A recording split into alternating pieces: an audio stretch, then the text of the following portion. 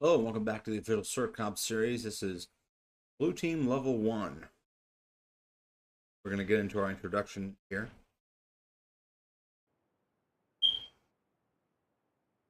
So continuing on with our discussion here, our introduction. So in Blue Team Level 1, we're going to give an introduction to the Blue Team. We're going to start out with an intro to our company. We're going to talk about what our company is about. We're going to talk about who this course is for. We're going to go over an introduction to the course, prerequisites for the course. So there's going to be a certain amount of knowledge that's going to be expected. We're also going to talk about some of the course lab materials, course scheduling, the exam, as well as a brief intro to Blue Team methodology in general and offensive cyber operations. In the second module, we'll get more into the Blue Team methodology in more detail.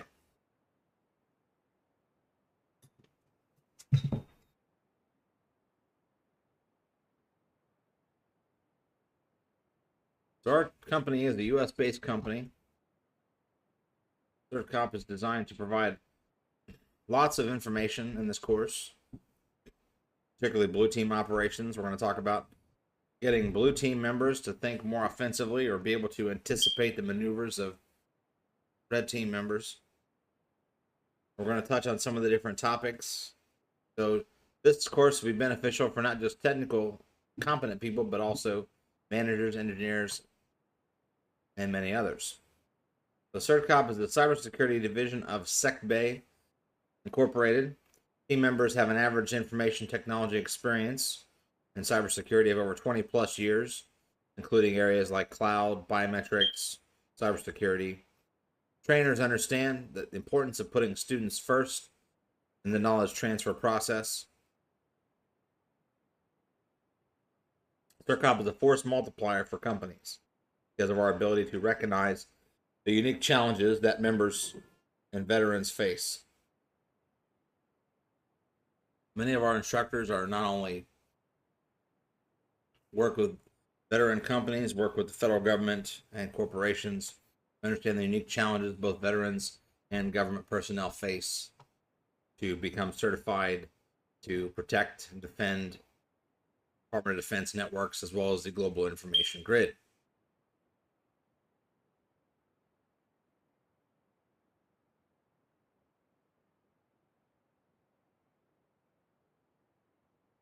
The student introduction typically would be a short introduction, 30 seconds or less, covering the background, experience, certifications, students' intentions for the course.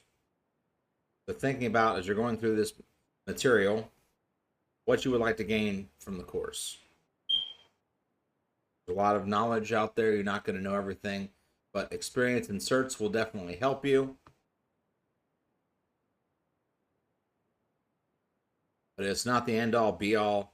One thing to have theory and knowledge, it's another thing to apply it in the defense of a network or a system. Of course, setting goals for knowledge and being able to recognize your weak points is inherently valuable. If you're not honest with yourself about the areas where you may lack expertise, because let's face it, there's no one that's going to know everything.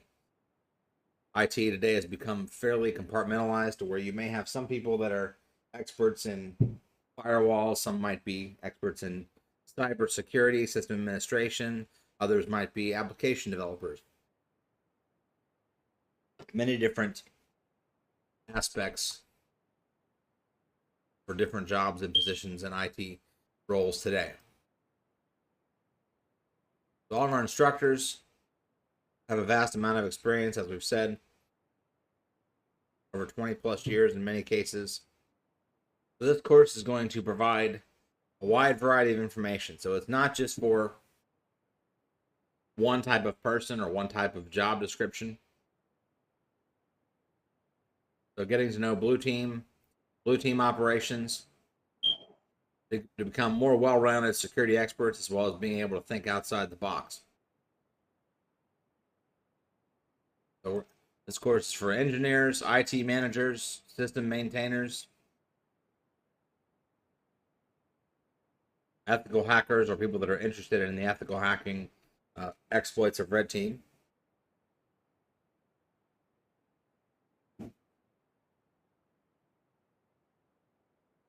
Some of you may have areas where you're lacking in, you may have questions. Try to cover a nice balance of theory as well as scientific or hands-on labs.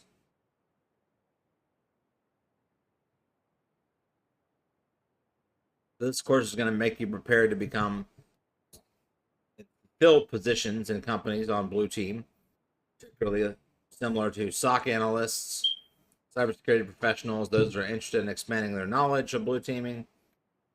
Even if you're going to be on the other side, the penetration testing side, understanding the blue team will be beneficial for you as well, because if you understand the blue team, then when you're a red teamer, then you can more effectively integrate yourself with the blue team members.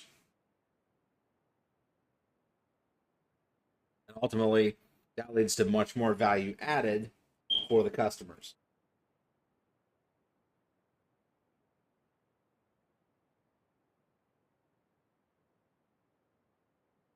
Other job types that might be benefit from this course, you have threat hunters who try to understand better how blue teaming can increase their ability to defend the network and how performing things like hardening, and then any other computer network defenders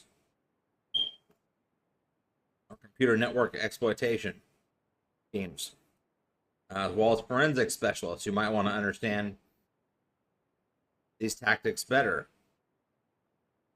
So managers need to incorporate blue team activities into their operations. They may not have expertise in-house, so it's important to get management involved early on, because that way you can fill critical shortcomings as needed.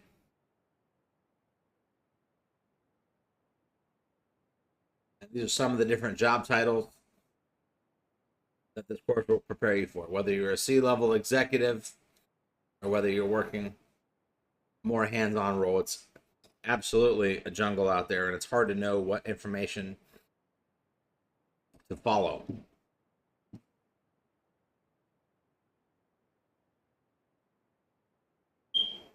Whether you're an engineer, project manager, maybe you're a member, maybe you're a DoD member, part of a cyber protection team designed to protect our critical infrastructure. Maybe you're an incident handler. You're dealing with trying to help companies cope with that have either already been breached or have employees that are not trained to handle breaches. This course will be value add for all of those situations.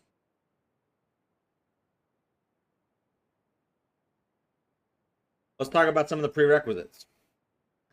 So this course is going to be as much hands-on as possible to make you much more effective at conducting blue team operations. But to get the most out of this class, make sure you have knowledge of topics listed here. This doesn't mean that you still can't take the course, but it's highly recommended. Check out some of our micro courses that we have on certcop.com. We have a wide variety of topics that can complement your learning process, make you much more effective, and make the course that much more valuable to you.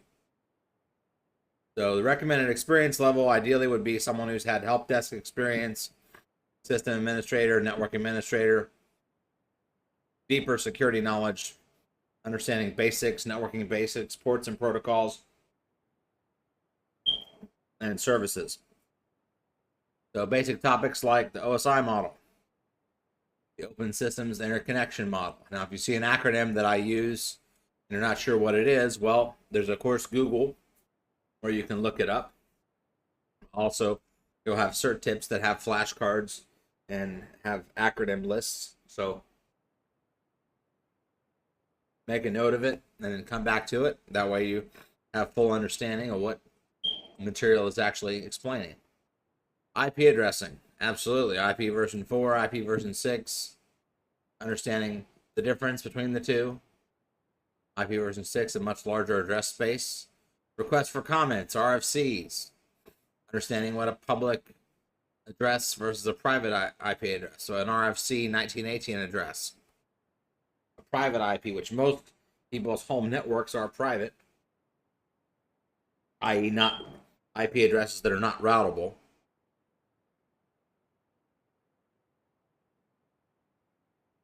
So we'll talk about other topics like basic networking. What is an IP address? Subnet mask, fault gateway, basic command line skills like PowerShell on a Windows environment, difference between a Windows terminal and a command line interface on Linux.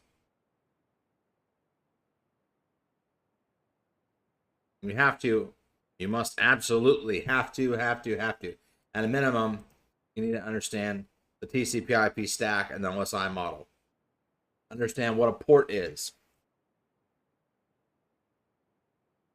Having knowledge of networking protocols and port numbers will absolutely help you. All these things, these will get you ready for level 1. Will even help prepare you for some of level 2, because these topics, like anything in life, they build upon each other.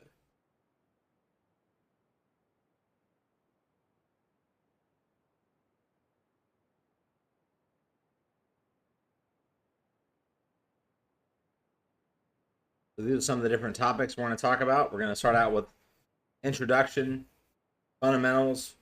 We'll talk about blue team methodologies, get into different networking technologies and tools, how to secure the network, securing hosts and data. We'll look at things like open source intelligence, vulnerability scanning, how to implement the vulnerability management process.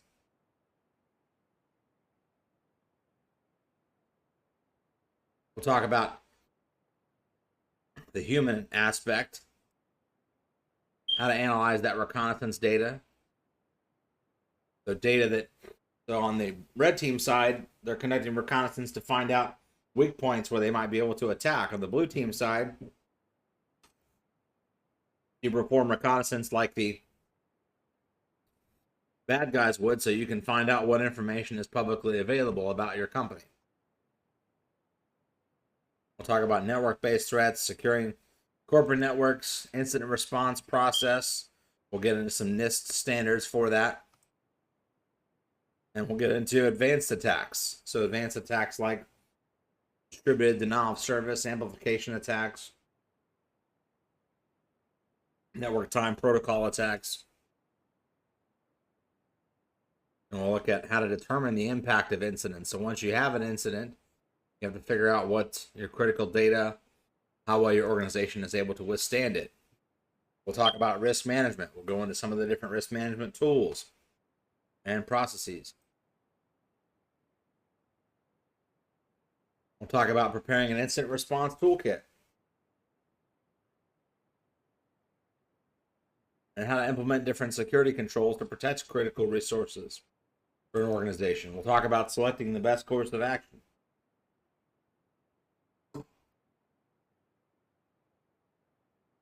And we'll do some intro to some Linux Plus commands and topics that will benefit you, because even Microsoft recently has admitted that it's important to understand Linux, because if you understand Linux, then you can understand the cloud. You can understand things like Microsoft Azure or Amazon Web Services.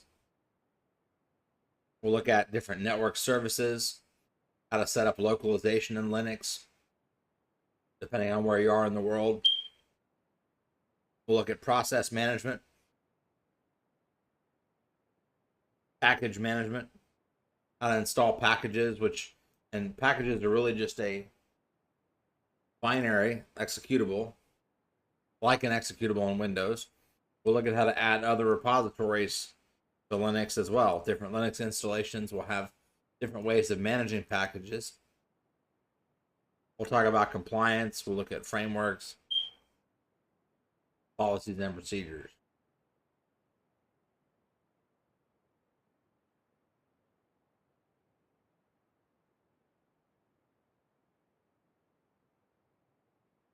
We'll talk about identity and access management.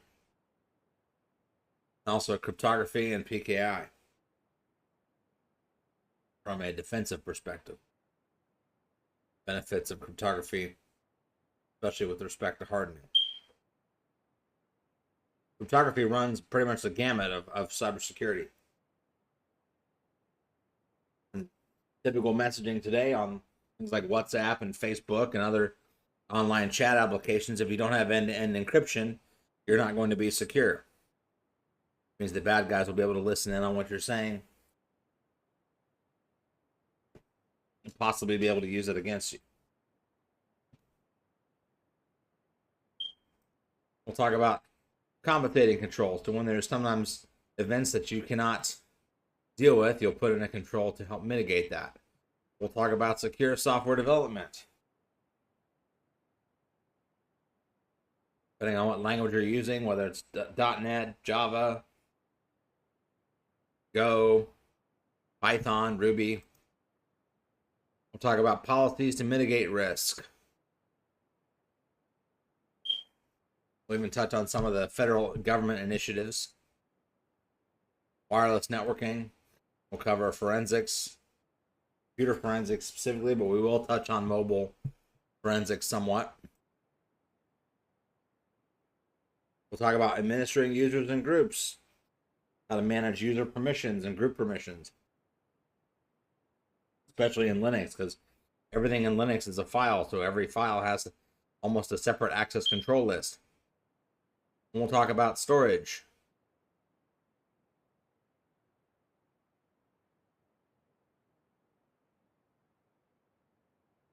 We'll look at protecting files. We'll look at corporate governance, compliance. We'll cover different aspects of incident response, ownership, permissions. We'll look at access and authentication and how it relates to identity and access management. Talk about logging, things like syslog and web server logs and cloud logs. And we'll talk about security information and event monitoring as part of your continuous monitoring process. We'll look at network performance. We'll look at firewalls, particularly Linux firewalls as an example, but we'll talk about different kinds of firewalls. We'll also touch on Kali Linux as part of the other certification we have, the Kali CKLPT. Kali Linux is just an offensive distribution of Linux that you can utilize as part of a red team or as a blue teamer to defend the network. We'll get into biometrics, bash scripting, as well as threat and vulnerability management. We'll continue on with software and system security. So once you've how to develop secure software, secure coding practices, how to secure servers against web vulnerabilities that are in the code. We'll get into security operations and monitoring, troubleshooting their users. We'll even touch on SCADA and industrial control systems.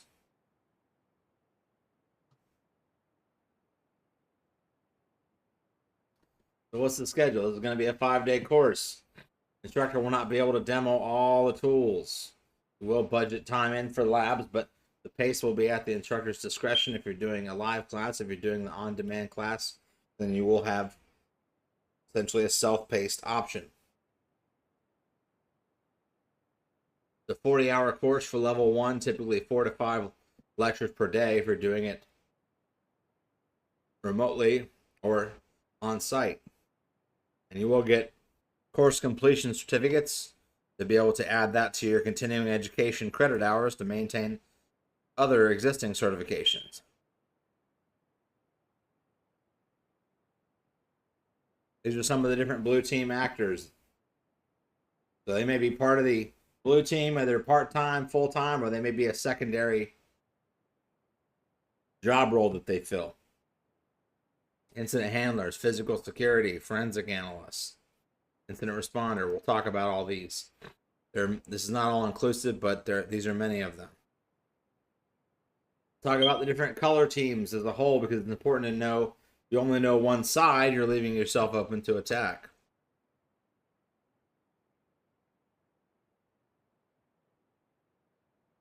So we have the red team.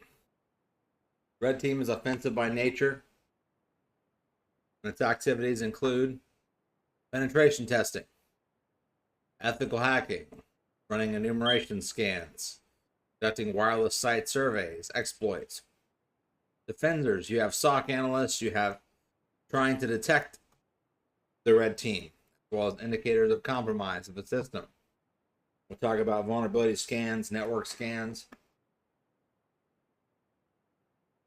And the red team and the blue team must coordinate, share information. That way they can get the most effective end product out of a penetration test engagement. Trying to solve problems. Also talk about the blue team, how it's defensive by nature.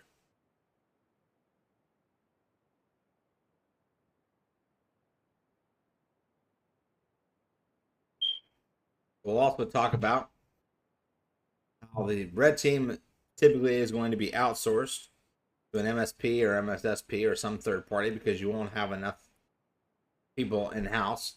Whereas with the blue team, you might be able to have mostly internal personnel, but you might need an MSP for certain things. Then we have the purple team. Purple team is not necessarily a permanent fixture, but it's really collaboration between the red team and the blue team. See the crossover here of this Venn diagram. Is this the purple team right here? Or is this the red team? Or is this the red team as interface with the purple team? Probably more so than the blue team. But it can vary. The better you are at sharing information, the more successful your team will be.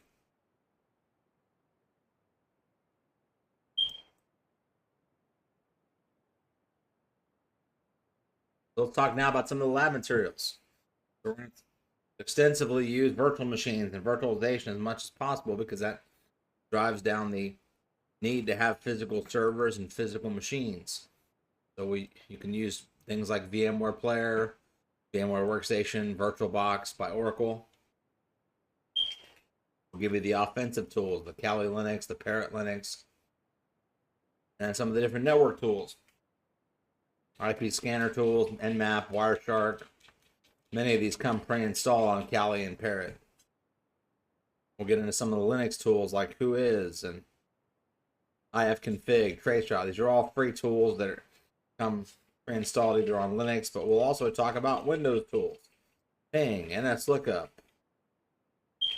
MBTstat, NetStat. We'll talk about IDSs like Snort versus antivirus products like Malwarebytes, for example.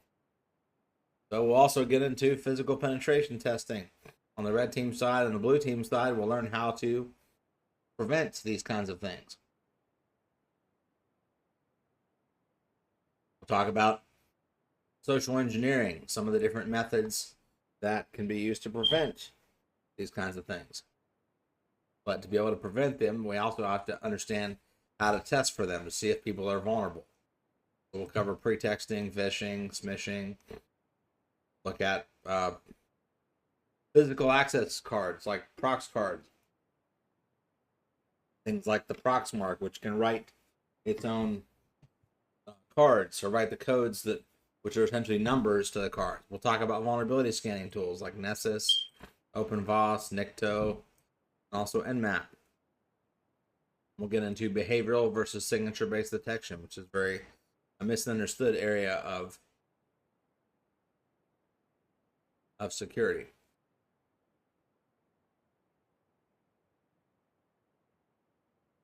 So, depending on the course, there may be different conditions applied based on the licensing.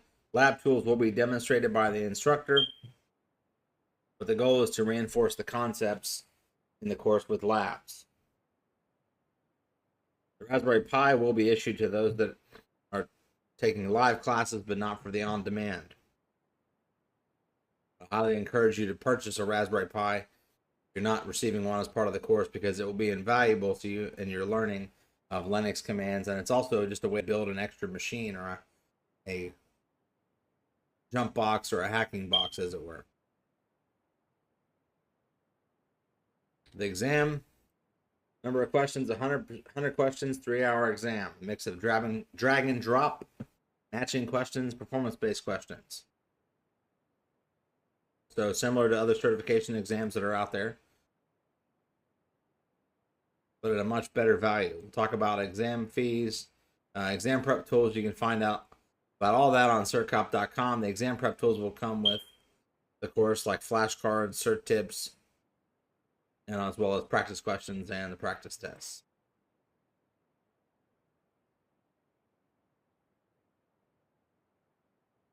There are many different training methods available via the website, virtual live training, instructor-led training.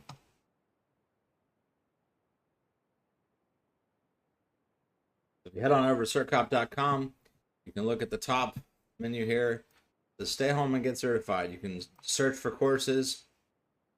You can look for individual certifications. You can look for micro courses. We have cybersecurity and forensics courses, on-demand training, classroom training, virtual live training. Just some of our featured courses here, CompTIA certifications, and our upcoming schedule.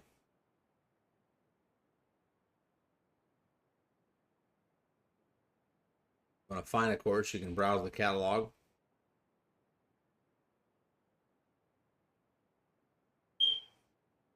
And you can see different courses that are available, sorted by category.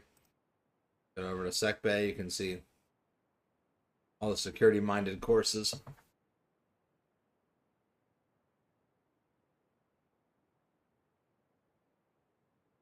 And you can also see the testing policies and exam retake policies, exam information, certification, voucher information, etc.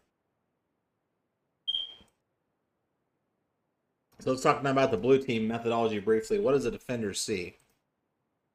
Well, the blue team is a defensive endeavor. These are some important questions to ask. What type of security incidents have you experienced in your time? Whether it's a malware attack, a phishing attack, corporate spillage, leakage, physical intrusion. How could a hacker exploit vulnerabilities to escalate privileges? So it's important to be able to understand the bad guy so you can think like the bad guy. And also be able to stop them, deny them the attack vector.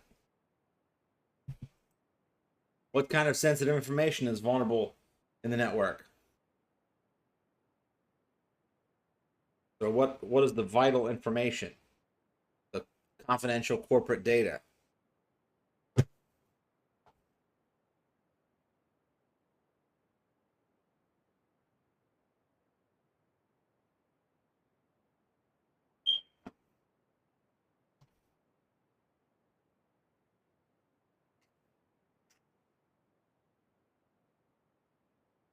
So we also, some other questions to ask are, how could a blue teamer defend against hackers spread malware? Talk about how the blue teamers can use security research to help defend the network. What a security incident would look like. So everyone's skill set will be different, and it's important to get people to think outside the box and start questioning the network and questioning the things they see. Be able to utilize everyone's skills more effectively. So what is the blue team? The blue team is, according to NIST's definition, blue teams are the group responsible for defending an enterprise's use of information systems by maintaining its security posture against a group of mock attackers, i.e. the red team. Typically, the blue team and its supporters must defend against real or simulated attacks over a significant period of time. Must be in a representational operational context, such as part of an operational exercise, and according to rules established and monitored within the help of a neutral group refereeing the exercise, i.e. the white team.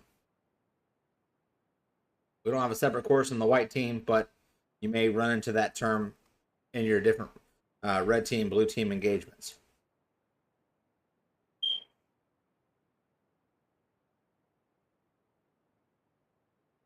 So blue teams are a group of individuals that conduct operational network vulnerability evaluations.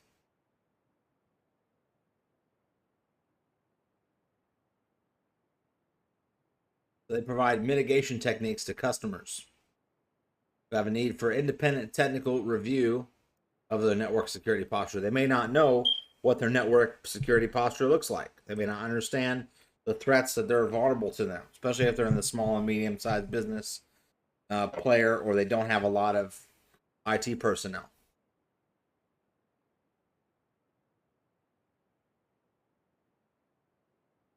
The blue team identifies security threats and the risks in the operating environment, and in cooperation with the customer,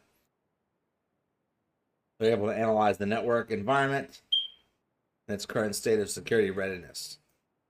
Based on their findings, they can provide recommendations that integrate into the overall solution to increase the readiness and cybersecurity posture. Oftentimes, the blue team is employed by itself or prior to having a red team test the systems.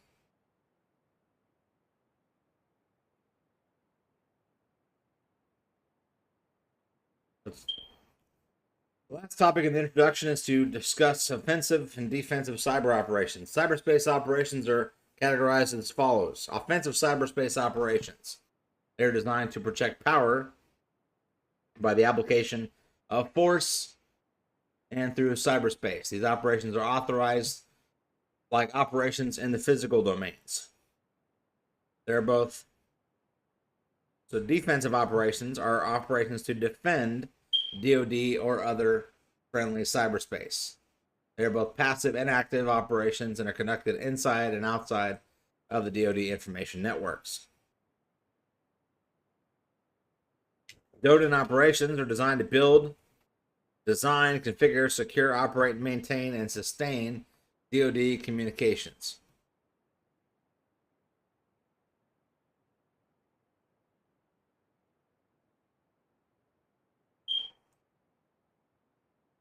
So that concludes our introduction. We talked about the company as a whole. We looked at the course, what's going to be in the course, who's the course for.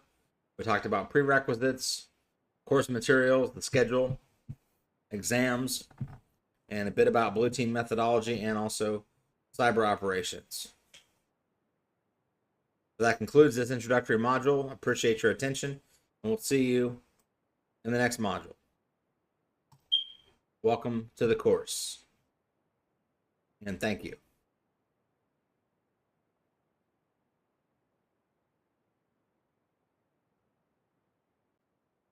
Hello, welcome back to the official CertComp series. We're continuing on with Blue Team Level 1 course. This is the next module, Blue Team Methodology. So this is continuing on with Level 1, Blue Team Methodology. We're going to talk about different theories and fundamentals of the blue team. We're going to talk about what the blue team is, why do we need the blue teams, and how does the blue team interact with red team and so on. We'll talk about how it's different than other methodologies. We'll talk about what organizations should use blue teaming. Go over some of the basic things that a blue team does for an organization. Being able to defend and implement security controls. We'll talk about organizations that should use blue teaming, as well as the purpose of a blue team exercise. We'll talk about some of the different use cases and misuse cases with respect to security and how blue team members should be able to recognize ways in which systems can be abused. We'll talk about what kind of personnel should be on a blue team, why it's called a blue team, how the concepts came about. We'll go over the differences and the overall goals of a blue team. We'll also look at some personality traits and skills of who might be a good fit for a blue team. So what is the blue team? The blue team, at its core, typically identifies security threats and risks in an operating environment, and in cooperation with a customer, analyzes the network environment and its current state of security readiness.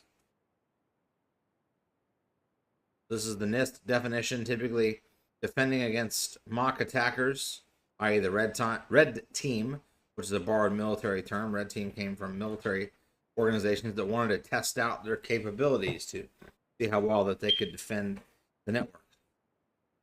These attacks should be conducted over a significant period of time. They should not be an open-ended test, however. There should be a timeline for these types of events. So it ultimately involves people, processes, and the technology. So the people involved are the security personnel, people that need to be trained or potentially have their security levels increased. Talk about processes like SOPs and policies that may or need to be revised or maybe non-existent, and of course the different technologies associated with security and blue team as well.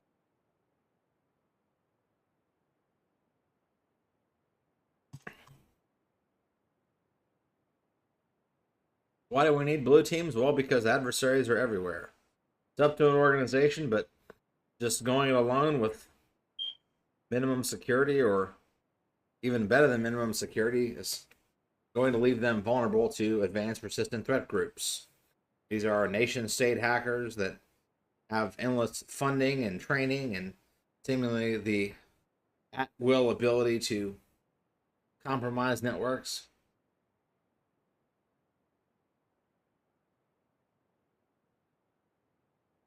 We'll also look at how blue team members can deal with hacktivists, hackers that hack based on a political agenda to promote a certain agenda, either defacing a website or disabling a website. One such example of this was when the group Anonymous hacked the CENTCOM domain, or hacking into the accounts of child online pornographers, sex trafficking offenders, etc. We'll talk about script kiddies. And while script kiddies sound harmless, they can use tools created by real hackers so they can be as much of a problem as a legitimate hacker without really knowing what they're doing, or not really knowing the impact or the fallout.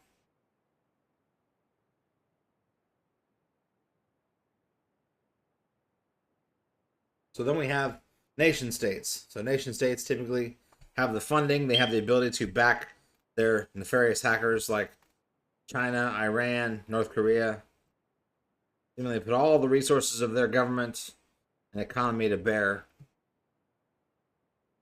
Of course, organized crime, going back to the early days of the mafia, the mob, the bootlegging of the United States in the 1920s, the Al Capone days during the Great Depression.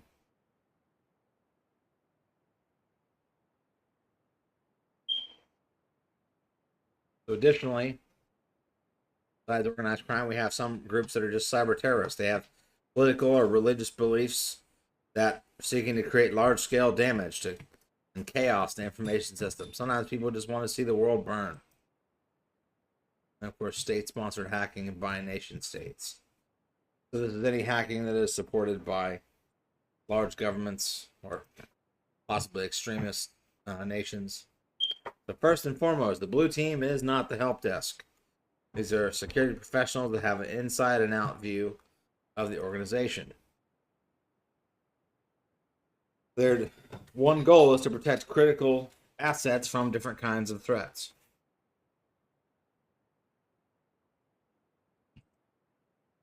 The blue team members are well aware of the business objectives and the organization's security strategy.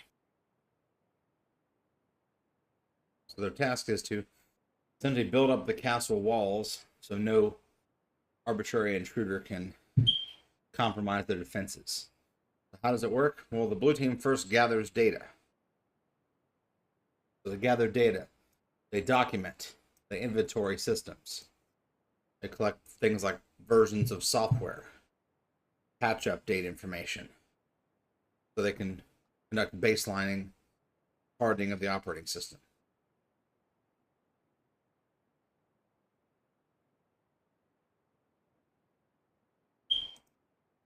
So conduct a risk assessment. Once they've gathered all the data, they've documented exactly what needs to be protected. They've identified critical assets. And they carry out a risk assessment that can help then, and only then, can they tighten up access to the system in different ways.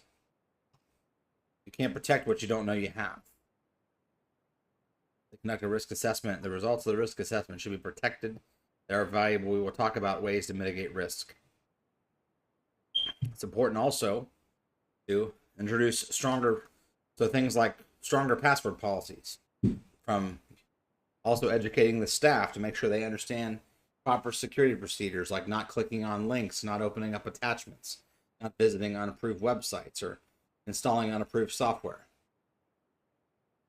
I can think of one case where an organization that I was responsible for, they were having developers who were developing code for an unnamed government program. They were also system administrators on their local workstations. So as you can see how that could be a problem, and also a bit of a conflict of interest, especially if someone would be classified as an insider threat. So if you're already an administrator on your local box, that's pretty much the crown jewels. There's nowhere to go above that. So monitoring tools are often put in place to allow information regarding these access systems to be logged and checked for unusual activity.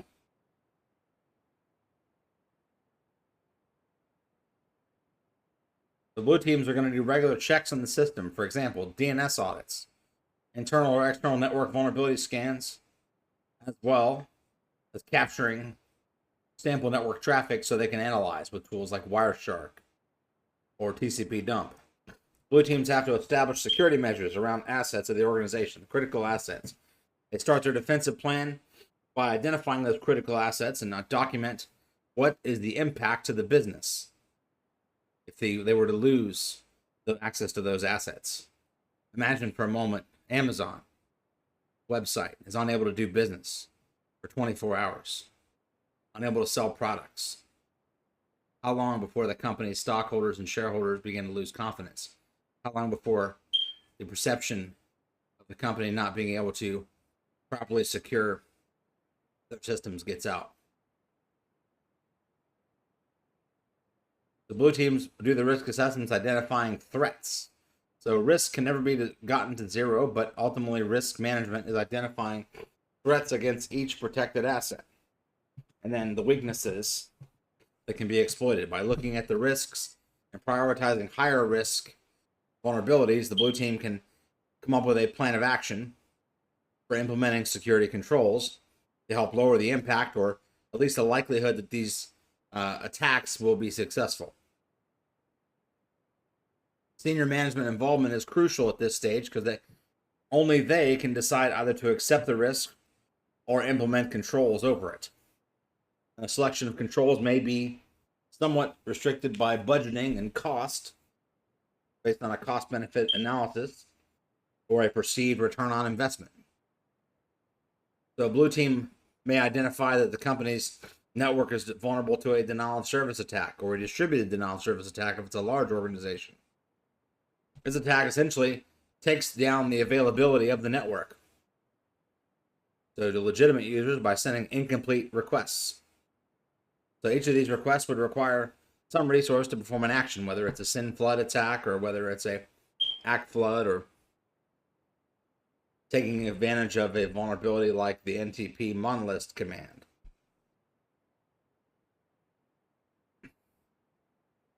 So an attack that severely cripples the network is going to be a problem, not only for the people that are trying to solve the technical challenge, but also for those that are responsible for the systems and their constituents.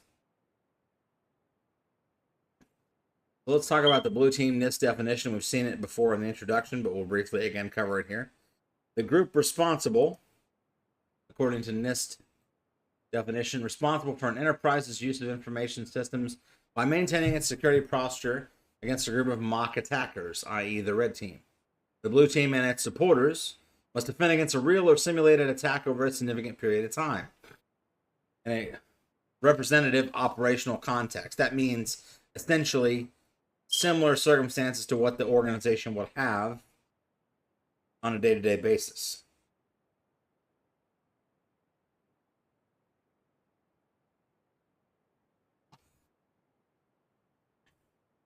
Additionally, it must be done according to rules that are established.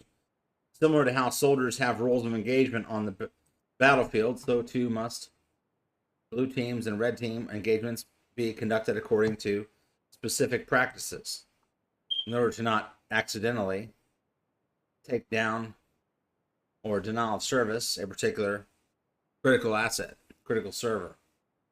So you may have a white team that is responsible for the exercise coordination. In the military, we call them high control, but in the civilian terminology, it's the white team. And you can look at CNN or CNSSI 4009, which is a government documentation or standard for cybersecurity operations. Cybersecurity best practices, if you will.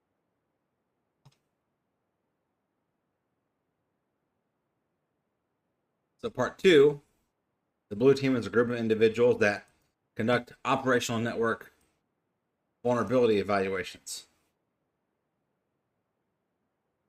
They provide mitigation techniques. Keyword, mitigation. They're mitigating risk to customers. So they mitigate the risk to customers, and they can also help provide an independent technical review. So what is their posture? They're independently assessing whether or not the company has employed effective security controls. So the key word here is to do this prior to a red team deployment, not during or after. You don't want to learn about your defenses while you're already in combat. So too is it in cybersecurity.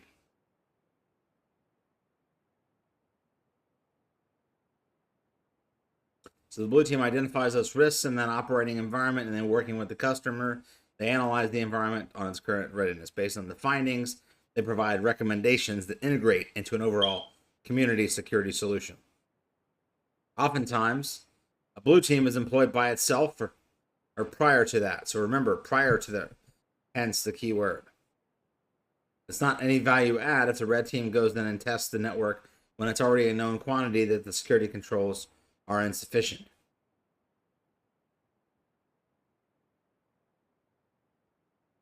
What organization should use blue teaming? Well, end users are always blamed for the majority of security problems, or at least a lot of them. So from phishing attacks, smishing, clicking on malicious links,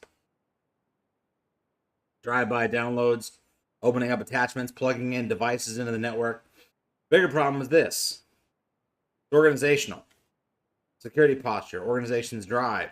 Security does not drive organizations. Organizations drive security. Organizations exist to make money. Businesses exist essentially on two pieces of paper. One that details costs and one that details revenue. Revenue exceeds, or rather, if cost exceeds revenue, then as a business, you're out of business. The security professionals must adapt to the business need and to the nature of the business. So security professionals have to be all in. They have to be on the same page as the C-level management objectives. Organizations are slowly realizing that the more that they digitize, the more they have to modernize. The more they will need security and cybersecurity. So remember that typical IT personnel may be working in the SOC, analyzing data, but they may not have any concept of some of the skills that they're needed for blue team. Maybe fresh out of college, fresh out of an internship.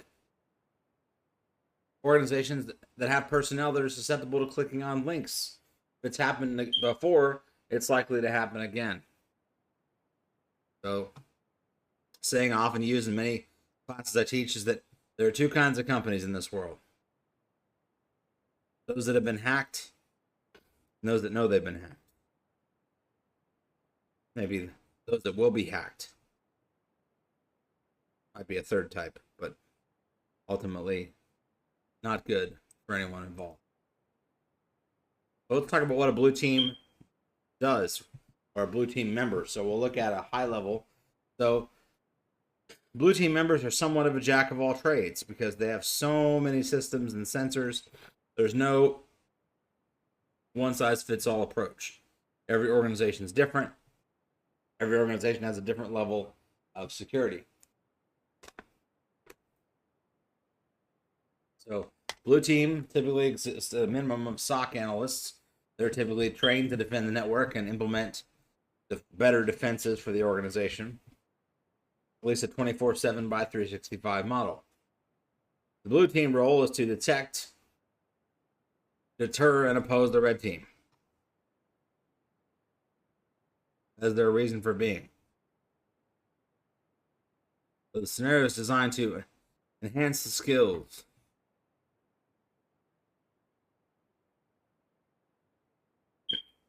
So enhancing the skills while preparing them for real-world and dangerous attacks. So many of today's threats, like malware, phishing attacks,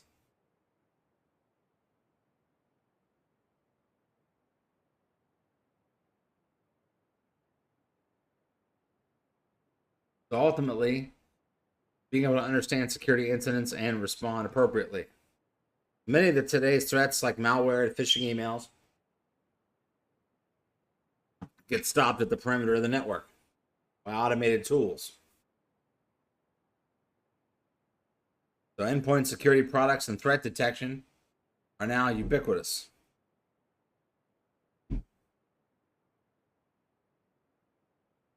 The soccer blue team adds vital human intelligence to those tools and the technology so they can be both proactive rather, as well as, or rather than reactive. So the blue team will detect and neutralize the more sophisticated attacks and closely monitor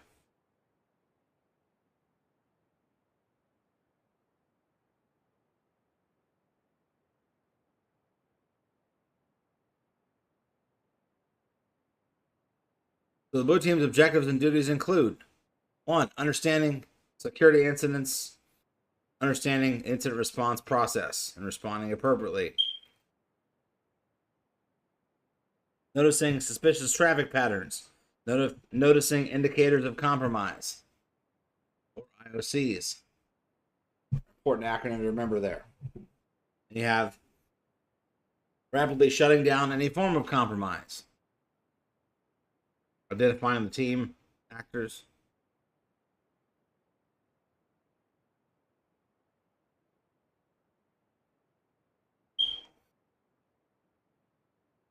So being able to identify the red team or threat actors, command and control servers or C2 servers. So C2 servers are quite common and be able to block their IP addresses.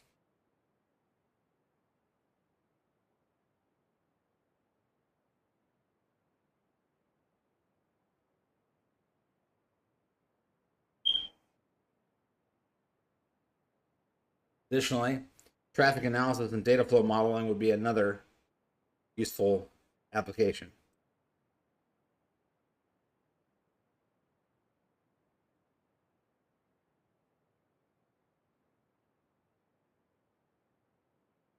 Additionally, looking at things like SIM inputs, platforms for visibility,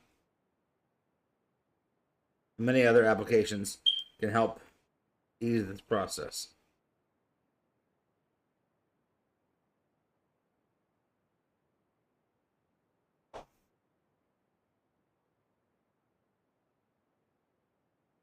Let's talk about the purpose of a blue team exercise.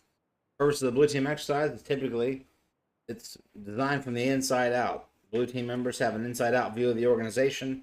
Their job is to protect the organization's critical assets against any kind of threat. We talked about knowing the business objectives of the organization and their security strategy. If you just take some time to talk to your executive leadership and gain a rapport with them, then you'll be able to actually more effectively do your job. Gathering the documents, identify weaknesses, conduct the risk assessment. So monitoring gets put in place or to look for unusual activities.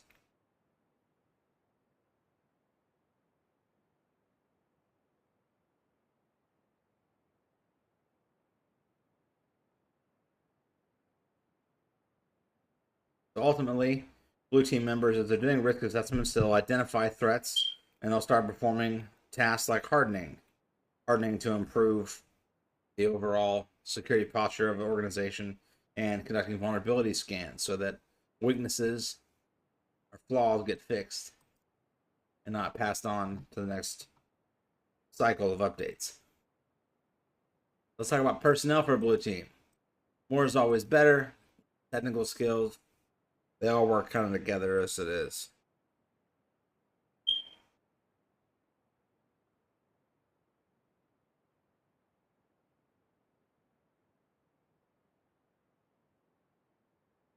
So having a lot of technical skills goes a long way, whether you're a SOC analyst, firewall expert, IDS expert. So generally a minimum of 2 people, 4 people recommended. More is always better.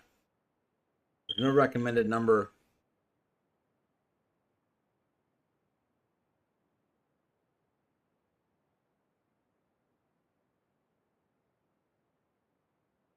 So ultimately you might have somebody who's a Splunk expert, maybe somebody who's a SIM expert, or network engineer, depending on the timeline and also the scope of the blue team, red team engagement. You'll want a system admin, no doubt, because you'll have to take some of the weaknesses that the red team finds and work with the organization to remediate them. We'll talk about some of the blue team actors as we go through the course, but this is a review from the introduction: incident handler, physical security expert, cyber engineer. So these are just a few of the players. Let's talk about use and misuse cases. So this is a diagram designed to depict use and misuse cases for a particular system. This could be any system, a server, whether it's in the US.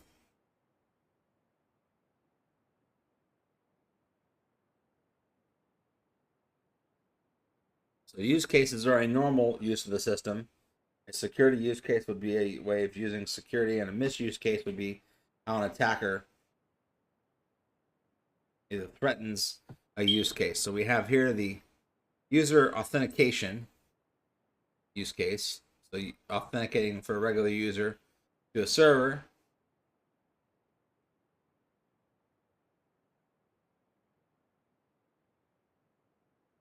So ultimately, the user authentication can be threatened by brute forcing the passwords by the attacker. There's showing generic error message would be one method, which mitigates harvesting of credentials.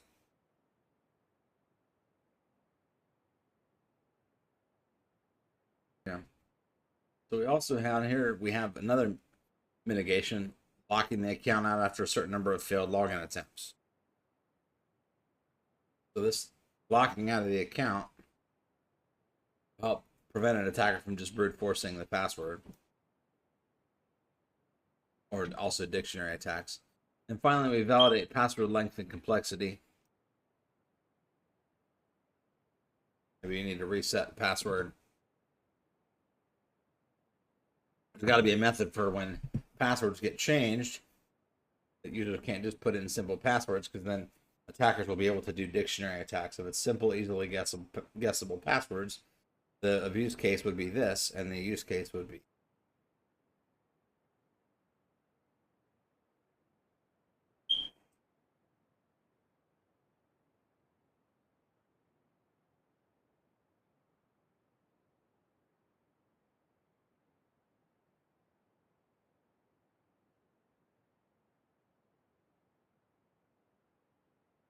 So let's talk about blue team. Why is it called a blue team? Well, it can be helpful to think of software development as a combination of people, process, and technology. These factors create the software, so it's logical that these are the things that must be tested. So most people generally test technology or the software itself. So the testing is first the people, which would be your user training and awareness, make sure that people are doing the right things. Your process, which would be to make sure that there are adequate policies and standards, people know how to follow these policies. And finally, technology. How well the security controls are actually working. Are they being effective? Just to reiterate what we talked about before, the differences between the color teams. No, red team is offensive, the blue team is defensive, the purple team is a mix of red team and blue team. I know some of the different activities that each one engages in. Penetration testing for red team, ethical hacking, enumeration scans, wireless site surveys, exploits. Blue team is the defenders, looking for indicators of compromise, that needle in a haystack, trying to find out when an attacker is already in the network. So the difference is And both red team and blue team can be outsourced, but sometimes they're a mix of internal and external personnel. So what's a blue team exercise? Blue team that organizations would use a variety of methods and tools as countermeasures to protect from cyber attacks. Depending on the situation, a blue team might determine that additional firewalls are needed to block access to the network, or the risk of social engineering is so critical that it warrants the cost of implementing security awareness training company-wide.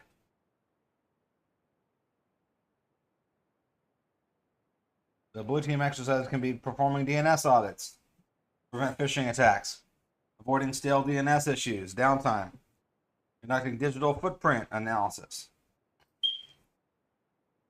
to track user activity and identifying unknown signatures, installing endpoint security software on external devices like laptops and smartphones, ensuring firewall access controls are properly configured, deploying an IDS and an IPS,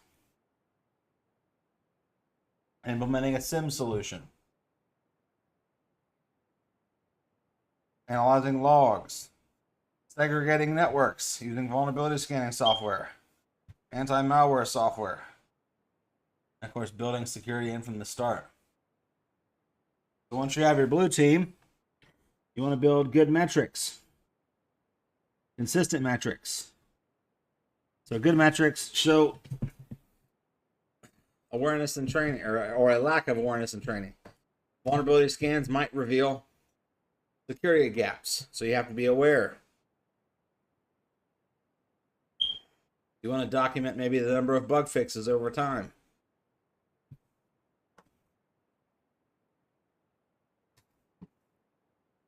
Next, you want to document the test results, what action was taken by whom, looking at the security logs regularly, and increasing logging after security incident.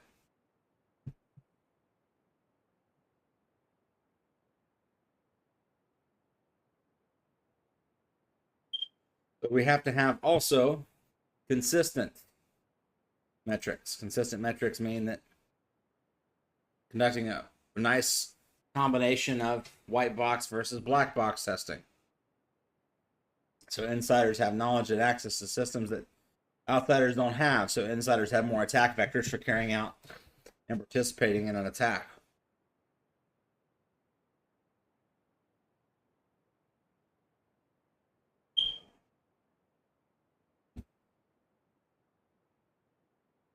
The reports are critical. 5 W's. What actions were taken? Who? Why, when, where, and possibly how. Looking at vulnerability scan reports. Patch management reports, and then, of course, system baselines. Were any new patches installed recently?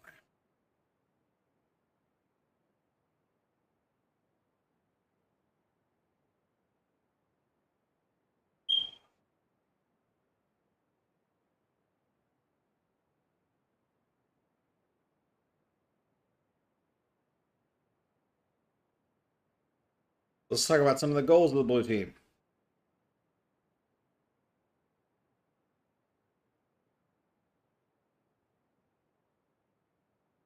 The metrics can support security risk cost defect management when associated with tangible and timely goals. So, such as reducing the vulnerabilities by 30%, or fixing security issues by certain deadlines, such as before beta release, testing security data, so such as the number of vulnerabilities detected during a manual code review.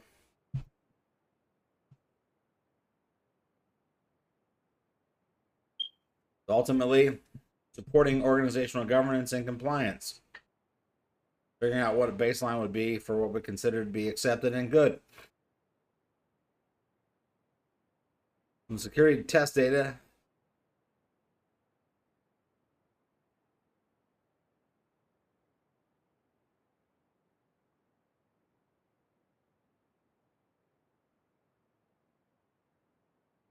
we have goals for test metrics. So defining the goals is a prerequisite for using this data for risk analysis and management processes. So a measurement such as the total number of vulnerabilities found with security tests might quantify the posture of the application. These measurements also help to identify objectives for security testing. So getting vulnerabilities down to an acceptable number.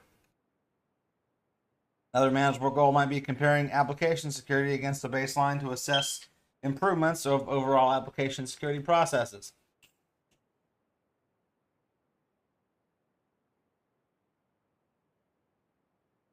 Finding bugs in the software and hardware of an organization might be unaware of.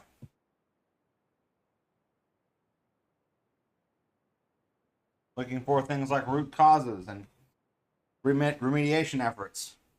So a security defect could be an error in design. It could be an error in coding. So what is the effort required to fix that defect? These could be measured in terms of developer hours.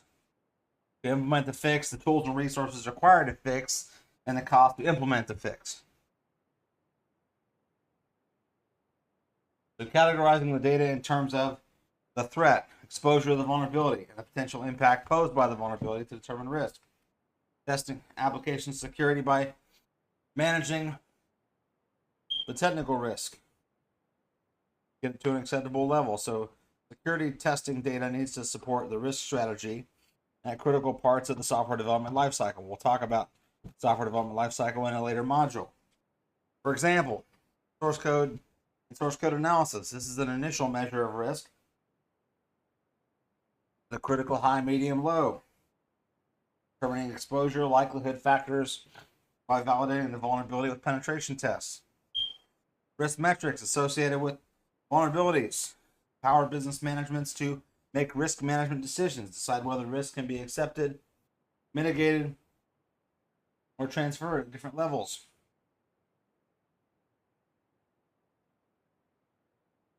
So one measure might be the number of lines of code of the application size. So application size typically is related to the number of issues found. So keeping it simple, defects could range between 7 to 10 defects for every 1,000 lines of code of new and change code. Testing can reduce the overall number by about 25% with one test alone. So it's logical for larger size applications to be tested more than smaller size applications. So when it's done at several phases of the SDLC, the test data can improve the capability of security tests in detecting vulnerabilities as soon as they're introduced. And it can also test the effectiveness of removing them. You might hear it called containment metrics.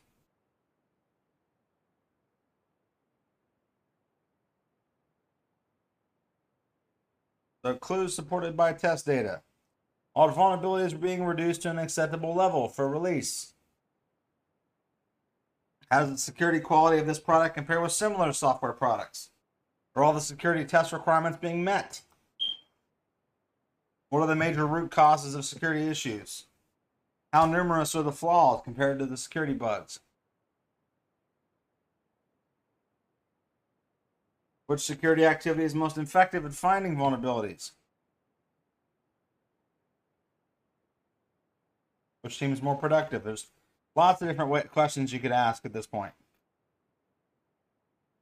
So the goal of the blue team should be to a continuous improvement posture, coordinating with the network vulnerability management team to remediate findings, improve physical security, share findings with the red team, stay up to date on the latest technologies, informing stakeholders of their results, and then, of course, modeling relevant threats to an organization. So again, just to recap, what is a blue team? The group responsible for defending an enterprise use of information systems by maintaining its posture. Typically, the blue team must defend against real or simulated attacks over a significant period of time in the operational context. They must be able to conduct network vulnerability evaluations, provide mitigation techniques. For organizations that have a need for an independent technical review, the blue team can identify security threats and risks in the operating environment and its cooperation with the customer. Analyze that environment and the current state of readiness. Based on findings and expertise, they can provide recommendations. overall security solution or mitigation solution. So what kind of individuals are good for a blue team? Well, of course, organizations need to be careful when selecting members that make sure they're properly vetted, skilled, and experienced.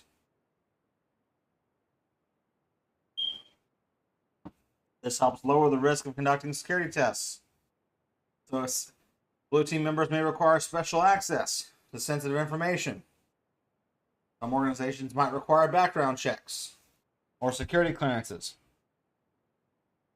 Organizations should be mindful of possible conflicts of interest. I know one thing, when I left active duty, one of the things I had to do was sign a form that made sure that I had not worked on any of the contracts for which I was applying or been in any decision-making authority. So a single individual conducting a formal assessment should not be responsible for addressing the findings. So many organizations have dedicated internal assessment teams. Depending on the organization's structure, size, location, and resources, these teams could be divided up by geographical regions or centralized. They could be deployed to various sites to assess or conduct their assessments.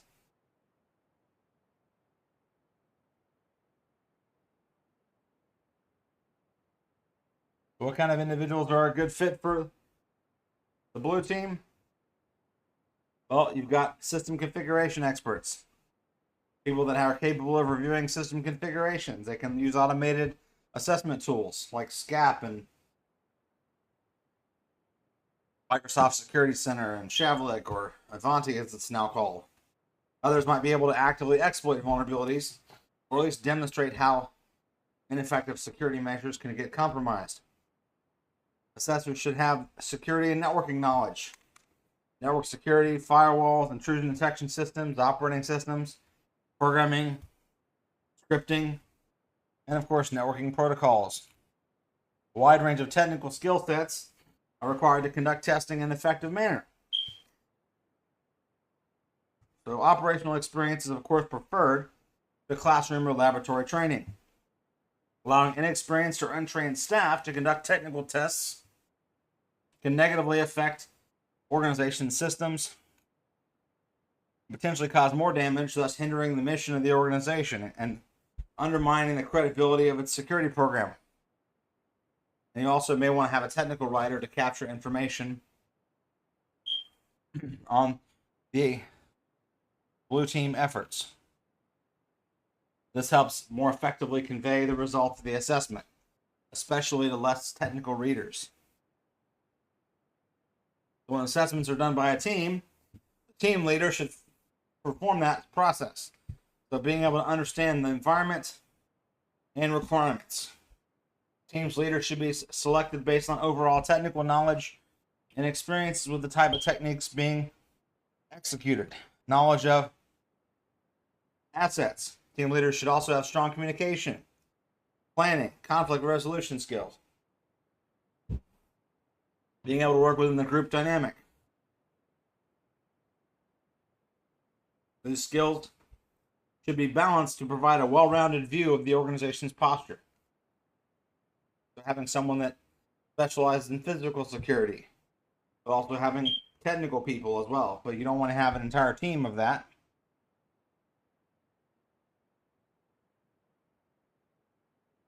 The team may be selected based on the requirements of the tests that are going to be conducted as well. Someone who is a SCADA expert will likely get sent on SCADA blue team exercises. Same thing on the red team side. So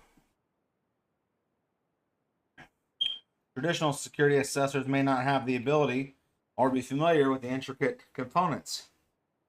You may have to call in a subject matter expert to supplement.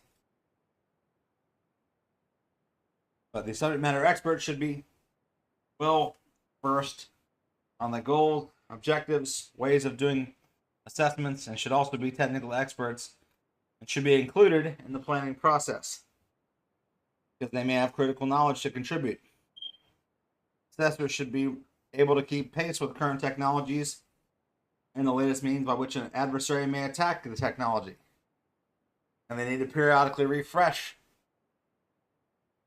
their skills.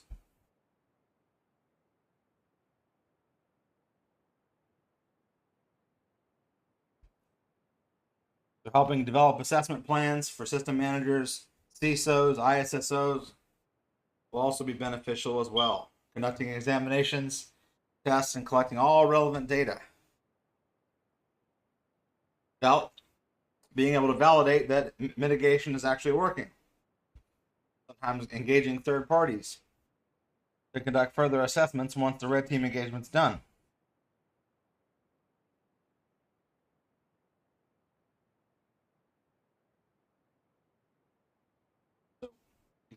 Whether or not to bring in external entities should also be considered, but they must understand and comply with the organization's policies and procedures. Being able to communicate with the organization that's being assessed. Ultimately, there's a lot of different criteria that goes into making a blue team member and whether or not they're going to be effective. So we talked about what is the blue team, why do we need the blue team, how blue teaming is different from red teaming, what organization should use blue teaming.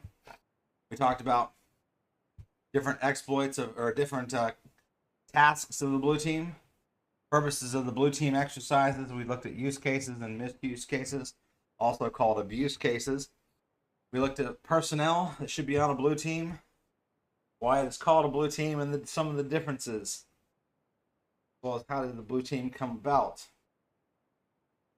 Also, what organization, or what individuals rather, are a good fit for the blue team. That concludes the red team methodology lecture. I appreciate your attention. We'll see you in the next module. Thank you.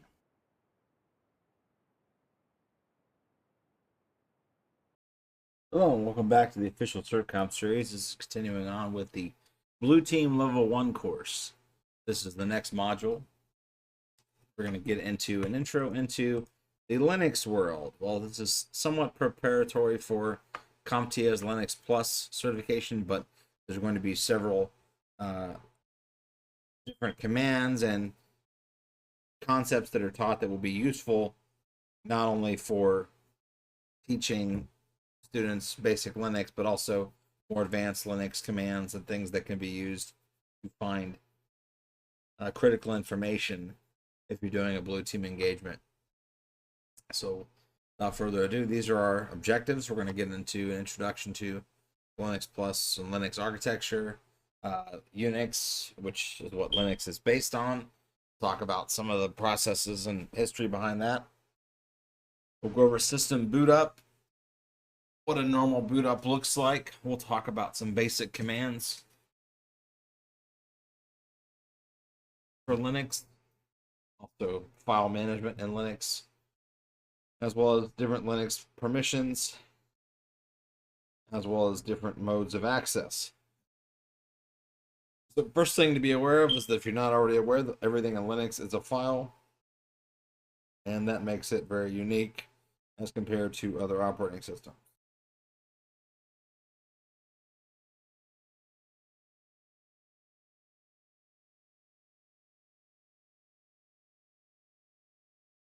Linux, or the Unix operating system, is a collection of applications that serve as a conduit between the user and the computer. Like any operating system, there are input devices and there are output devices. So Unix just happens to be the one that Linux is based on. So the operating system has essentially a brain known as the kernel, which is the set of programs that distribute system resources, coordinate all the aspects of the computer's internal functions. So users communicate with the kernel through a program known as the shell. The shell is the command line interpreter. If you've done the bash programming or shell scripting module, this should be familiar to you. If you have not, this may be new information. So Unix was originally developed in 1969 by a group of AT&T employees, Ken Thompson, Dennis Ritchie, Douglas McElroy, and Joe Osana at Bell Labs. There are various variants available in the market: Solaris, Unix, AIX, HP Unix, and the Berkeley Software Distribution, or BSD, are a few examples. Linux is also based on much of Unix, and there are many different freely available distributions that you can find if you head on over to distrowatch.com or other. Distrowatch.com has many different distributions of Linux. You can actually type in a flavor that you like. Say you want to type in BSD, and we can hit go, and we'll give you all the different distributions associated with it. Now, there are essentially, you can pick the operating system type. Just want BSD. Maybe you want a particular type. Let's say you want server based. Click on submit. And so we got free BSD, Dragonfly BSD, Open BSD, many different options. So you can look at packages, package management. You can see different distributions according to the terms of which you search.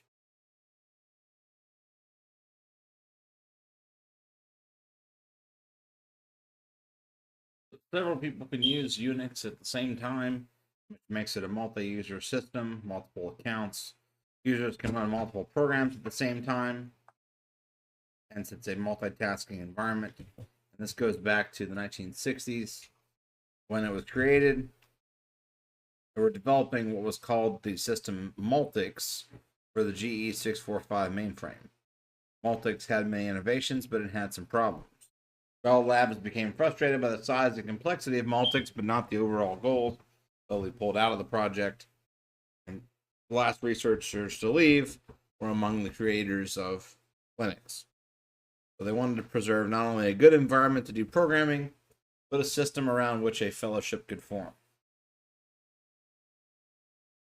As they stated, they knew from experience the essence of communal computing as supplied by remote access time-shared machines, not just to type programs into a terminal instead of a key punch, but to encourage better communication. Here we have the Unix architecture. So a computer operating system that embodies Unix philosophy. It may adhere to standards like the single Unix specification or similar POSIX IEEE standard, but no single published standard describes all architecture computer operating systems. There are many systems which are Unix-like in their architecture, notably among the Linux distributions.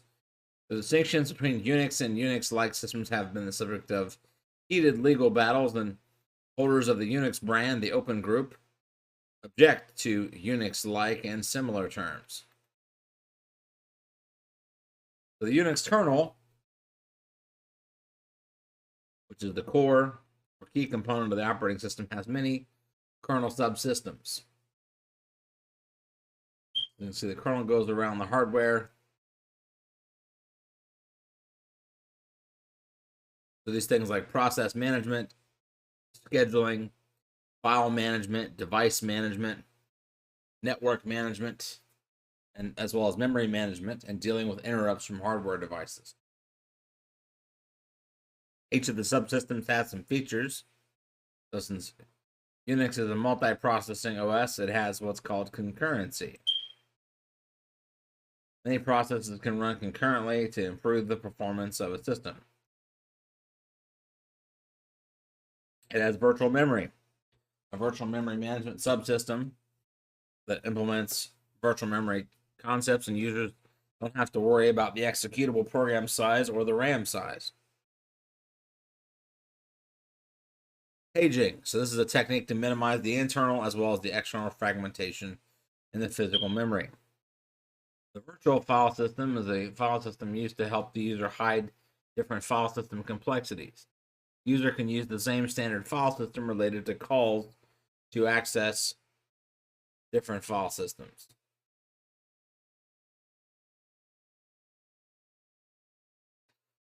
The kernel provides these and other basic services like interrupt and trap handling, separation between users and system space, system calls, scheduling, timer and clock handling, as well as file descriptor management.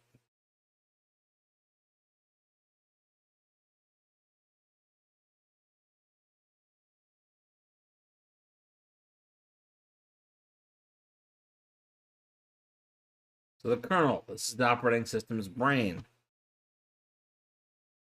Most of the activities are performed in conjunction with the hardware. Shell is the application that handles the requests, analyzes and invokes the commands, and all the commands in a shell form a certain syntax. Most well-known shells, as we've discussed previously,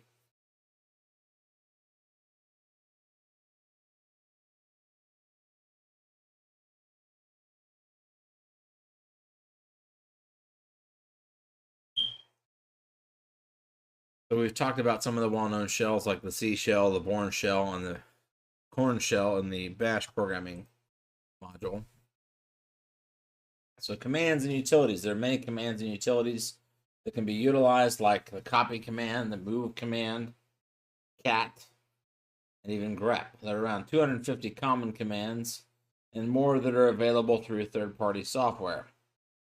All the commands come with a wide variety of choices, so you can see those in the man pages. As far as files and directories, all of the Unix data is organized into files.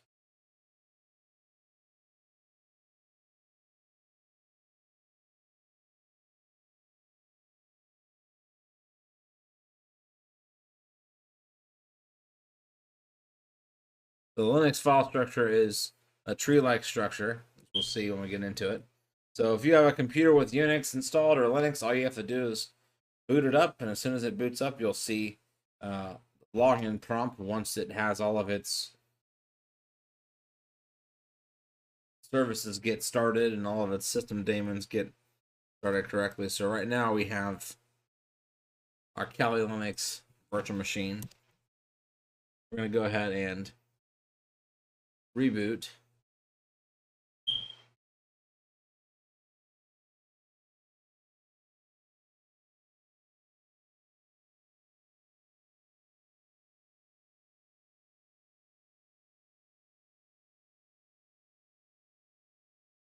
Let's go ahead and reboot.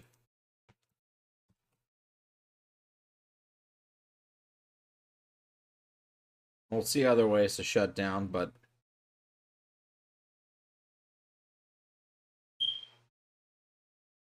this takes a moment. Then as we start up,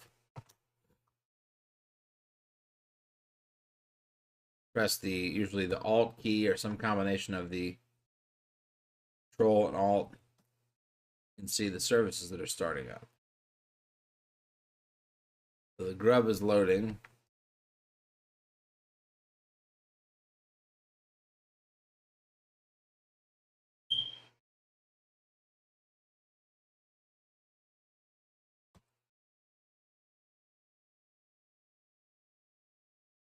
We put in our username and password here in Kali, and we're going to go ahead and open up a terminal, or we could do Control Alt T.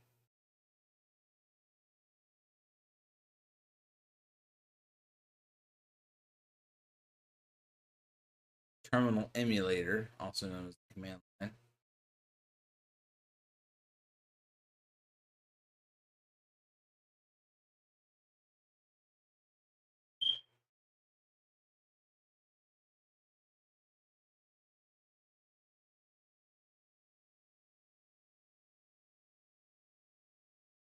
Now we have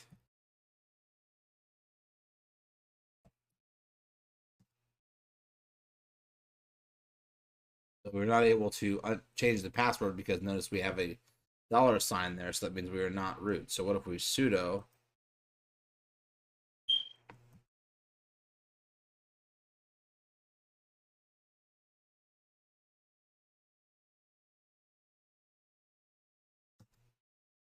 we have to type it twice just to make sure that we're sure. Now the password is updated successfully. I want to change it back. I can do that based on commands, but there's the manual page for the password command.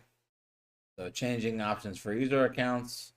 So normal users can only change for their own account, while the super user can change for anybody.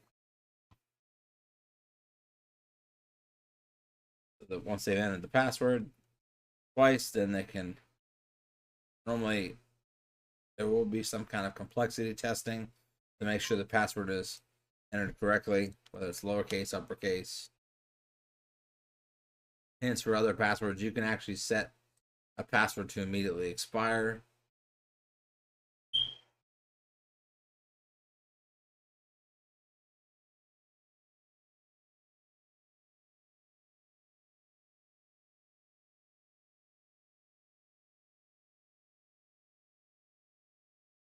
There's the password command. What about the ls command? Probably one of the most used commands in Linux of all. ls for finding out what files are located. If you just type ls, it will just list all the files kind of in a columnar structure. Do ls-l, you get the actual file permissions for each file.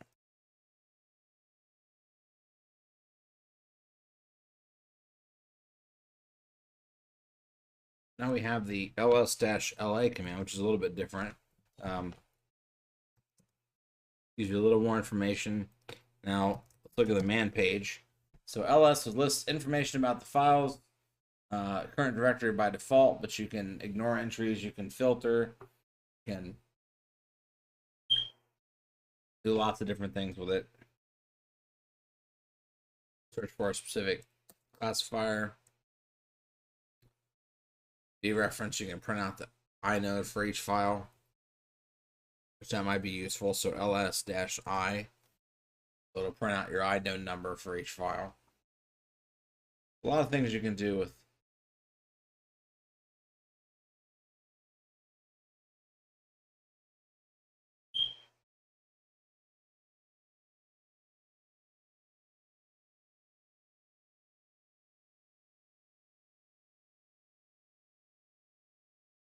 ls command is quite useful. You can also do ls-la. You have the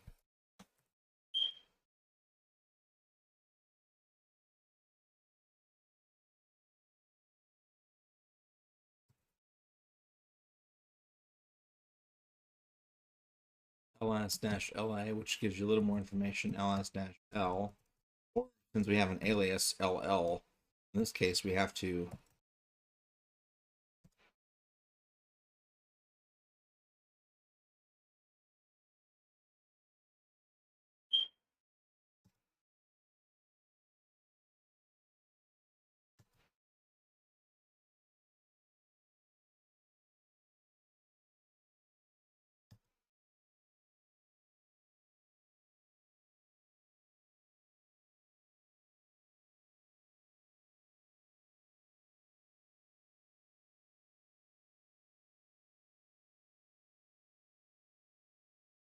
I'm gonna log back out and log back in.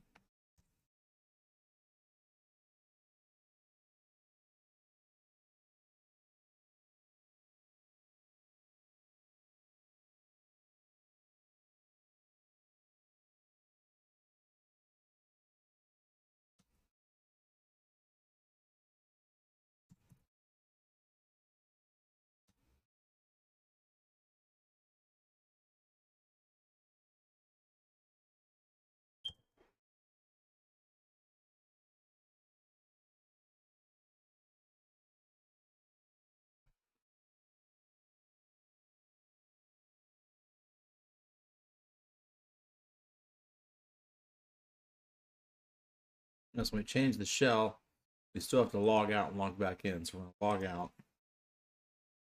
Yes.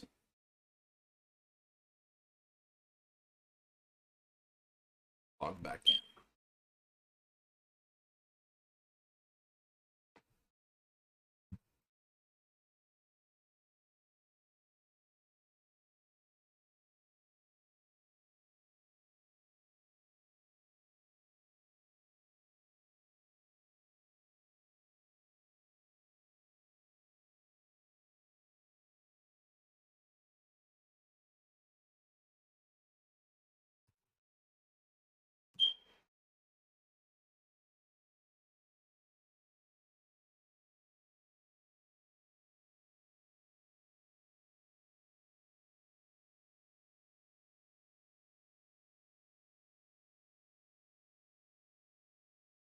It's always a good time to check for updates.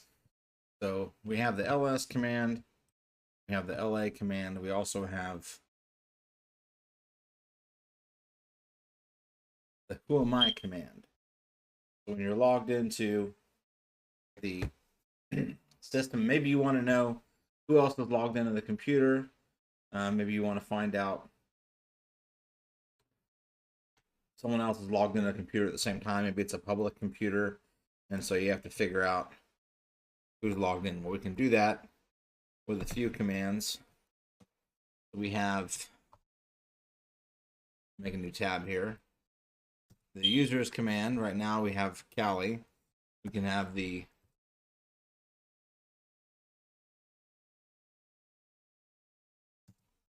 man users command. So this will print out the users logged into the current host. We also have the whoami command, which prints the user name essentially the same as ID-un. So who am I? And we get the same result. So there's lots of different ways to perform. We can also just hit W, which I think personally is the easiest. And it gives you all the information, not only what terminal the login is from, but also the session information. So quite useful commands, first and foremost. What about shutting down a system? Well, shutting down a system, it's important to consistently shut down a system. So you have commands like halt. Go ahead and clear the screen. So power off, reboot. So you can halt, power off, or reboot. There's a few different options. So all the three commands take essentially the same option. So you can do power off with a -P. So you might notice there's lots of different ways to do the same thing with Linux. So we can do power off. That shut us down, so we're going to come back and we're going to do the same thing. So there's power off shuts down the system by powering off. Halt will do it immediately. Init 0, you can use predefined scripts and clean up the system. You can do init 6 by shutting a system down completely and restarting it. So we're going to try some of these other commands here. Now we're logged back in. We're going to try the init 0 command.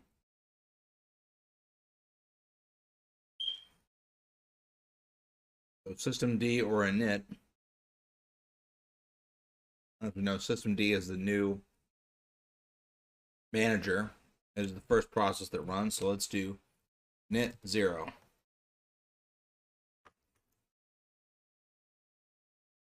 Essentially the same effect as powering off. So it's a little bit cleaner way of powering down the system. I'll go ahead and bring it back up. Another important difference is that init 0 can only be run by root or someone that can sudo to root. So the shutdown can be run by any user that has those permissions. So let's do the init 6.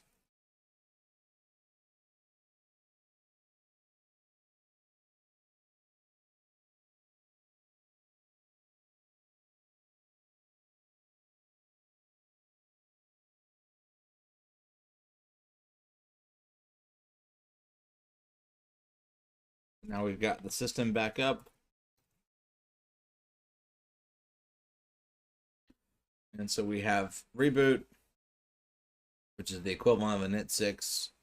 Init 0 kind of maps to power off, and then of course shut down. So there's lots of different options to do the same commands or shutting down. CD command, change directory. So if you want to change into a directory, so let's go ahead and open up a terminal again. And we're going to change into the documents directory with CD command. No there's no directory, it'll give you that if you mistyped it or you possibly used the wrong case. So for CD, there's no manual page. So we know that because there's no, so it's a built-in shell command. So once you're in the documents folder, so we're going to go ahead and pwd for print working directory. I'm going to do cd ... to go back to our directory, and we can see that we now are back in the home/Kali directory. So you can change directory very similar to how it works on Windows.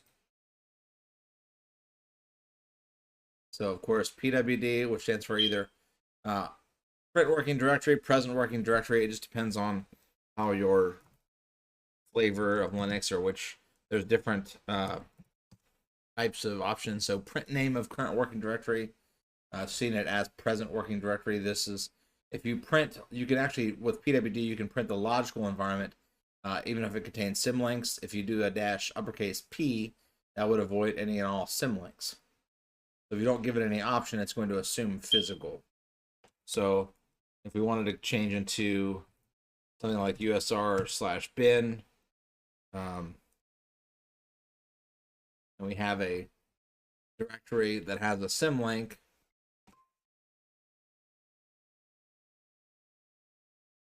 do it as an example.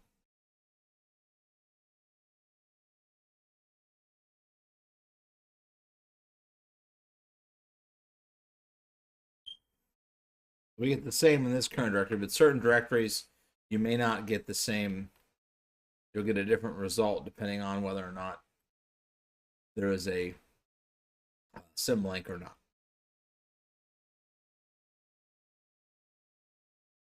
So if you want to make a directory,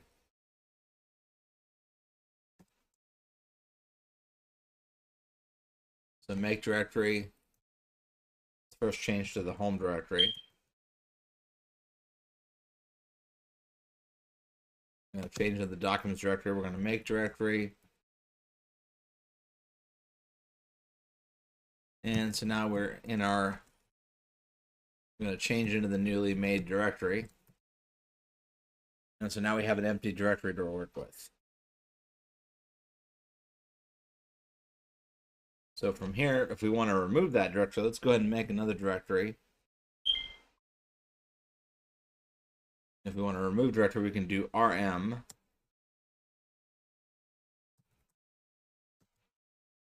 So it's a directory. So notice it will not let us do it. So we have to do sudo rm labs1. So it's a directory. So with this case, in some cases, you'll have to do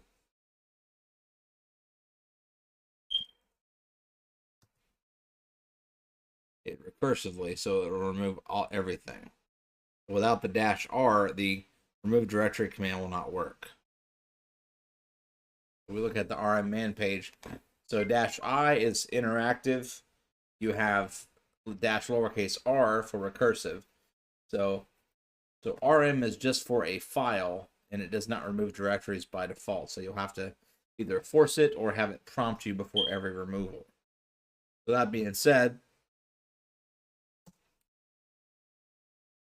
rm-rf is a command that if you want to delete recursively, and force, that will, especially you want to be very, very careful with the rm command. If you were to type this command, rm-rf star, at the root of your file system, you could potentially brick your virtual machine. Luckily, we're in a virtual machine and it's safe.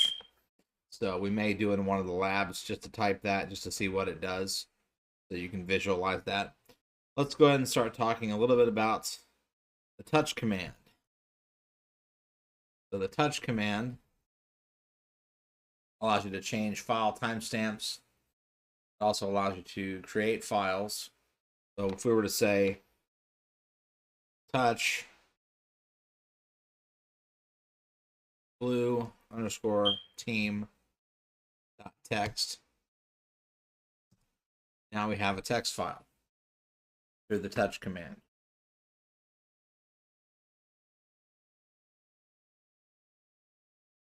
So we could do the same thing with a text editor.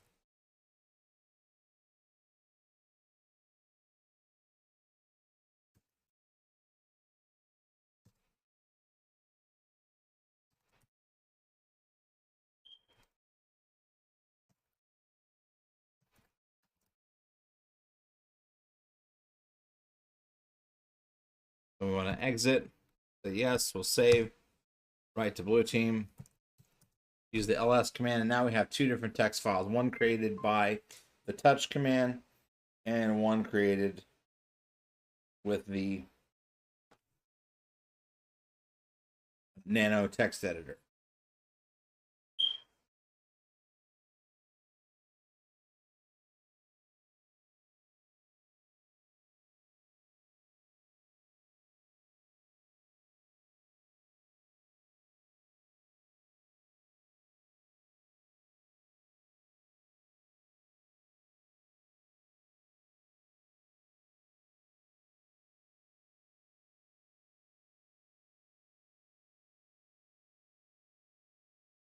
So we have different options to do similar tasks in Linux.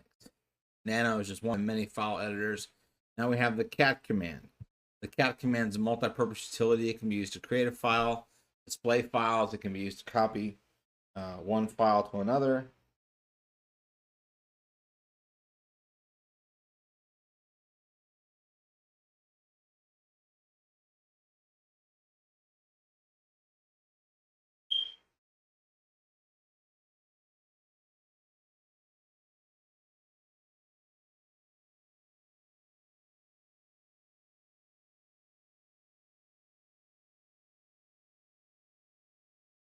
So we have different options with cat. Go over to the man page. And so cat for concatenate files and also print standard output.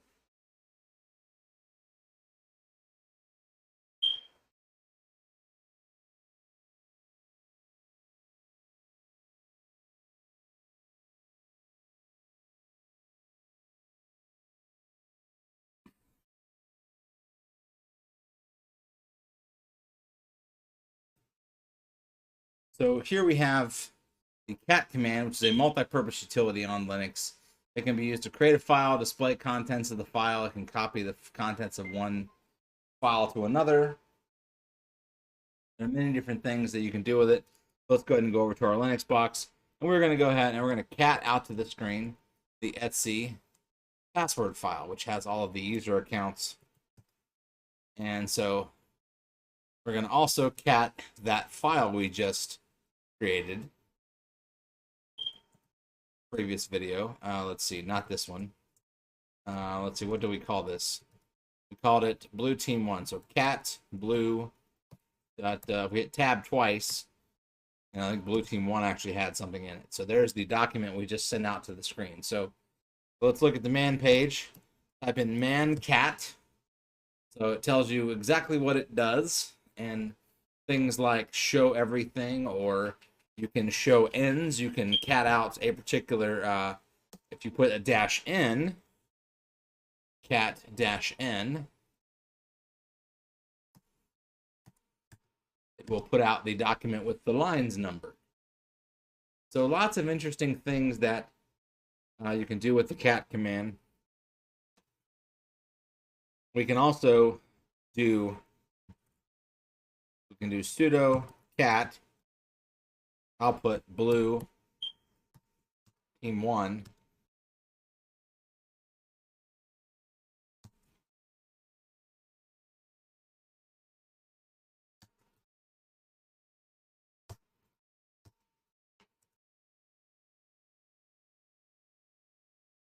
That's right, we already sudoed, so we don't need the sudo.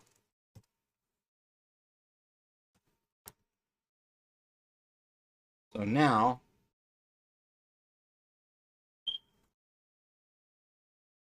so if you do cat less than the file name,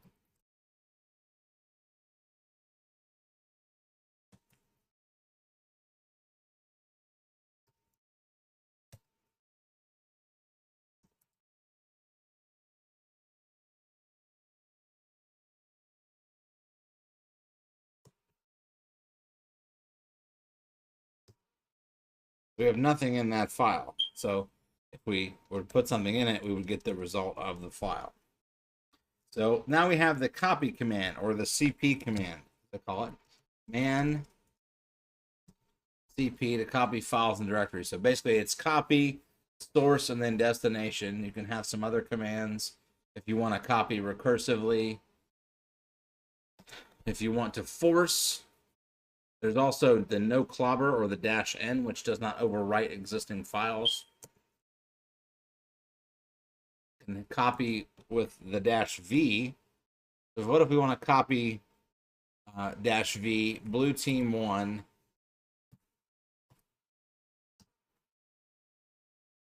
and copy it to documents directory. So it said permission denied. So we have to sudo, and now we're able to copy that file to that destination. So if we change over to that directory,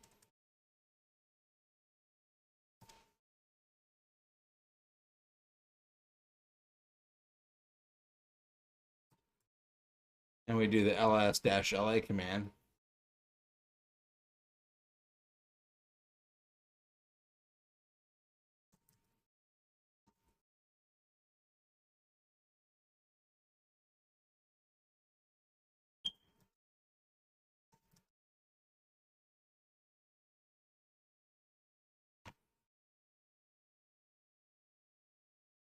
oh, we copied to the root directory. Let's change ... Yeah,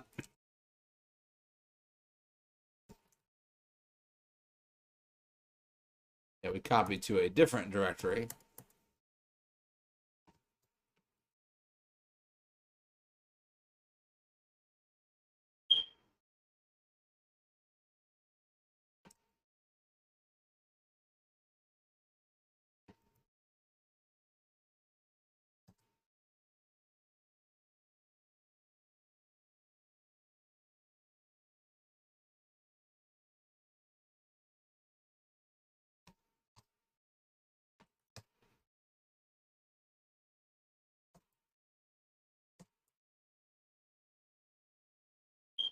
So the move command is similar to the copy command. So if you want to move a file from one location to another,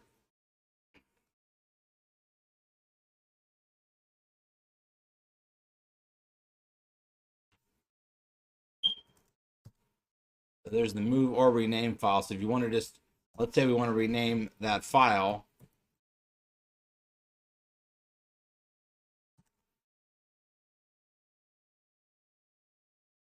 Let's continue on. We've now covered some of the basic commands of working with files, manipulating files. There are three primary types of files in Unix or Linux. You have ordinary files, so things that hold data, text, program instructions. You've got directories that can organize both unique and common files. You have other files, special files that have access to hardware like hard drives, CD-ROMs, modems, Ethernet adapters. And so you can see here, you can see the directory structure.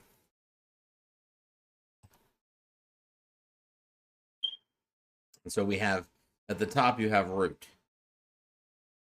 So root is always going to be at the top, and then you have your first directory here. You have your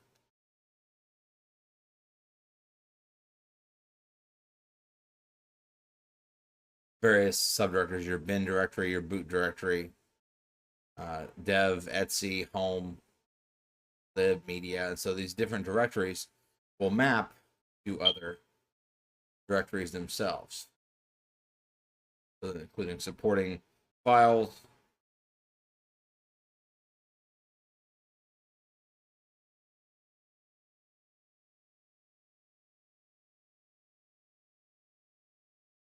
so file ownership is vital in Unix and also Linux because it allows for safe file storage. So every file has certain attributes. There are owner permissions that dictate what activities the file owner is allowed to perform on the file. There are group permissions that specify what activities a user can take if they're a member of the group to which the file belongs. And then there are other permissions that specify pretty much everyone else, what actions other users can take. So you have the owner, you have the group, and then you have everybody else. And you can see this in the Linux operating system. If you do an ls command, you can also working with the chmod command. So we have ls-la we can see we have 3 sets. Let's just take this one directory, the videos directory here. We have 3 groups of bits here. We have the owner, then we have the group, and then we have everybody else permissions. So 3 sets of bits that will determine what you're able to do with a file. So when you display the ls-l command, you've got read, write, and you have execute. So R, W, and X. So the first 3 characters are the permissions for the owner. So you have in the if you have RWX, that means that all 3 permissions are on, which means that basically you have read, write, and execute permissions for whoever owns the file. Second group, 5 through 7, has permissions for the group to which the file belongs. So in the case of the documents directory here, there's read and execute, but no write. That's for the group permissions.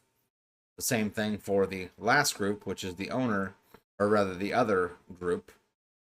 So there's read and then execute. If there's just R dash dash, that means that there is only read permissions.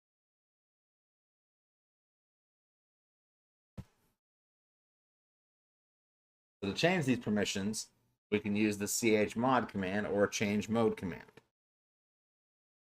So basically, if you can change this symbolically, or you can change this octally using octal notation, i.e. numbers.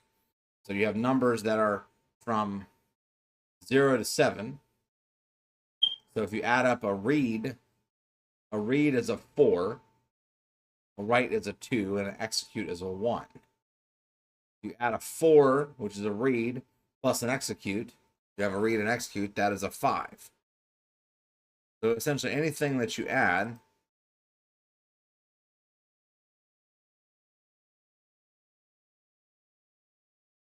you'll have to be able to keep track of. That turns on the bits. Now, so let's explain what I mean here. So we have a file. We're gonna create a new file here because we're gonna do a touch example.txt, and so now we have a file. So we're in ls-la, and we have our example.txt file. Notice by default it gave basically 6, 4, and 4. So read and write for the owner, read for the groups, and then just read for everyone else. So the file is empty, but the owner is Callie and the group is Callie. So let's go ahead and, what if we were to chmod 000? So we took away all the permissions for that file, and we go to the file again. Now notice that that file will have simply all dashes because we took away all permissions. There's no permissions set. And if you try and actually run the file on a text editor, you won't be able to. There's no permissions. Not even for the owner, which is in this case is Callie. So it's important to remember that those are things that you can do with, if you want to quickly remove permissions from a file. So let's go ahead and change it back to what it was, 644 example.txt. Now we can go to that file, example.txt, and see that it is back to its original permissions. What if we wanted to just give execute permissions? We do chmod plus x example.txt, and now we do the ls command again. And that file will have changed colors because it's now been made executable. Notice the colors went from white to green, and notice the permissions changed. So we now went from 644 to 755. So if you remember, read is a 4, write is a 2, and execute is a 1. If you remember that, you will be able to absolutely manage your permissions effectively. So let's say we wanted to do chmod ugo plus x, or let's say minus x. So we want to take away executable permissions.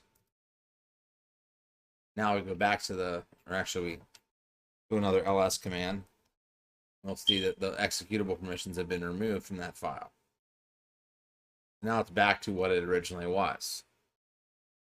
Those are just some quick examples of how you can quickly change permissions on a sample file. That'll work the same across most Linux distributions. Here's a couple more examples. So we can change the permissions to go 0, 4, and 3.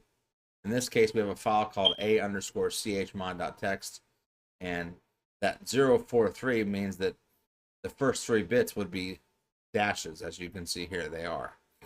The second is a 4, so that is a read, and then we have 3, which is a write plus execute. So that example makes sense. What about 655? Well, you can see that we have a 4 and a 2, a read and a write. Then we have a read and an execute, which is 5. And then a read and an execute, which is also 5. So those are a couple of simple examples of chmod. What about changing ownership? Well, so whenever you create an account on Unix, it assigns an owner ID and a group ID to each user. All the permissions get assigned based on the owner and the groups.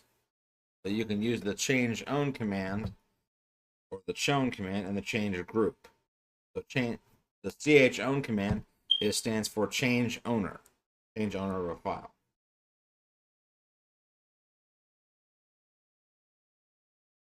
So let's go ahead and look at the chown command, change file owner and group, and you can see that the changing the user and group for a file, if only an owner is given, that user is made owner of a given file. So there's some different options. You can have it be verbose, you can do it silently, you can have it preserve root or not preserve root. You can even do it recursively. And it gives you a few examples changing a file permissions. What if we want to change own? So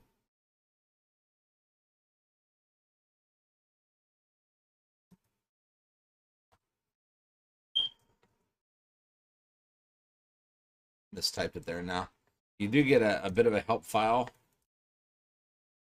So chown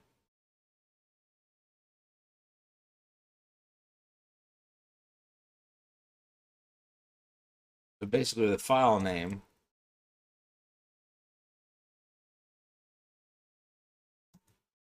so now it says not permitted because we did not sudo. So if we sudo, now we'll be able to change the permissions of the file, or change the owner rather. And if we go back to the file here, we should see that the file permissions have been changed.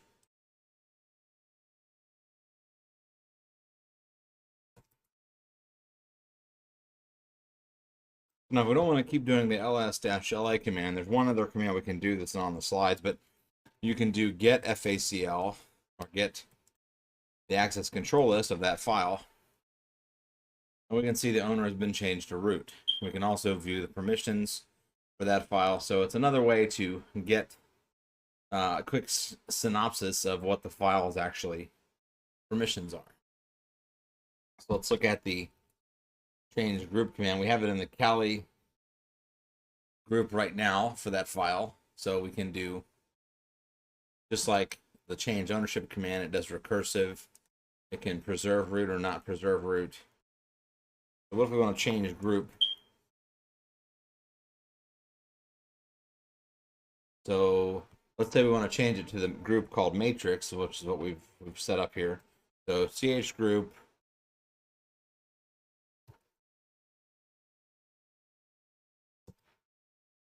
so it says again not permitted because we didn't sudo.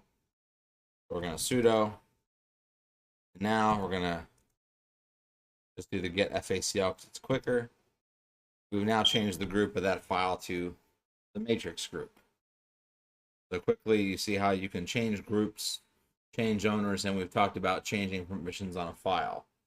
So this is going to be a very important task, especially if you're a system administrator or a network administrator. So you can see here some examples of each of the commands. So this is the basic syntax you can use for your reference.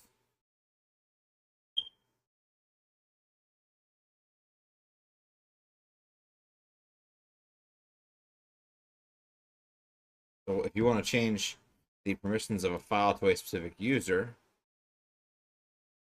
you can do that with the change group commands.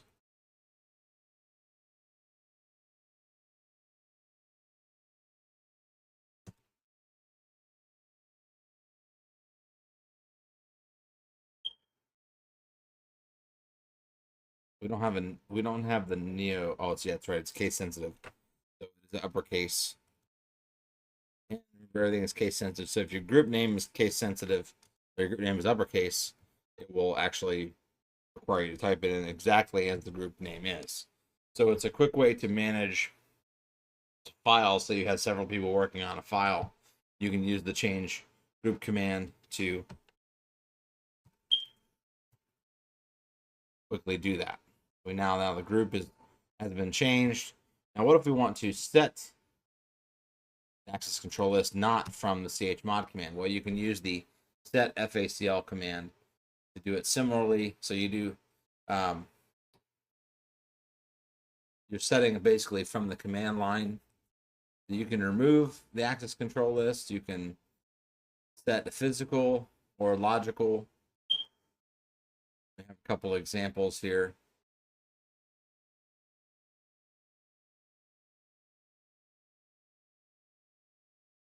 So -M would revoke write access. So you could copy one access control list into another. So it is a very useful command as well in its own right. So we talked about Linux, not only from Linux Plus perspective, so this is going to help prepare you for the CompTIA Linux Plus certification, but we also talked about basic commands. We looked at how we got Linux from Unix.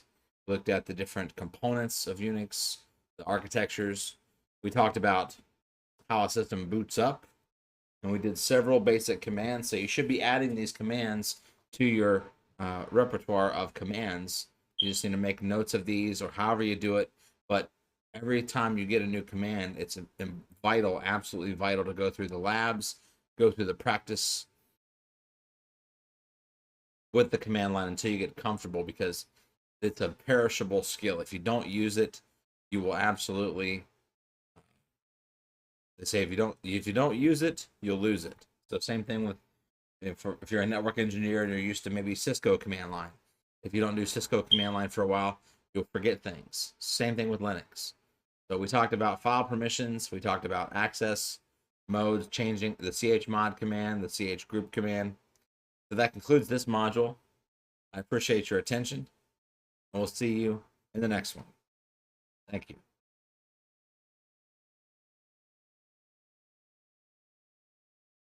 Hello, and welcome back to the official CertCop series. We're continuing on with Blue Team Level 1. This is the next module in our course.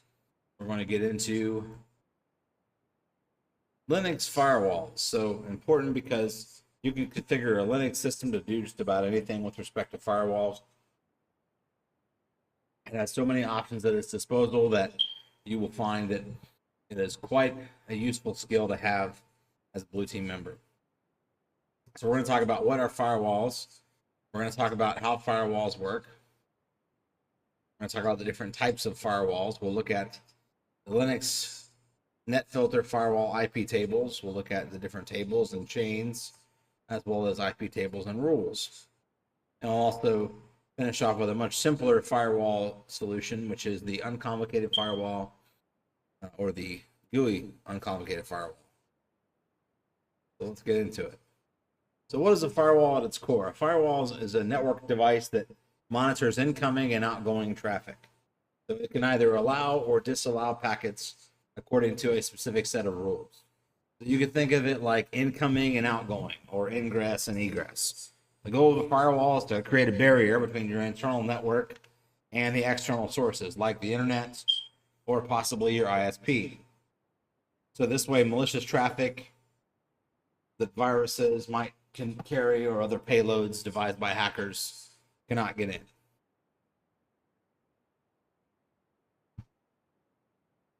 So how do firewalls work? Typically, some firewalls will evaluate traffic using predefined rules and filter from different sources. Some will protect it at the port level, such as TCP and UDP port numbers. Some will protect it based on specific protocols. So a port, you can think of a port as a place at which a data is allowed to flow. So for example, a source address and a destination address. So in this example, the IP address 172.18.1.1 is allowed to communicate to destination 172.18.2.1 on port 22.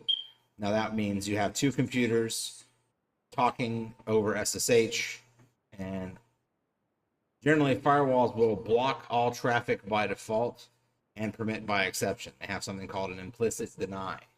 So if you don't put specific protocols and ports that you allow into the network, you effectively may have locked yourself out of your own system. And we'll see that in a minute. So think about IP addresses as your house, and the port number is a room. Only trusted people, i.e. source addresses, are able to enter into the destination addresses. So depending on whether they're the owner of the house, a child, or they may be a guest, persons within the house are only allowed access to specified rooms, such as destination ports. And the owner has access to any room, but the children and any visitors are restricted to a specific set of rooms or specific port numbers. Let's talk about some of the different kinds of firewalls. There's software and hardware firewalls. Essentially, they're interchangeable, but it's often better to have both, because sometimes a software firewall might be good for a host and a hardware firewall might be better for a network. So depending on your type of network, there's also firewalls in the cloud. Pretty much any firewall that you can install in Linux on an on-premise server can also be installed in the cloud. So a firewall at the physical level is just a piece of hardware. It's a box that's located somewhere on the network between the network and your default gateway, which is typically your router, or your default router at least, depending on the size of your network. So you have different kinds of firewalls. You have some that are packet filtering. You have proxies. You have next generation firewalls, which combine features of both packet filtering and packet inspection. You have NAT firewalls and even multi-layer inspections firewalls. What generally separates firewalls from each other is the ability to analyze packets. How deeply do they go in analyzing a particular packet or protocol?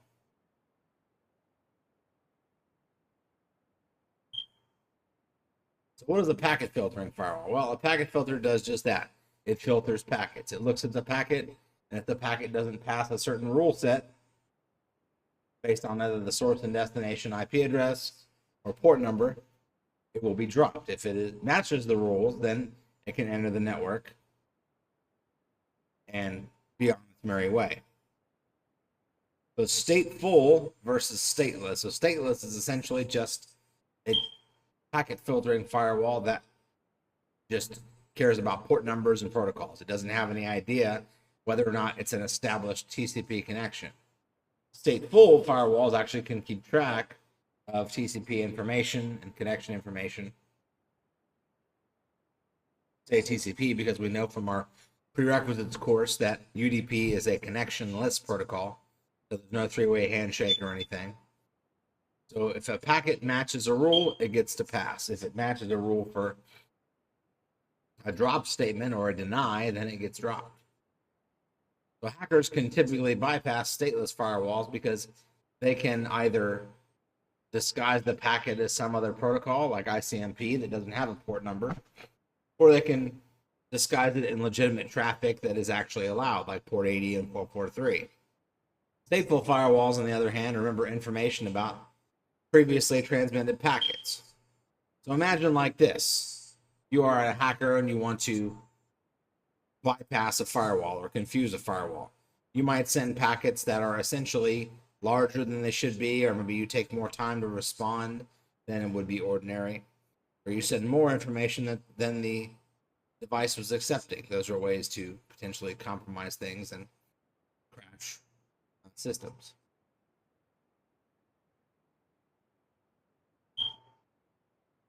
The packet filtering firewalls are fairly rudimentary, but they are good in the sense that they can at least log permitted versus denied traffic. But firewalls could not stop complicated attacks that involve multiple protocols and having to keep track of the state of a connection, or a man-in-the-middle attack that deauthenticated somebody from their access point or their network connection. The next-gen firewalls take things a step further. So they get combined with encryption, intrusion prevention systems, or IPSs. It also gets combined with antivirus and even more features.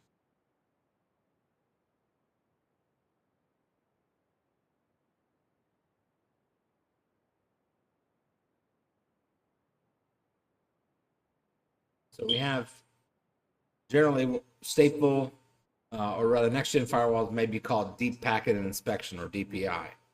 So DPI examines the data within the packet itself, which allows users to more effectively identify, categorize, and stop packets with malicious data. So basic firewalls only look at packet headers, whereas deep packet inspection looks at the data within the packet itself, so allowing more effective categorization and a chance at blocking packets.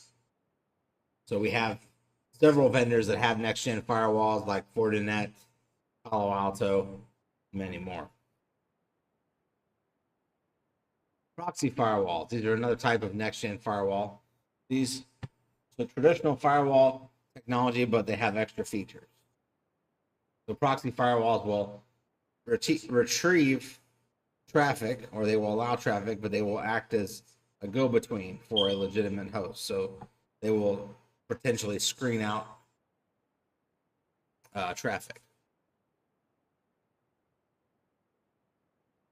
NAT, network address translation.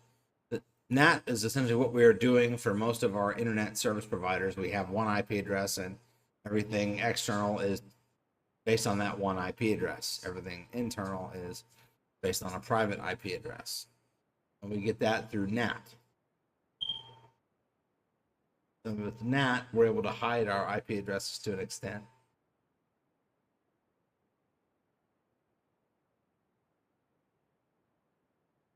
Additionally, in the same way that proxy firewalls function as an intermediary between computers and the outside traffic, NAT firewalls can take traffic coming in from a public IP address and translate the address to a private IP address that goes internally, while protecting those internal systems from being exposed to the internet, for example, or possibly an unsecure network.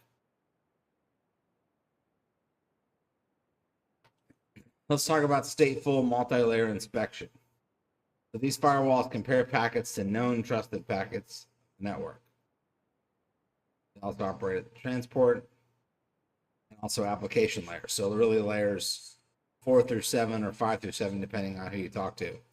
Stateful multi-layer inspection, like next-gen firewalls, examines the entire packet and only allow it to pass if each layer is analyzed. So status of communication, the name, sequence number of the packets, and making sure that all the packets are received in the correct order.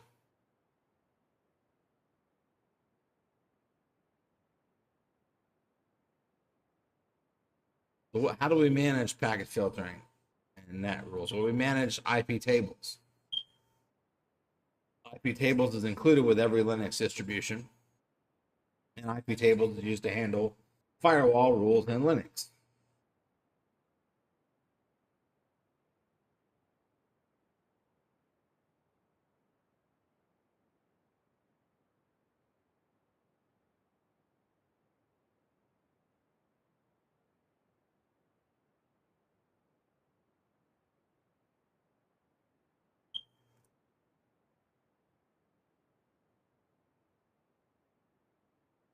Let's look at the iptables command of our Kali distro. Screen. There's also iptables and IP6 tables. So there's IP version 4 and IP version 6 packet filtering. So iptables may appear complicated. It's a bit on the syntax. It can be a bit lengthy on the commands. So just be aware of that. It is not, however, beyond the scope of possibility.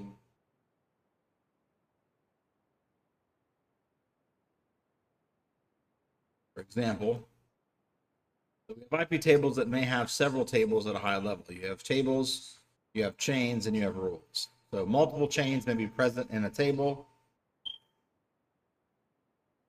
Chains can be predefined or they can be created by the user. There are several chains that are predefined by default, and multiple rules can be found in a chain. These packages will have their own set of rules. So you have a table here. Each table has 2 chains, and each of the 2 chains have 3 rules in them. That's not exactly a hard and fast rule, but it's just an example to get you thinking about tables as a whole. So there are 4 built-in tables. You've got a filter table.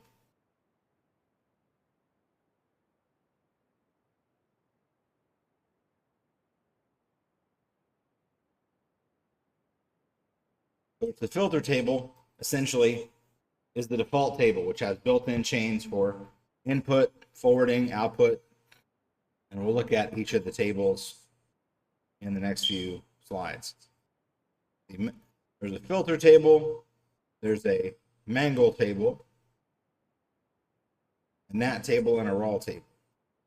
Depending on the distro you have, you can actually check your existing rules. So filter is the default table. So if you don't define your own table, you'll be using a filter table. So the filter table has the following default chains. The input chain. The input chain is that which is coming through the firewall. It's incoming, i.e. ingress. So we have input chain. We have output chain. Output chain is what is coming from the firewall. And then we have forward packets or forward chain, which is what is going to other network interface cards. So packets that get routed through the server or the Linux host. The NAT table. So the NAT table has a pre-routing chain, which alters packets before routing, such as the translation process that happens right after the packet comes to the system and before routing. This helps to translate the destination IP address of the packets to something that matches the routing on the local server.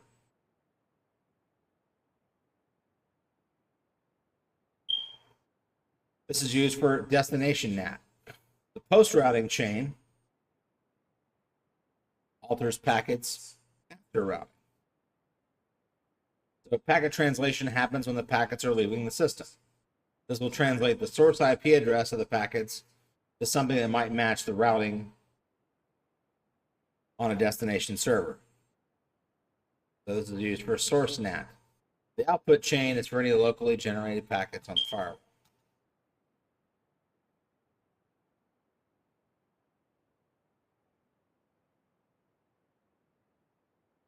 So the mangle table is for specialized packet alteration. This will alter quality of service bits in the header, and it has 5 chains instead of 4 like some of the rest of them. The mangle table is going to be essentially, it had 2 up until Linux kernel version 2.4. Now it has 5. So we have pre-routing chain. We have the output chain. So pre-routing is for incoming connections. We have the output chain, which is for altering locally generated packets. The forwarding chain, which is forwarding to packets that are going to get routed through the box. The input is for incoming packets. And post-routing is for packets that are about to go out.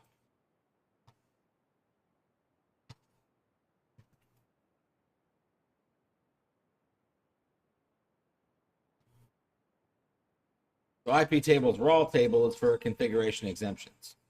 So it has the pre-routing and the output chain.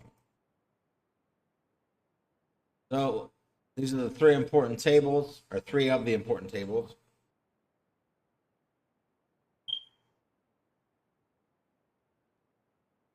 So the input chain, output chain, and forward chain for the filter table.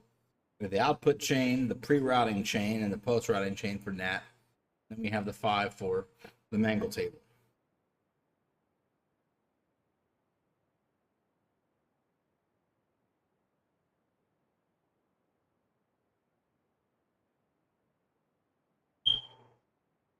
So some key points to remember for iptables rules. So rules have a criteria and a target. So you have the criteria that gets matched. If it matches, it goes to the rule specified in the target or executes the values. If it doesn't match the criteria, then it moves on to the next rule.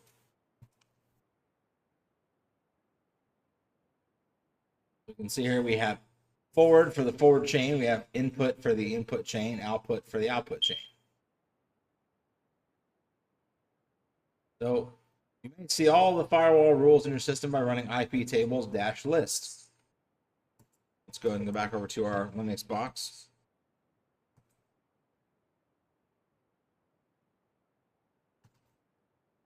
So this is different than some distros. So you may have -h, which will give you the help file.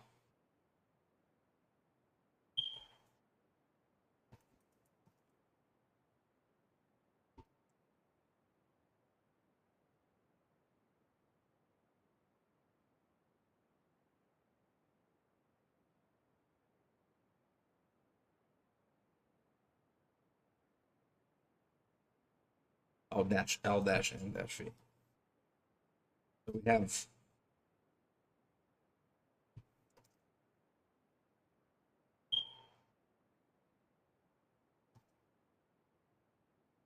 so you have to sudo on this command, otherwise it won't run.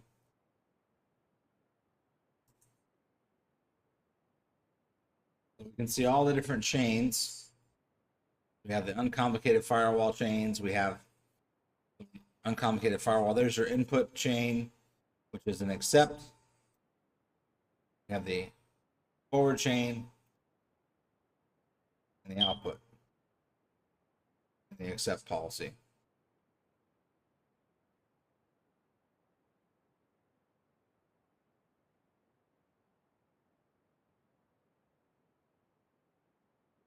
So we check the rules. We can also check if you want to look at the rules in the NAT table.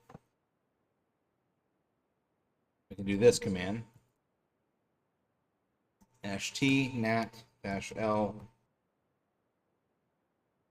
And there's the NAT table. So there's nothing in the NAT table right now.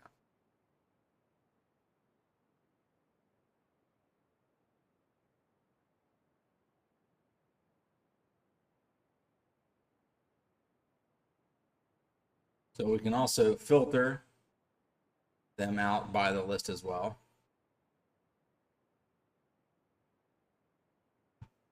An example. So we have accept, drop, queue, or return. Those are the possible values you can specify in the target. So if we want to look at the Mangle table, we would do the following.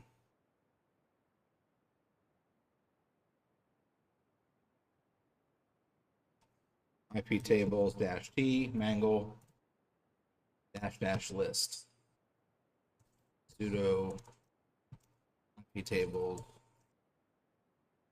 t mangle.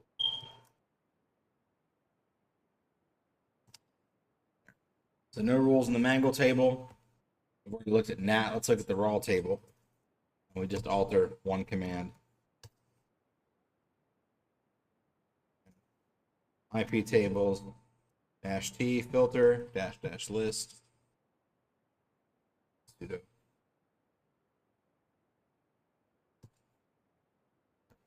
So there's the UFW, the uncomplicated firewall. So here's an example that shows some rules defined in the different input, forward, and output chains. If you wanted to define some rules, we'll see that here in a minute. So the rules -- list command outputs the number, which is the rule number. The target is the target variable. Protocols for prot, and options for the rule, as well as the source and destination address.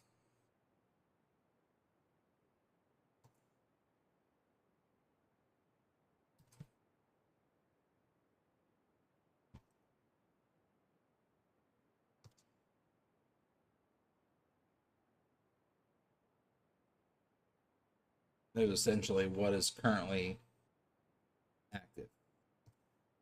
Now, if we wanted to put in a rule with IP tables, we could do the following. Do IP tables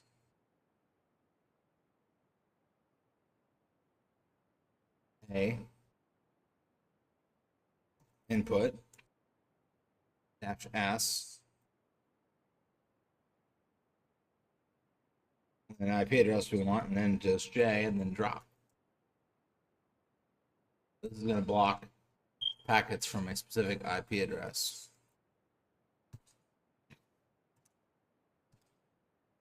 Okay. Now, if we want to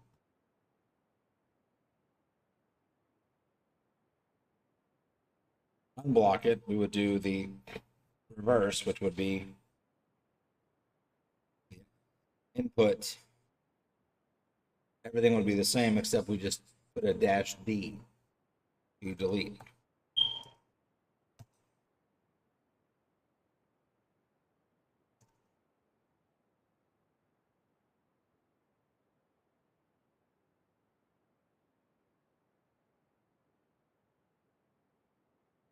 Everything is back to the way it was. Reverse it one more time so you can see. Now, the rule we just created, it's right there. So it's going to go to each rule before that, and then it will run that. So we've seen how to block and unblock. What about blocking specific port numbers? Well, very similar command. So it's going to be IP tables -a input. It's going to be -p, the port number, and then TCP -d port, and then whatever the port is. So let's say we want to block port 23.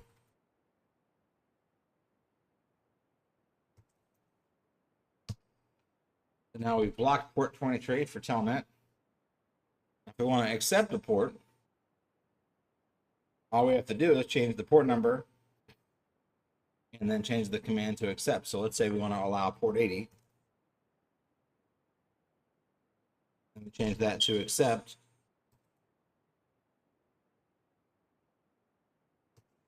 And we're done. And we could do the same thing with multiple ports. If we do -p, TCP, and then we do -m, multi-port.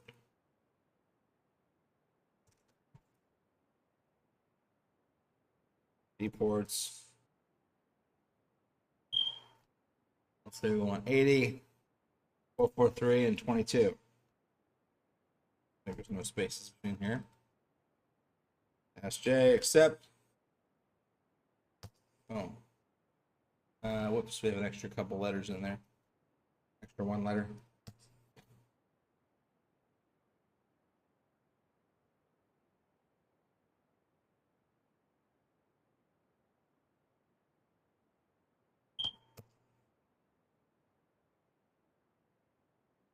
So we can use that to allow multiple ports.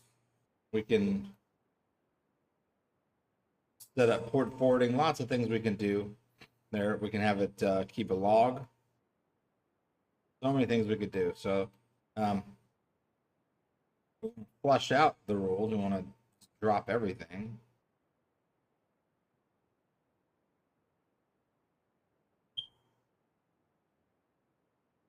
We can do IP tables -f.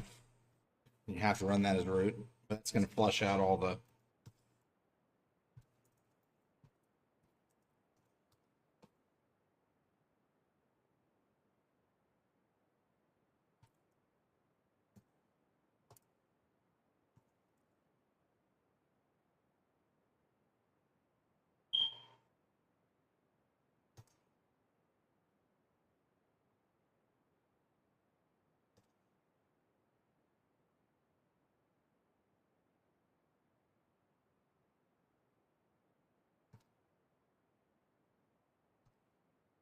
Now that we've done different commands with IP tables, let's move into the uncomplicated firewall. It is basically a front end for IP tables, particularly well suited for host-based firewalls.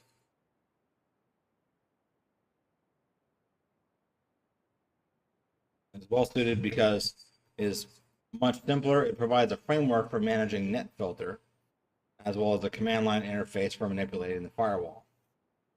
So the UFW aims to provide an easy-to-use interface for people unfamiliar with firewall concepts, while at the same time simplifying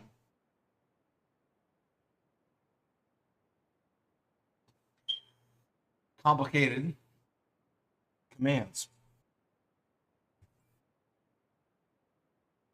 This will help an administrator who knows what they're doing to make life much easier. There's also a graphical front end, which I'll show you as well in the demo. So if we want to first enable, we have some sample commands here. We're going to do sudo UFW enable. So it's active and enabled on system startup. We can do sudo UFW disable. Go ahead and re-enable it again. So just that easy. Now, what if we want to see the status? You can see the status right here of all the rules that are currently in there. There's some rules that I've pre-populated. Some you can see that are IP version 6, some that are IP version 4. Now, one thing you can do, put the word numbered after status. You can get the status of the firewall that way. So if you want to allow a specific port, you can do sudo UFW allow port 22, or you can say SSH already has a rule.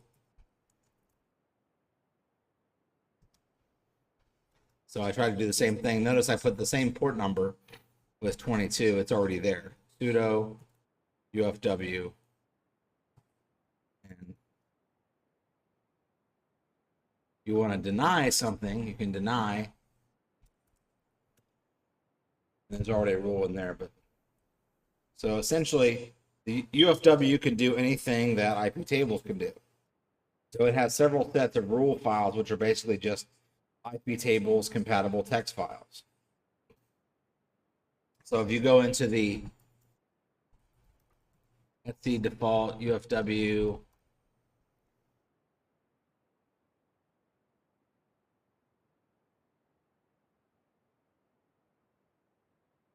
you can see the config file here. There's also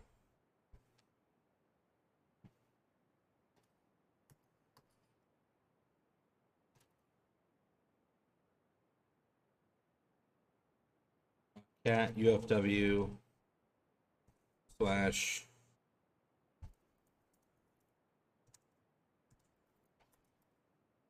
before rules. We have to sudo.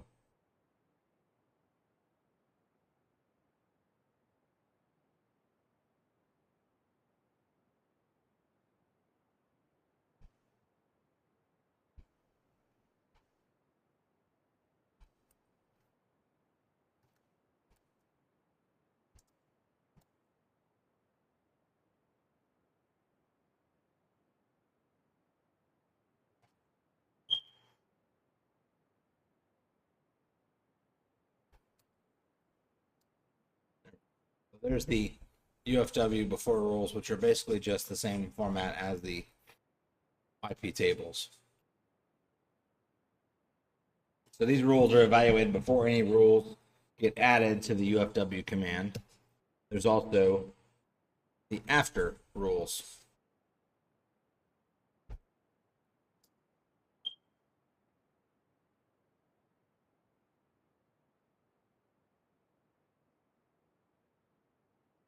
So there's also the UFW config file.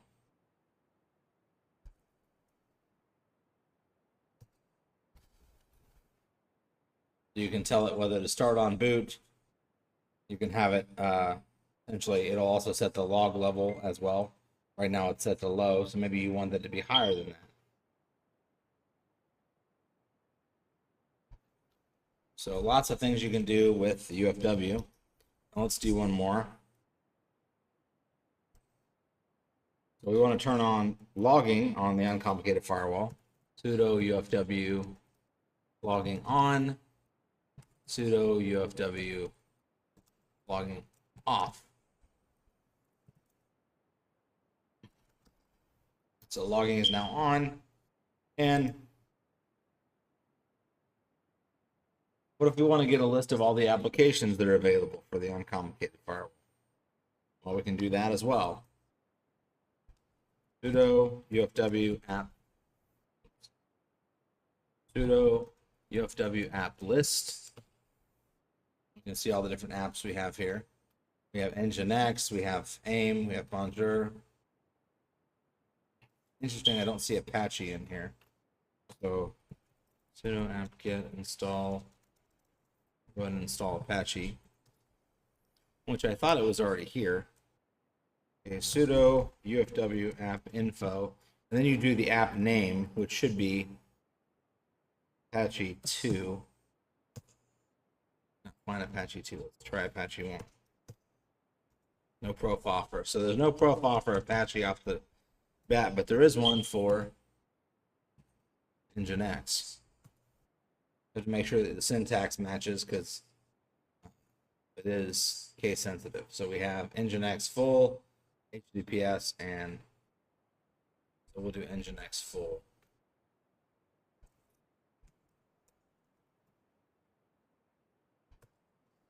You can see the app list.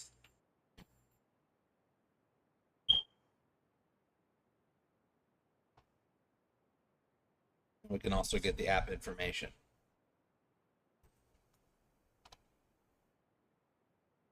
So let's look at one more thing. So if you don't have, you want to use the UFW, but you like a graphical interface, or you're not quite comfortable with the command line yet, you can install the graphical front end for the uncomplicated firewall, which is the GUFW. And so we have a couple of obsolete packages. So we're going to go ahead and remove those real quick.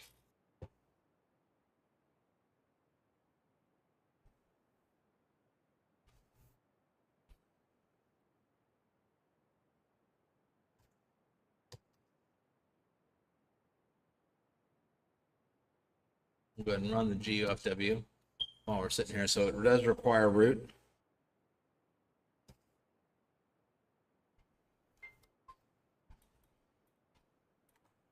So it might give you a small error, but it will actually launch. That could be why Kali is taken out of the repository and not installed it by default. So notice if you go to, you have a file menu here, file, import profile, export profile.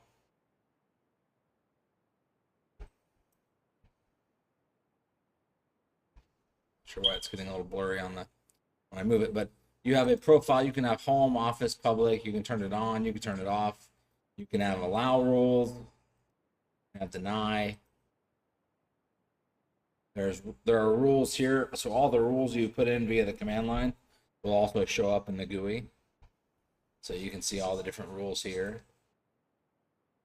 If you want to add a new rule yourself, so the green is the denies, the red is the allows. If you want to add a rule, you can use pre-configured rules, or there's a simple interface here where you can define your own, or there's really advanced where you can go into a port number, protocols. You can pick different directions, either in, coming, outgoing, or both. You can pick different protocols. You can tell it whether you want to log or not. There's so much you can do. You can even use it to generate reports here.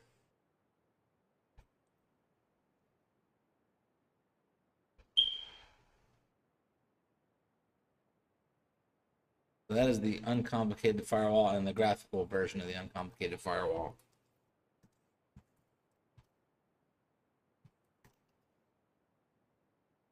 So we covered quite a bit of ground on firewalls. We covered what are firewalls, how they work. We talked about some of the different important commands with firewalls. We also looked at different types of firewalls, iptables, iptables version 6, as well as the uncomplicated firewall in the GUI. There's also one more command that may or may not be useful for you. It is similar to iptables, except it just uses ARP addresses instead of. So it's the same commands, same everything. You just replace the commands, the first part of the command, with the word ARP tables. So those ARP tables for IP version 4.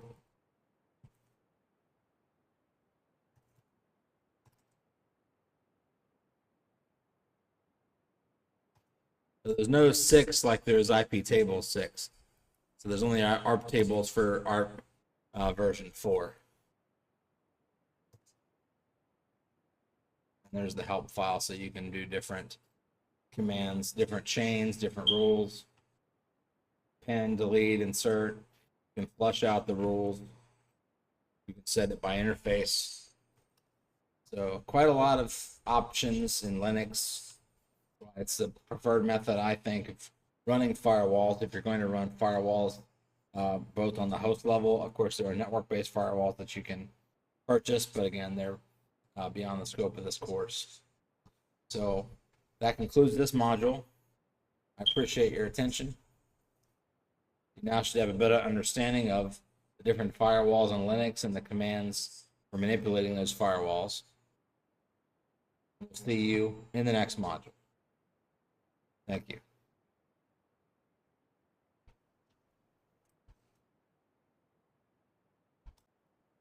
Hello and welcome back to the official CertComp series. We're continuing on with our next module, the Blue Team Level 1 course. This is an important chapter because you're going to have exposure, if you've not already done this before, to more Linux and package management and repositories. So vitally important skill to master with respect to any Linux distribution, whether it's Ubuntu, Red Hat, Fedora. Doesn't matter whether it's a server, whether it's a desktop edition, you will have to contend with package management. So what are packages? Well, packages are what, to Linux, what executables and downloaded files are to Windows. So we're going to talk about the Debian package management tools, dpackage, and APT, or aptitude for its full version.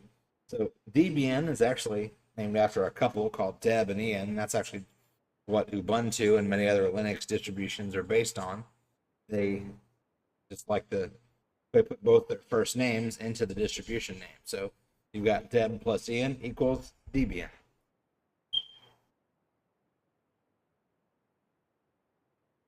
So one of the essential qualities of Kali Linux, for example, is in its ability to be adaptable to packages which use these installation and upgrading and removal processes made much easier. So this will help you understand how we're taking advantage of the easy process of updating Kali and streamlining your operations. Because if you somehow have a failed update or a mistake, Kali will give you problems.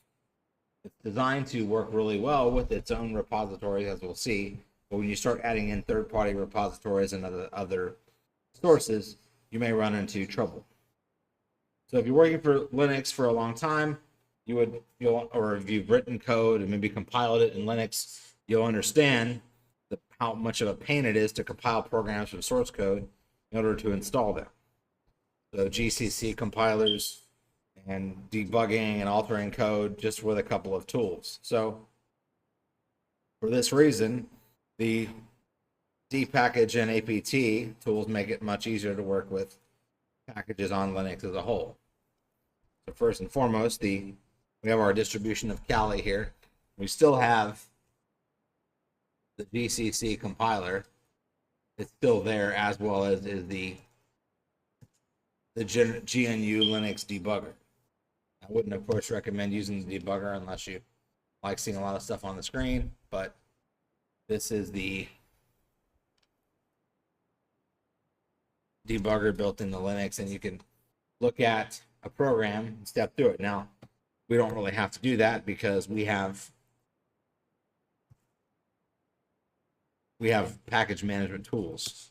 So first look at the man for APT, which is the high-level command line interface for package management. So some commands are better suited for interactive things like apt-get and apt-cache, which we'll check out in a moment. We're going to talk about dpackage, synaptic, snaps, and also other package managers like yum and rpm. This is our flow. So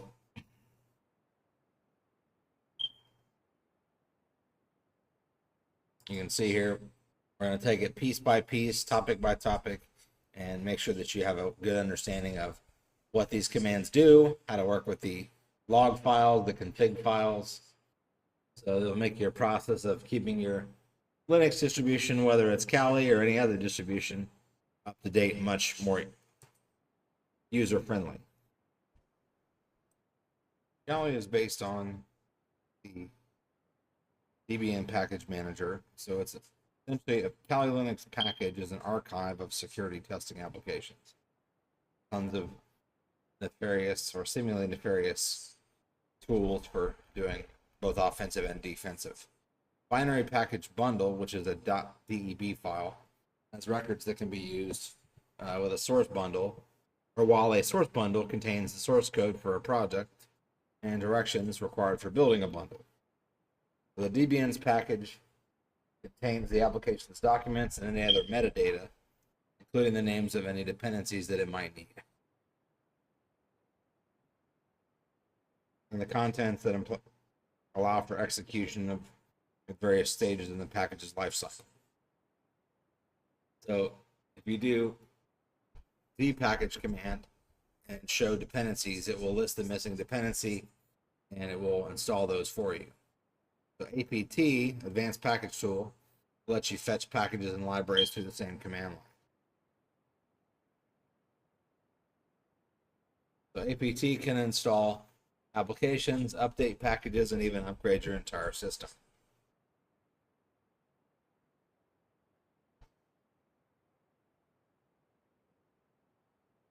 The dpackage device was intended to process and introduce Debian packages, but in the event that it experienced a missing library, that would keep the package from being installed. It would just go down the missing dependencies because it had no way of understanding the bundles that it needed to fulfill the right conditions. So the apt-get and other tools were introduced so they could solve these issues. And the best place for any and all documentation is to go over to the Kali.org webpage and look up the official documentation for what Kali says for the package management, because they have the best practices for repositories. Go over to Kali.org. And so we have the most advanced penetration testing distribution. We can go to the documentation and we can keep track of known issues. Type in package management. Just do package. Kali Linux meta packages. These are big packages for installing multiple packages at once. So if you want to install everything, install the large packages. There's different desktop environments you can install. If you don't like the current desktop environment, you can do that. You can change it. There are lots of different tools, so the tools are separated in categories as well. And you can see different menus for each one of the tools. So if you only wanted to install one type of tool, you could do an apt-get install this. But these are typically installed by default. If you want everything, you can do this. If you want large, it will have default tools.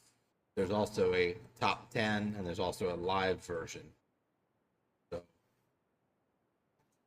just to prove to you this does work. So these are, if I were doing this, I would bookmark this page That way I have all the potential tools that I could ever want at my disposal just a command away. Clear sudo apt get install tools -gpu. Just taking one for example. And so this will work pretty much the same way with the APT or the advanced package tool. So it'll have to take a moment to read the package list. And so that'll take a moment. So while we're letting that go, so dpackage will install local packages. So let's say, for example, if you didn't have the Chrome browser and wanted the Chrome browser, you could install it with dpackage. So APT retrieves its packages from a repository called apt sources.list file. So you could call it package source, but this is basically all the different repositories that publish Debian packages. Remember that a package contains the source code of a program, should not be confused with a package source, which is a repository. So a source package is just a package that contains the source code. So tools, I may have mistyped that. It was Kali-tools GP.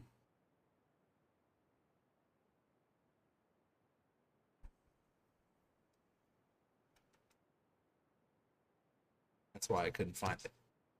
It was not in the repository. So we have 3 newly installed. So just keep in mind that your default Kali installation may not have all the tools that you want. Depending on what type of hardware you have, you may have tools that are more appropriate for others. There's even a version of Kali that runs on mobile devices, provided you have a supported chipset and image build for it.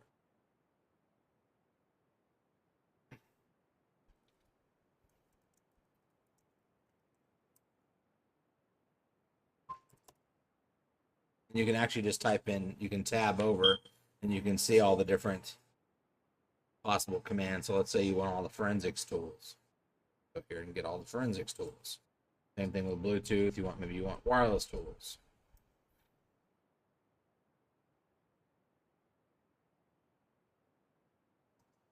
So there are some tools that are not in there by default.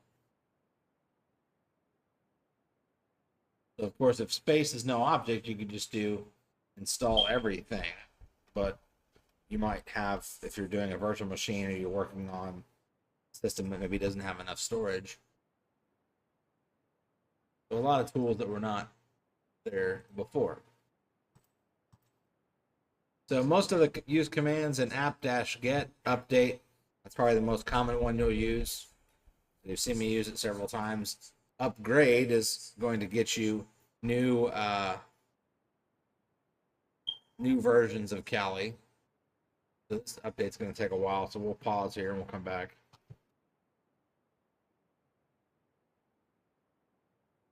Now we have our package installed. Clear the screen. Sudo apt-get upgrade. We've just done recently in another module, but so we have some packages that are no longer needed. So we'll go ahead and auto remove those. I always want to be, especially when you're working in a virtual machine, the space can grow exponentially. So you want to just be mindful of what you have installed. So now, if we go over to VirtualBox and we right click on the Kali Linux virtual machine, show in Explorer, it'll actually show us the folder where the virtual machine is stored, so you can get some idea of how big this is. So it's 20.7 gigabytes right now on disk. So with all the tools that are installed, and you see here it has regular logs just like any other system does, and this also has snapshots.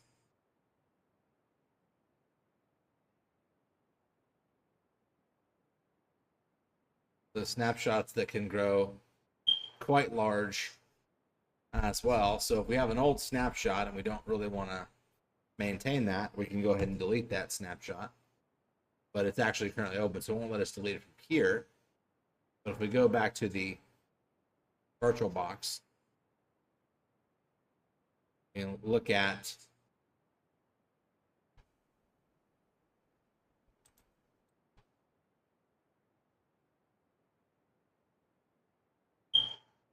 the settings page, so right now everything is grayed out because it is actually turned on. So it won't let us modify much of that.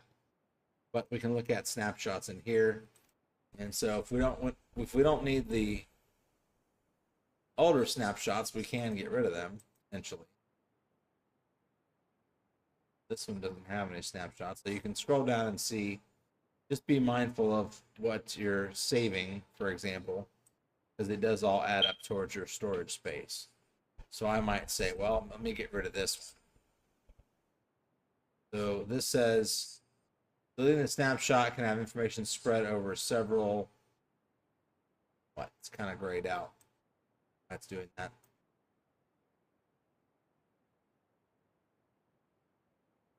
Try that again.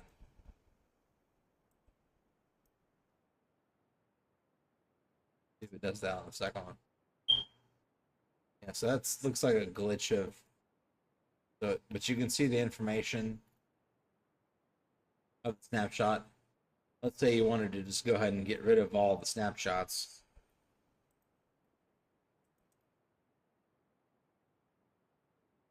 If you delete the top one, it's going to merge the different image in. So just something to keep in mind when you're doing not only package management, but also managing. If you're doing this in a virtual machine, now if you're doing this on a real machine, you won't have to worry about this problem. And you can still use it while you're doing it here. How's it going, buddy? Create a page after tonight, some scope of project, step by step what you want to see it. I can move this to my other team members to see if they can do it and follow your steps. Yeah, I mean, it would be kind of cool to see, like, what, see, what's it called? Kelly. And you can just tab over, like, it actually shows you all the, so, dash what? Dash social engineering.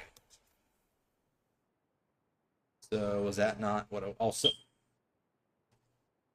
Kelly dash tools, I'm missing one.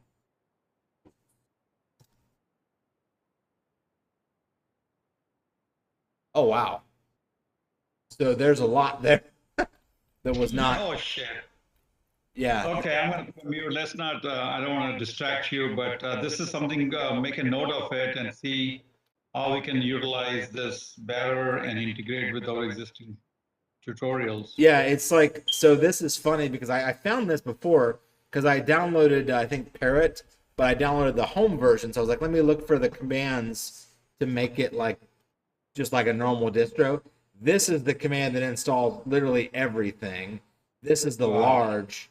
So they have commands to do other. Then if you just want like a live image, like lightweight, you can download this. There's top 10. So like maybe, you know, just the top 10 tools if you want to, if we wanted to do it. You would go with the top 10, top 25, possible to figure out, or, you know, top 10 by them, top 15, what we feel. Yeah, that would be a cool, like, separate, I don't know if it's a chapter or a lab or the talk. Yeah. That would be a cool talk, I think. And they just updated this today. Okay. So sounds good. Thought that was, I'm just like, you know, let me check their documentation because they're pretty good on documentation. So I just happened to find that. I was like, oh, that's cool. So now I didn't know, you know, I knew you could do other stuff, but like that's cool. We can put this as our Kali Linux Administration CKLPT course, you know, if we have not done that yet. Yeah, and if we have a like a Nexus device or something like that, or somebody has Nexus, there's certain ones that you can use with NetHunter, the mobile hacking one. We don't have that in our mobile hacking class because I just don't have a device that'll run it. But you know, that could be something we could do, like a down the road, you know. So that's the mobile version. Good idea to have that. Like this, like I guess maybe the new Xiaomi phones support it too. So maybe I could find like a cheap Chinese knockoff. But yeah, that's pretty cool right there. I think though, having a phone plugged into the thing, and well, this is new. I've not seen this. I didn't know it had its own app store. So that's something that I need to Yeah, look. that I heard of it. They started their own app store and all the stuff. At 100 editions. So I mean, I've done a lot of rooting with phones, but I haven't done it recently because it's like always ends up being a pain in the ass.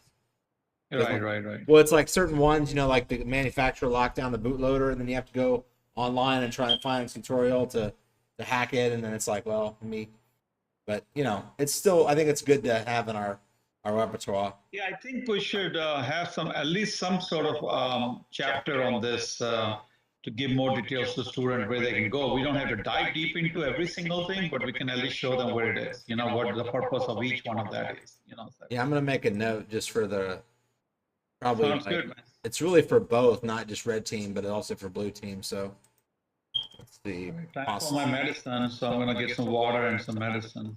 All right, buddy. Kali Linux admin.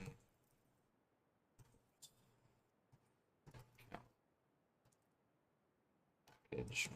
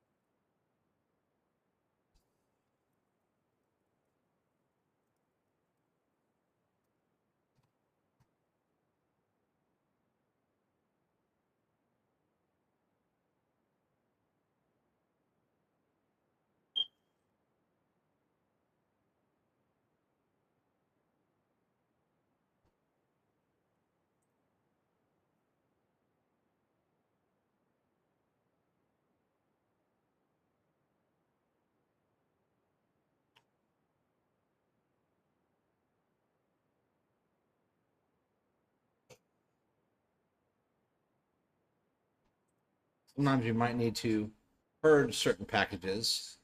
If you want to remove a package or auto remove, there's also clean, which will erase any downloaded archives. Let's go ahead and do that.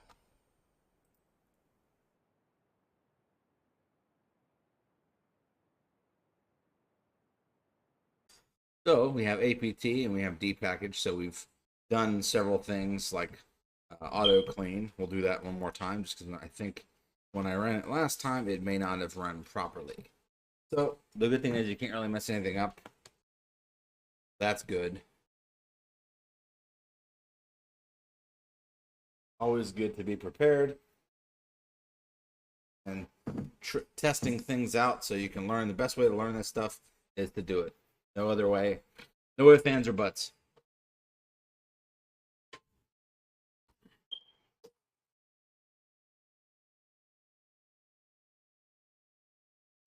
For the terminal to load up here.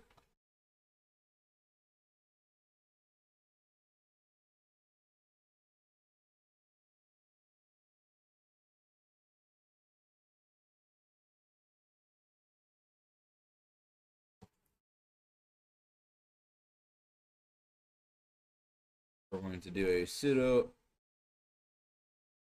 apt auto clean.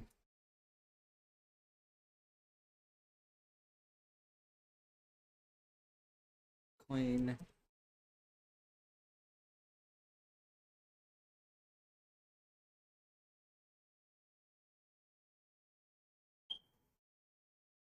This will take a minute to read through the package lists and get rid of anything that is not absolutely vital. It's always good to do some maintenance on your install once in a while because it'll help it run a little better.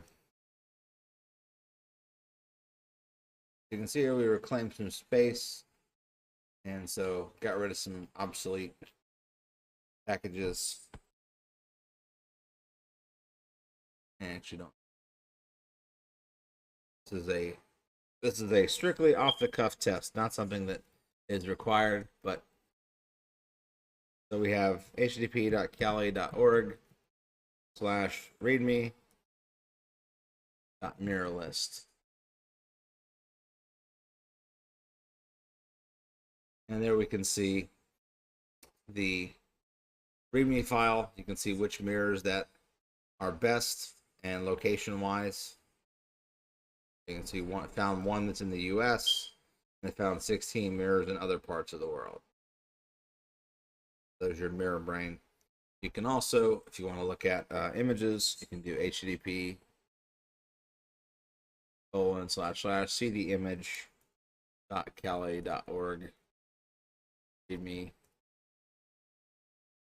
mirror list.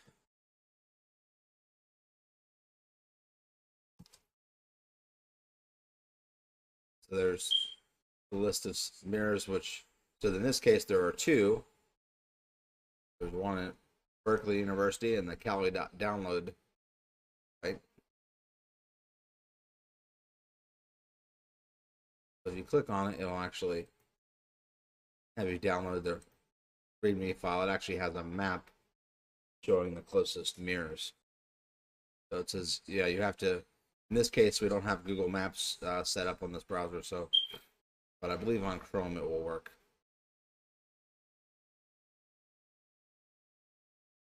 So if you want, you can actually download the README file, open it up in a standard text editor.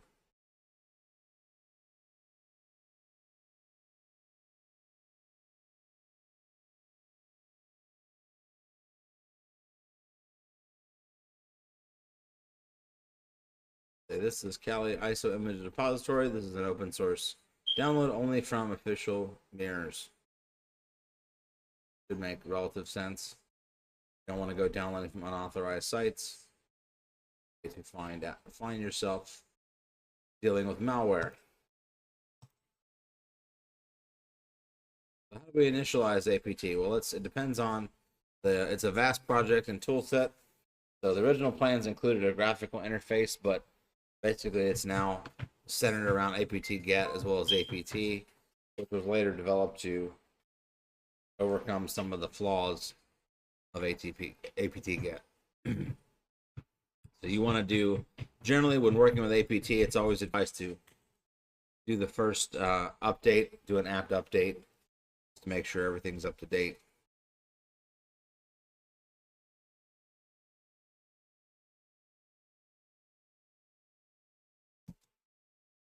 So you have to sudo in this case.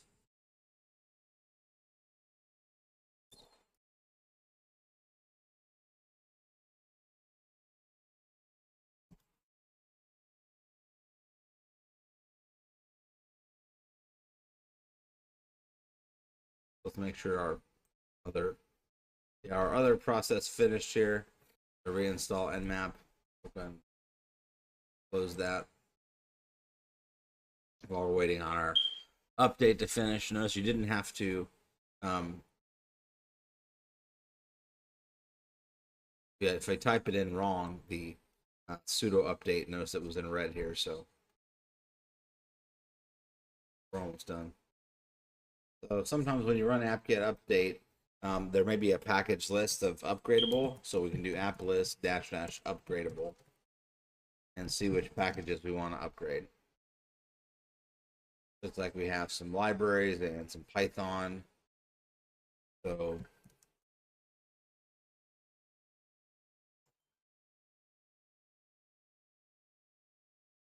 apt-get upgrade. We'll go ahead and run that.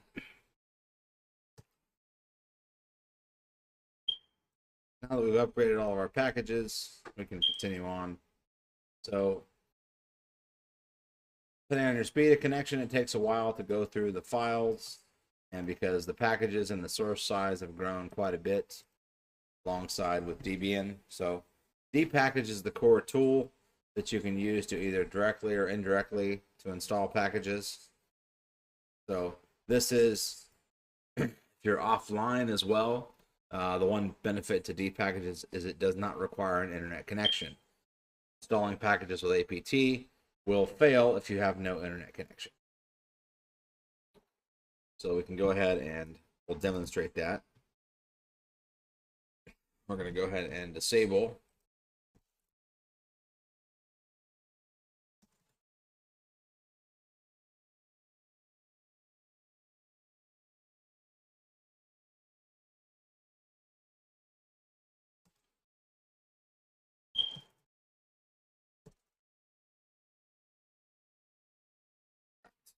Got rid of the network connection.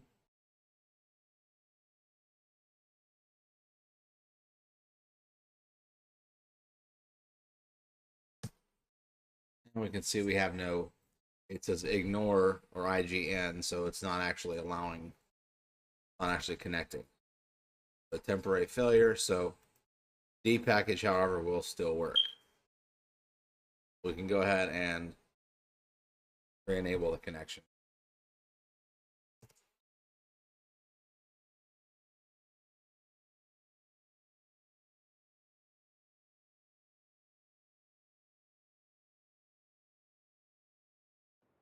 So the nice benefit of APT is that you can install packages and it will automatically install dependencies. You don't have to worry about what packages are required. So that's the difference between D package versus APT. So we can manually install a package file. So let's say, for example, on our Linux box, we wanted to install, so let's say Google Chrome.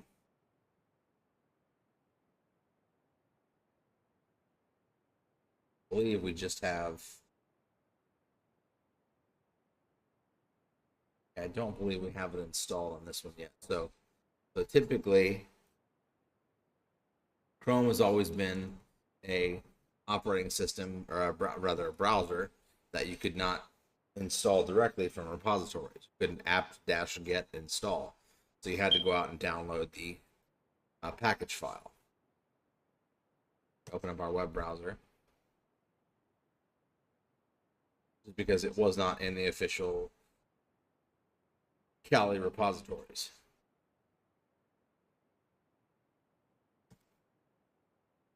We go get Google Chrome, we click download,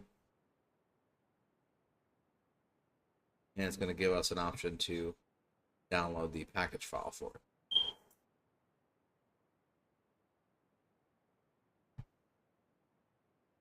So we have either the 64-bit Debian, which Kali is but based on Debian or Ubuntu, and then you have 64-bit RPM, the Red Hat package management. So we're going to download that, and we can open it with the archive manager, but it's going to be easier just to go ahead and save it to a directory, the downloads directory in this case.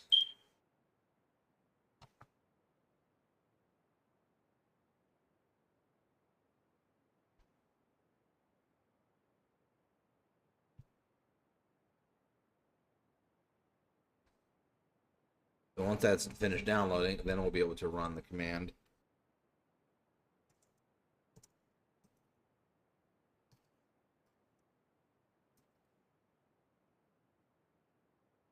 dpackage-i Google Chrome stable, and then we're going to sudo because you have to sudo to root to install it. And preparing to unpack, and it's going to unpack Google Chrome, and then it'll run it through the installation process. So that's an example of installing a package outside of the normal Kali Linux repositories.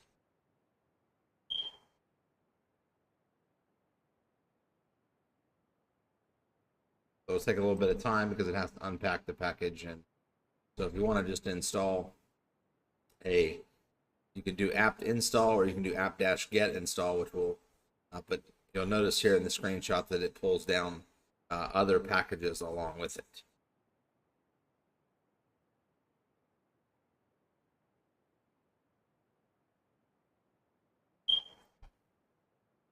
So we'll do a sudo apt install Kali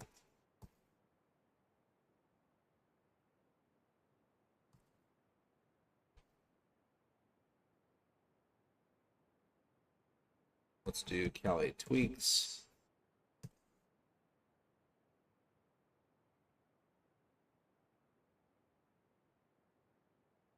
And it even has some nice wallpapers for you to customize your installation, not necessary for the purposes of this demonstration. So we see that we have the packages were automatically installed and no longer required.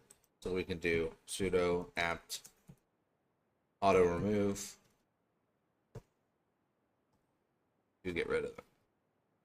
And that keeps our space nice and tidy, so we don't have too much space being taken up.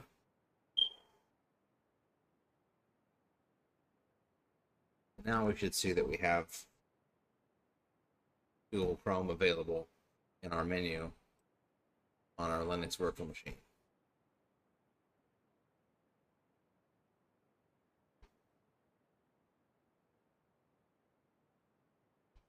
Close our other browser here.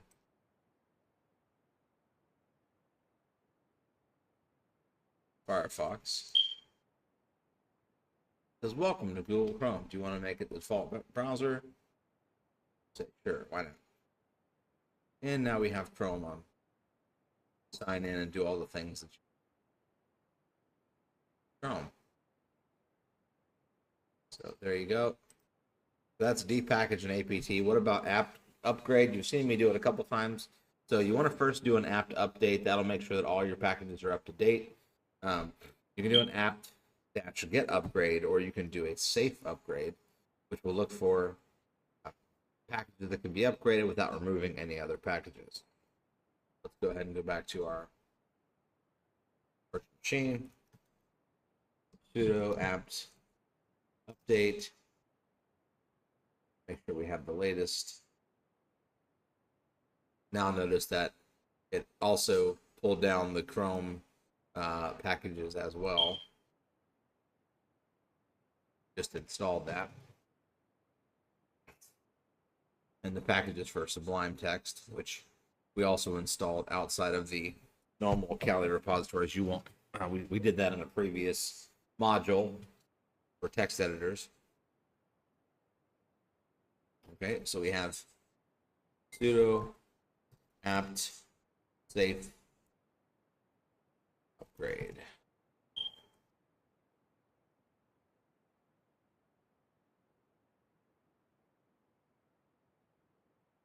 Rather, aptitude. So you have to do the full, notice the full command in this one, not the shortened version.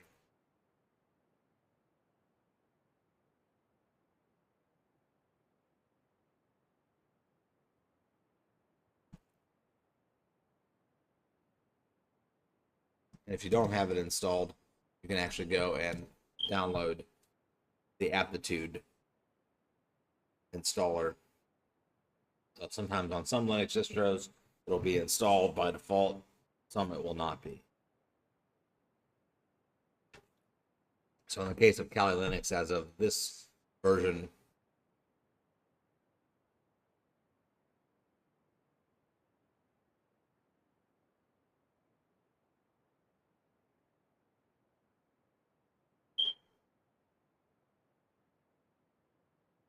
now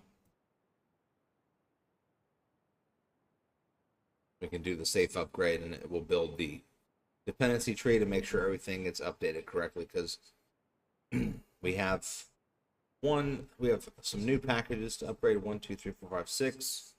Say yes, and we'll hit enter.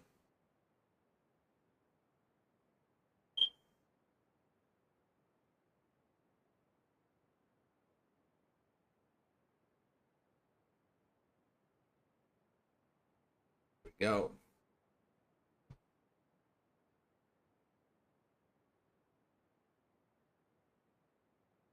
So it takes a little bit of time, of course, depending on your network connection, how long this will take. This is about 6 megabytes, so it could be very fast. It also depends on everything between your network and how close the mirror is to you.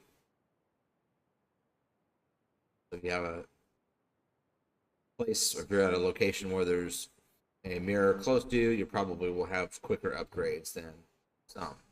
Keep in mind, plus we're also running through a virtual machine, so it has to go through the virtual network to get to the physical adapter.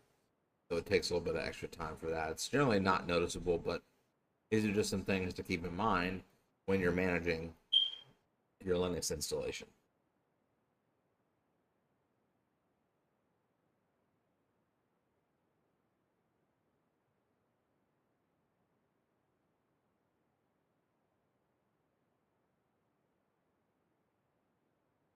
So now if we do an apt update,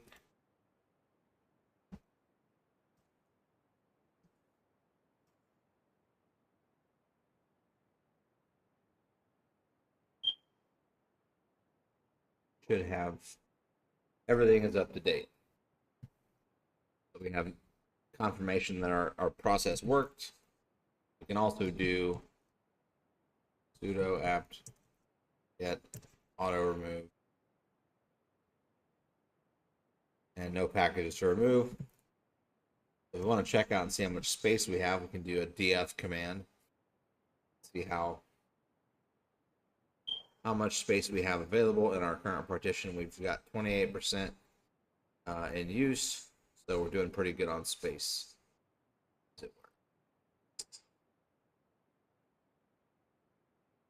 So you can also tell APT to use a specific distribution.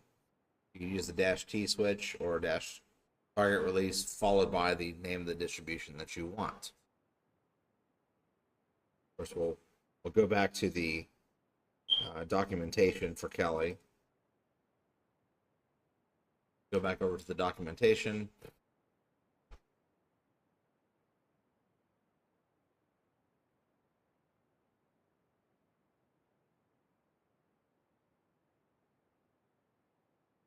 If you don't find an answer to your questions in here, you can always go to the forums. Somebody likely will have probably run into this issue. So you can do dark mode, which I appreciate, especially for easeability on the eyes. So you've got tools, and then of course you have a whole troubleshooting section here for when things go wrong. So not a bad idea to try that out. Also the community down here. So basics of troubleshooting. So troubleshooting installations, failures. So you can look at logs. You can look at buffer information. So these are all good tutorials that you'll want to just keep close by. And it even has tutorials on how to use. So it'll actually link back to the DBN documentation. It'll work more or less the same. But what about installation failures? If something failed, you could try and save the logs, debug logs, and see what might be the issue.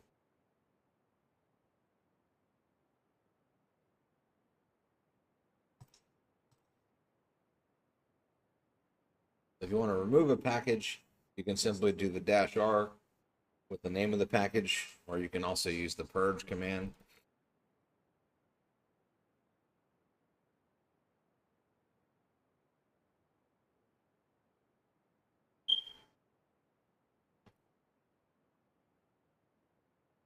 So let's look in the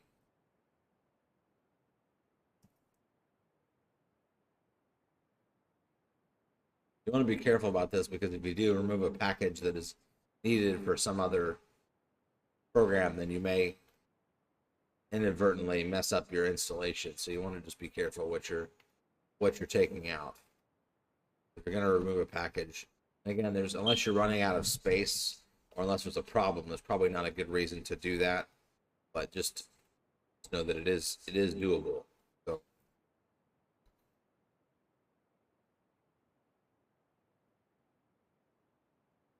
So you can do apt purge and then type in the name of the package. So let's see what.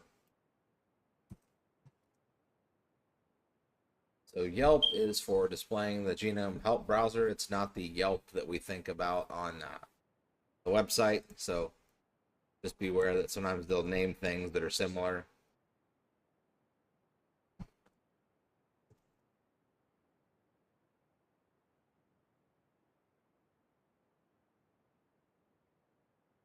So there's the different commands as we've seen, but the purge command, so packages that are already removed. You want to make sure that auto remove doesn't remove packages that you might need as well.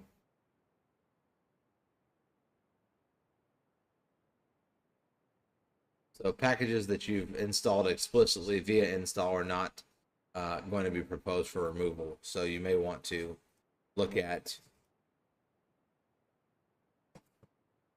other methods to remove any packages that you might not need. And of course, you can always check the Kali website for documentation.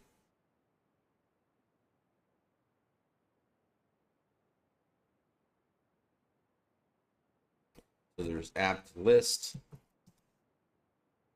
which will list all the packages, which is going to be a huge amount of information, but so it'll have the package along with what repository it came from.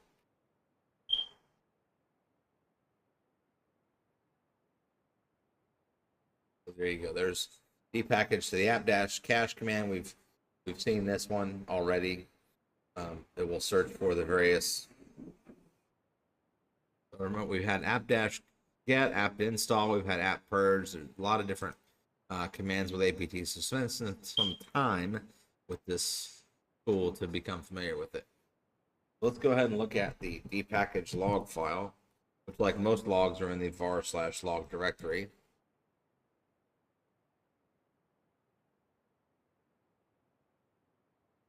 So the dpackage logs do get archived over time. So we can see what, basically a record of all the packages that were configured. And if there's any errors. So you can keep a log of what you installed when. So if you have problems, it's always a good idea to go back and check, see if there are any errors in the log. So you can find the exact time when a certain package was installed. And this, you can also use this information to understand any problems in your system. So there's you can also use the tail command, which will give you the last 5 or so log entries, depending on the var/log, or it's I think it's last 10 by default, actually. The last 10 entries, so you can jump to the latest.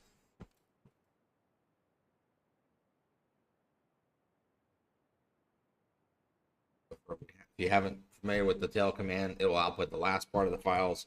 There's also the less command, which is the opposite of more. So you can, it reads different files or different parts of the file. You can move through files in different ways. So just good tools to have at your disposal when working through log files, especially, but particularly when you're looking for things that are a problem with repositories. Now, what happens when you accidentally damage your system? Well, you can go back and use the -- force to reinstall broken dependencies, and usually APT will tell you basically that the command will refuse to do anything else except for repair broken dependencies. So we can do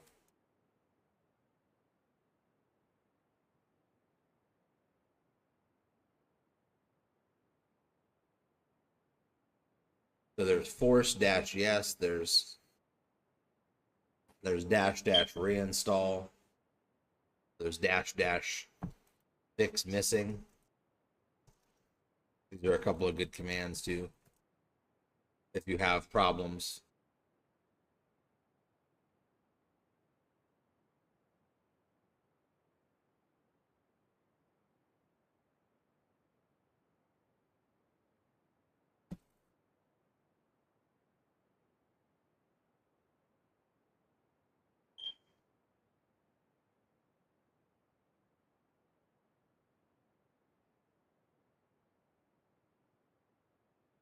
So we don't have any missing packages.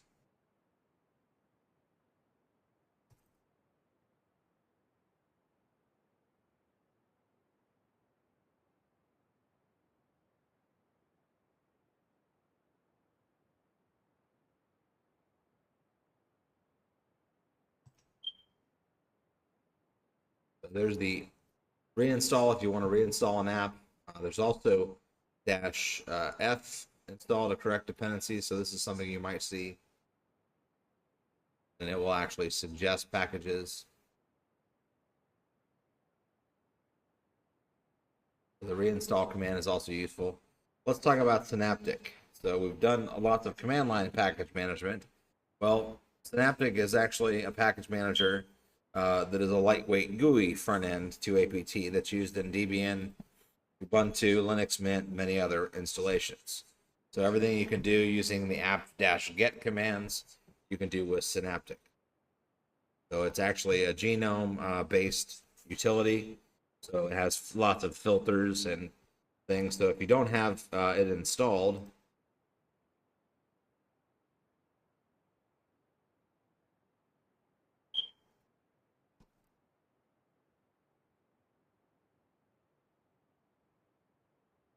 a sudo apt-get install Synaptic, and it's already installed. So we can go ahead and either go to the start menu or we could type it in from the terminal. There's Synaptic Package Manager, and we have to put in our root password.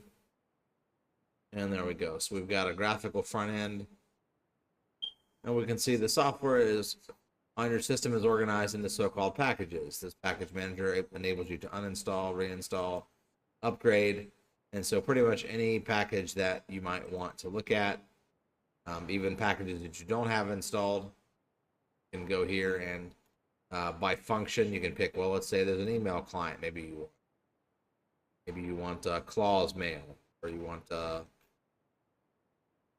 dovecot or send mail, or any number of different things. So of course you can also install desktop in different desktop environments. Maybe you want to change the look and feel of your installation. Maybe you want to get some different editors, text editors. We have Cherry Tree, but there's lots of other ones out there.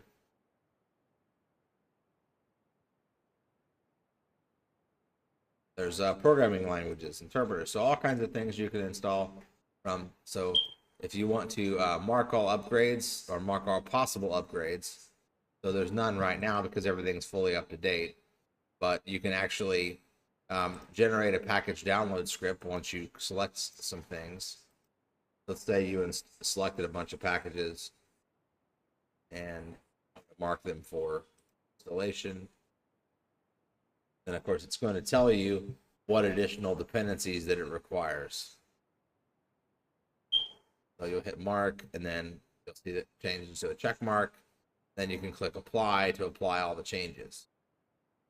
And also, once you have that, you can generate a script to download those packages.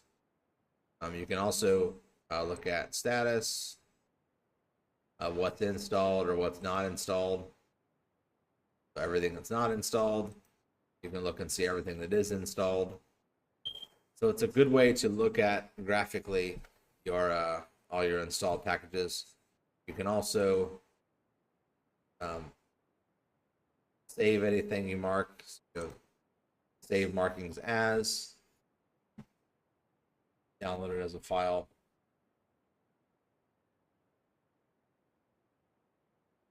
You can also change repositories. Right now we have the two for Kali, well actually one for Kali, then we have Sublime and we have Google Chrome. We also have preferences. You can change the look and feel, the layout of the package manager, change the font size, columns, the color, whether or not to leave packages into the cache or not. You want to keep a history of all your files, and then of course if you need a proxy to connect to the internet, you can do it that way as well. This one, distribution. So if you go to the non-stable, you can prefer versions from Kali rolling, or prefer the highest version. So it's really up to you. You want to be careful with this setting, just not to potentially break your system. At least I'm operating right now on a virtual machine, so not that big a deal. You can roll back as needed. So that is Synaptic, and so you can really, you have a lot of different options. Let's talk about Synaptic versus other package managers. Well, we have Genome Software Manager, and we also have KDE Discover. So Genome is the front end to the package kit. So it includes both systems based on RPM and Debian. So we can actually go to all, we can go to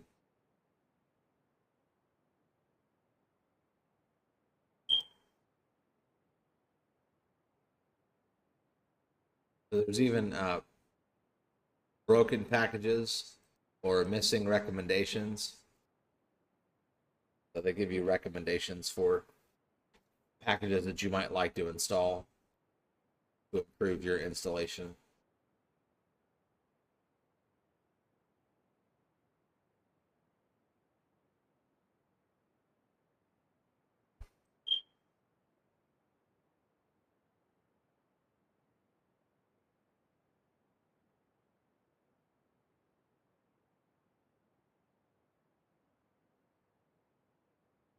Notice the genome package kit. It's right here.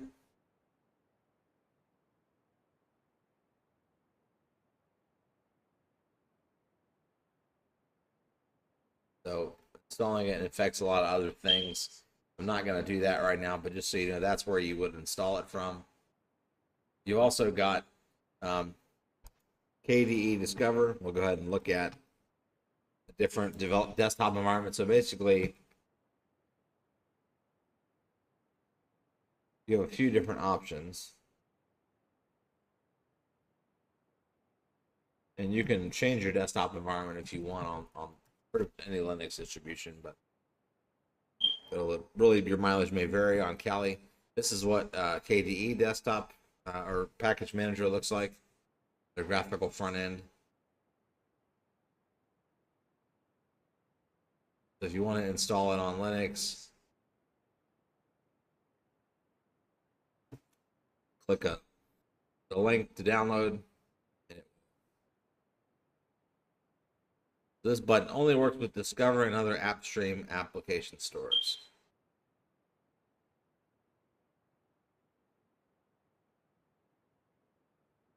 This button won't work on Kali, but again, if you want to install the manager, you can do it from the command line.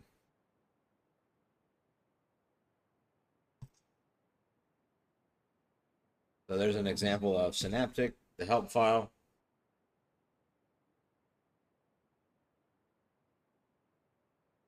Genome's package manager, which is commonly installed in Ubuntu, so you can install things like Skype and Slack and other popular apps. There's KDE Discover.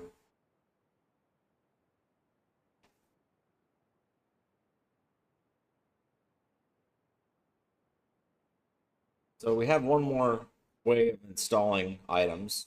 They're called snaps. So snaps are not in Kali Linux by default, but they can be installed. So to get started with snaps, snaps basically have different risk levels. So they can have stable applications, candidate applications, and then beta. So you've got channels that define which release of Snap is installed and tracked for updates. So tracks allows Snap developers to be able to publish multiple releases of their application at the same time. The risk levels represent the trade-off between stability and new features. Then you have branches, which are an optional, and they hold temporary releases. So the tracking value for an installed Snap shows which channel is installed, which one's being followed. So for example, let's go to snapcraft.io, the website. Notice this is made by Canonical, which is the company behind Ubuntu. So you can find different snaps depending on what you want to install. Let's say I want to install video LAN player. So I can see where people are using it, how it's being used, what it's being used for. So I want to use it because it just tends to play things easier. I can do sudo snap install VLC. Let's go ahead and go over to the terminal. And I'm going to discard mark changes, clear sudo snap install.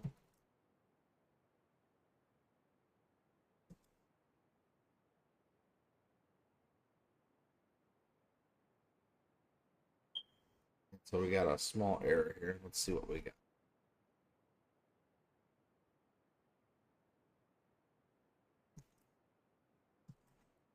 PLC dash dash channel latest.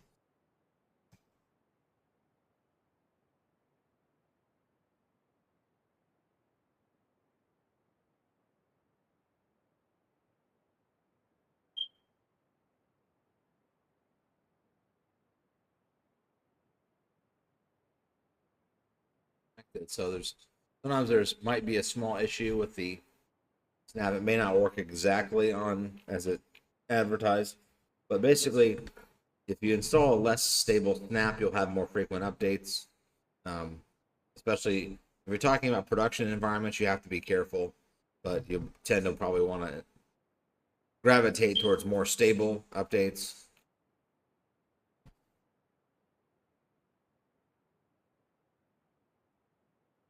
So releases tend to be considered to be almost ready for, if they're a candidate, they're almost ready for stable, but they need some more real world tweaking. So, but at this point, they've at least patched or passed all the quality assurance and review processes. For beta, users wanted to test out the latest features. These are typically outside of a production environment. So Edge is really, if you're trying to closely track development, often including a bunch of changes that haven't had quality assurance or review, but they're built into a CI pipeline. So these are the current operating systems that have snaps pre-installed. You see Ubuntu, Manjaro Linux, Zorin OS, and most Ubuntu flavors. So even though Kali is an Ubuntu variant, it does not have it installed by default.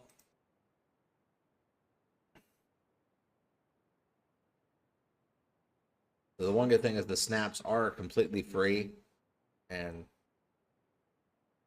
generally easy to install. So if we have an issue, we'll look at the man page.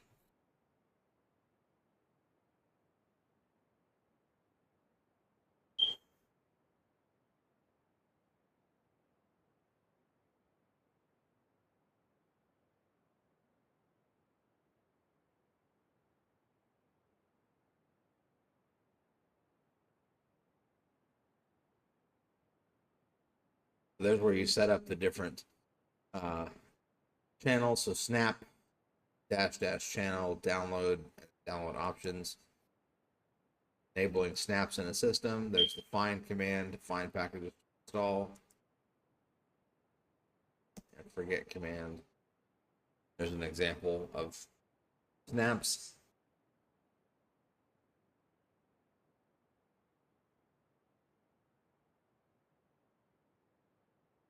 Quite a lot of functionality.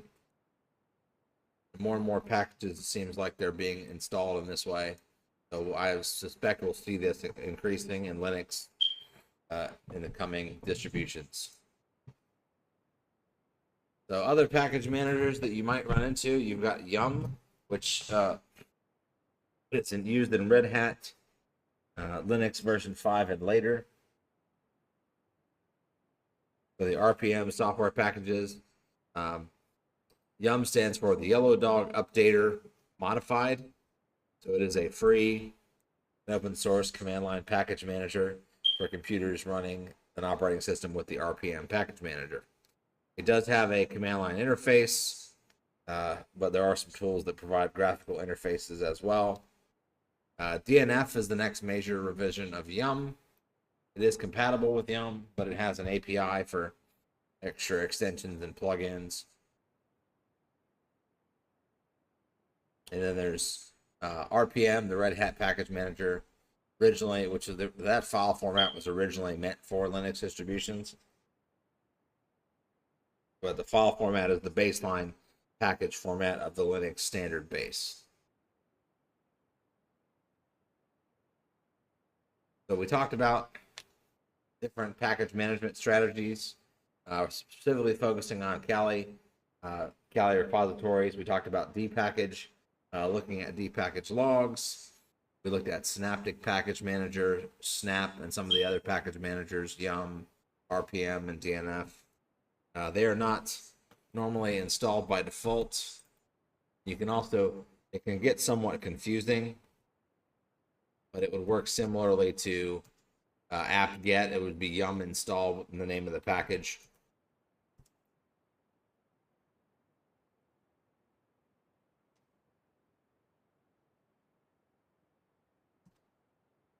You can, in some distros, you can install both yum and APT, but I wouldn't recommend it.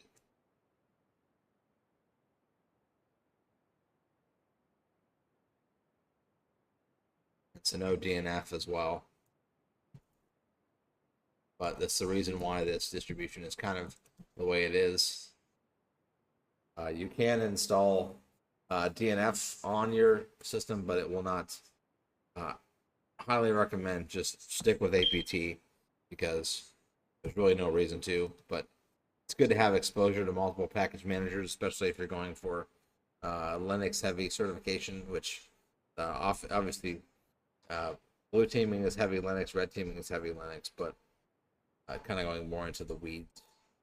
So that concludes this module. I appreciate your attention. We'll see you in the next module. Thank you.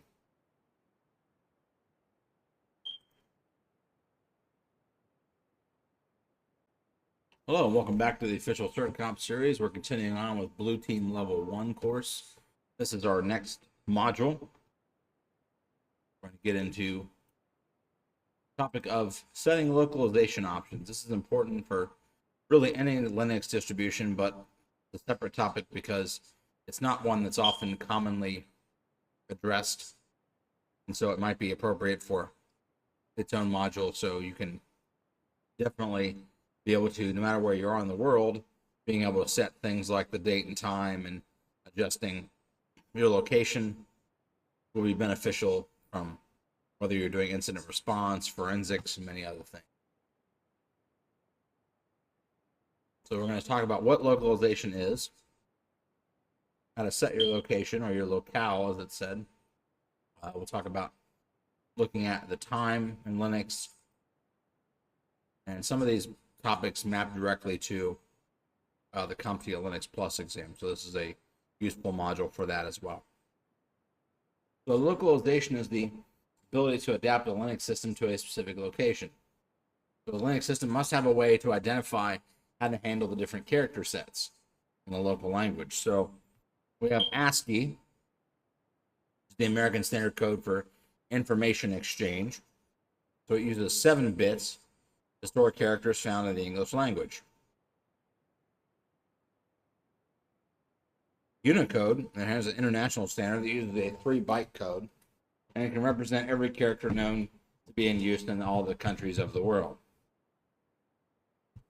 UTF, or Unicode Transformation Format, takes long Unicode values and into either 1 byte under UTF-8 or 2-byte UTF-16 simplified codes. So the world is full of different languages. Not only does each country have its own language, sometimes sets of languages. Each country has its own way for people to write numerical values, monetary values, and also the time and date. So Linux has to be able to adapt to the local way of doing all those things.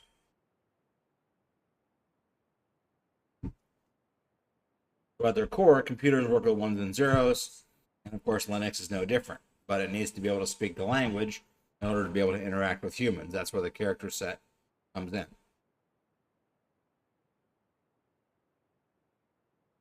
So let's talk first about environment variables. Well, so environments for computer programs are defined by features like the current working directory, the user's preferred language, and also the type of terminal in use. To be able to deliver this information to programs, Linux maintains environment variables, which give information about the virtual location of a program and resources that are available to it. These variables will contain information like the local user's home directory, the computer's internet host name, and the name of the command shell that's in use.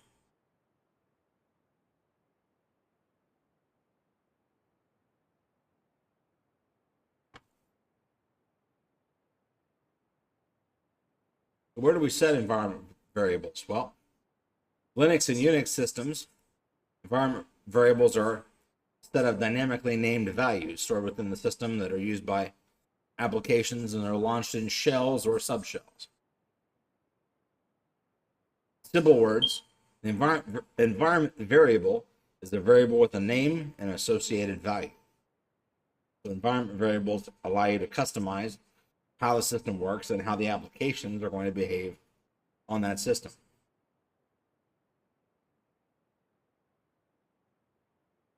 So for example, the environment variable could store information about a default text editor or a browser, the path to some executable file, or the system location and keyboard settings.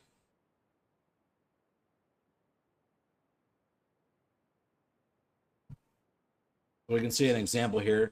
So in Bash, to set an environment variable from the command prompt for a specific login, you have to type the variable name followed by an equal sign and the value. And type the export and variable name on the next line. So in Bash, the following command here adds the /opt/bin directory to the existing path environment variable.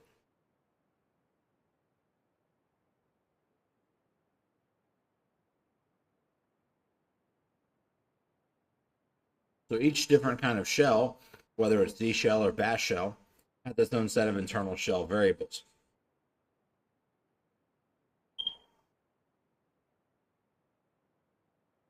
So there's different commands in Linux that you can use. Let's open up our Linux virtual machine here. I have been running Kali Linux, but this should work similarly for most other distributions.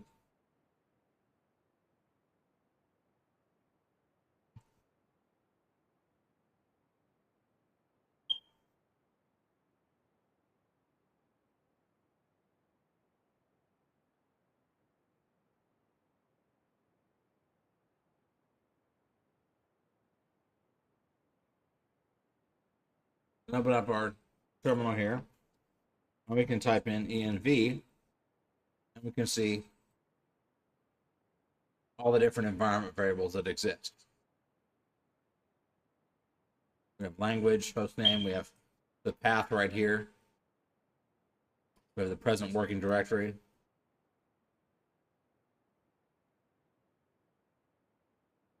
color scheme, and many others.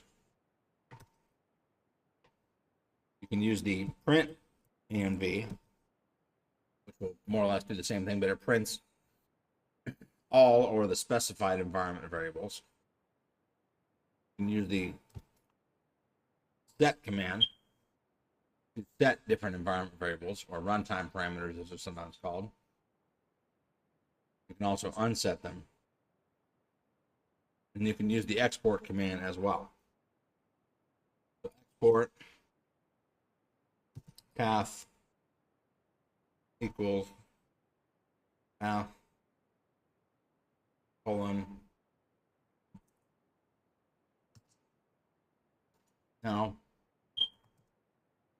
we can look at our environment variable again. Notice that the :/opt/bin has been added to the path variable.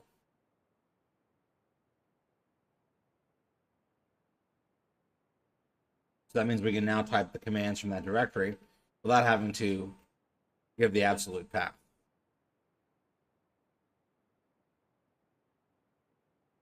Well, let's talk about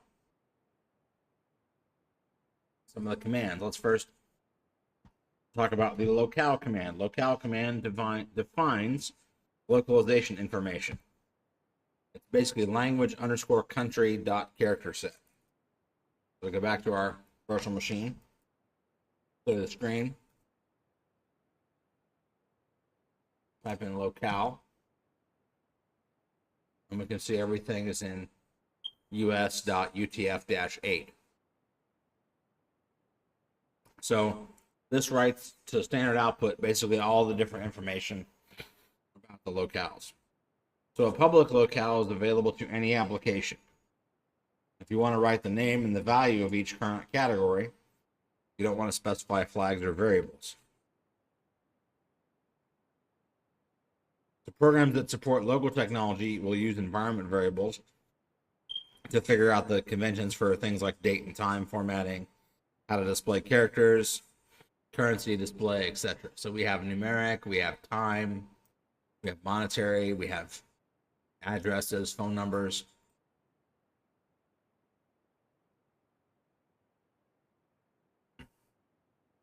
LANG is the language, and language is the fallback method translation if needed. It's not, it's optional. We have LC address, which is the convention used for formatting, of course, street or postal addresses.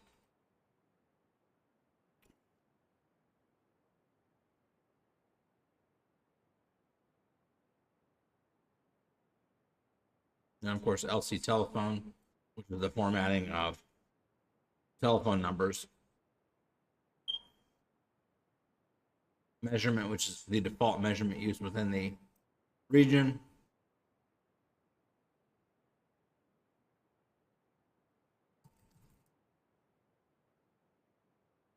There's the man page. So you can display everything. You can display character maps with a -M. Look it up by category, by keyword.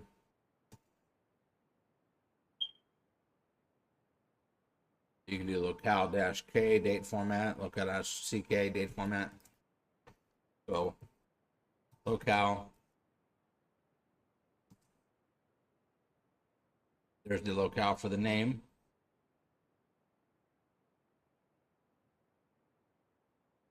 If you hit tab, it'll actually start completing it for you. The locale for telephone numbers.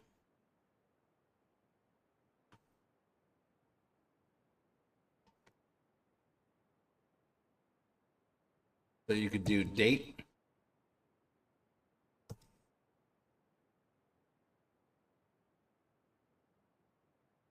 So a lot of different options here.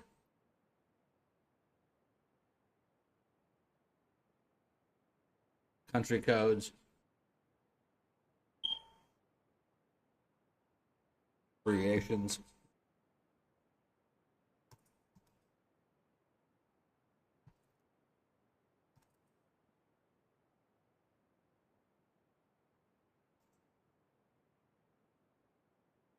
So there's, you can see the libc for the address. So lots of different commands you can use there. So this is an example of installing the language from a typical Linux distro. You pick the English language, and in our case, or whatever language is appropriate for you. This will control some of what the characters and formats are used.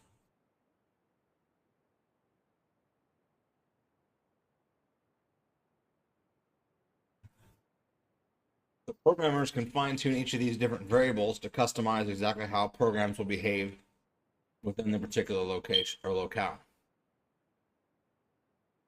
So for a manual method, you can actually just change the value. In this case, we'll set it to locale, or rather export LC underscore monetary, and we'll send it to the Great Britain UTF-8 standard. So now if we do the locale command,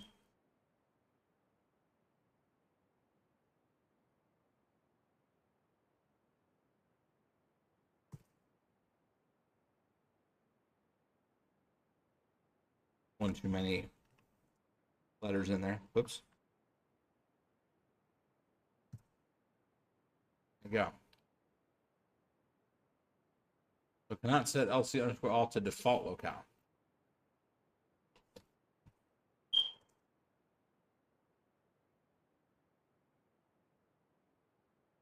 So if we want to change it back,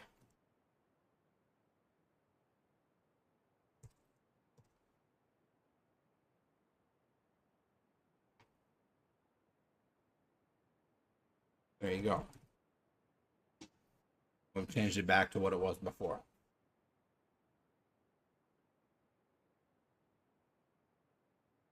So a quick and easy manual method.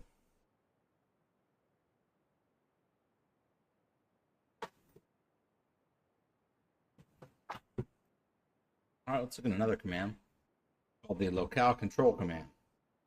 So if you're using a Linux distribution that utilizes systemd, you have the locale control command available.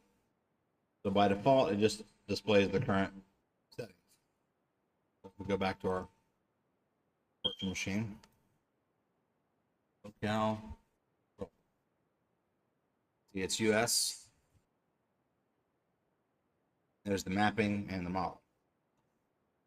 So not only does it show the language environment setting, but it also shows the keyboard layout, as well as the X11 graphical environment layout.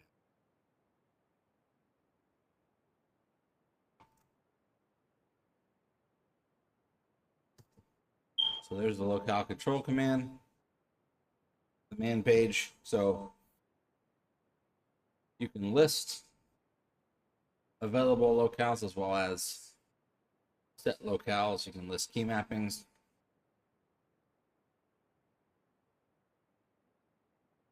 Some examples of some of the variables.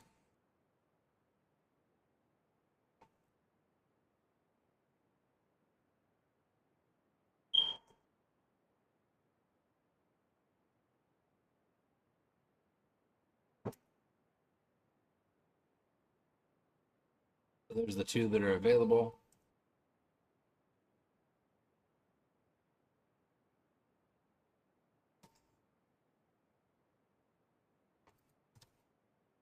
It does not able to read the key mapping. Now this may be different on other versions of Linux, but just to be aware of that.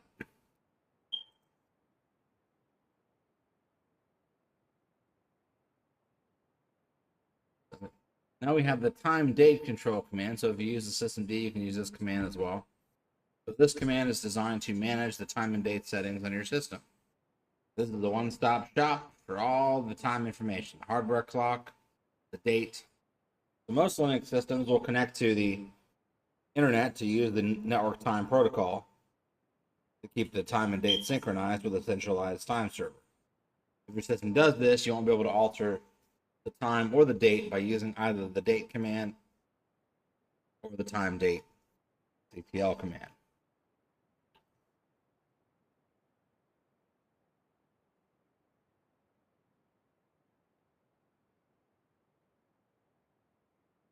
So let's go ahead and clear the screen.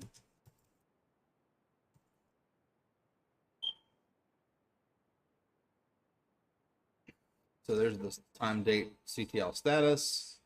You can do show, which is the same information. You can set the time and the time zone if you're not connected to an NTP server. You can also set the interface specific servers. So we can do time date CTL status. List out the time zones.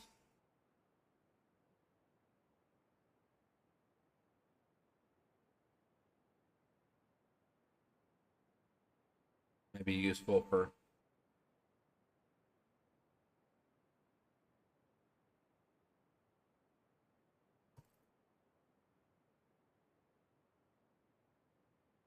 so you've got set NTP, set locale. You've got status, which we've already looked at. Set time. They had put the arguments in there, but so again, what if you wanted to watch the? So we know the time command, which shows the relative time, but if we wanted to watch the system time with this command, you could do that. You could do time date CTL, and you could see whether or not it's synchronized. So there's no NTP running right now, so you could, in theory, change the time or set the time.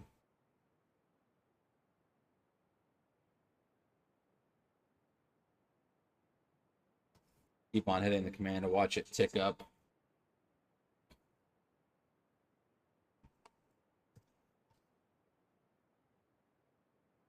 The time returns the time and the number of seconds since the epoch time. So we talked about different ways that Linux works with languages, how to change the current character set on a Linux system. We talked about how the time zone are set, and we looked at some of the commands, the time date CTL, the locale CTL. So that you can use this to also keep track of how long it takes for an application to run on a system.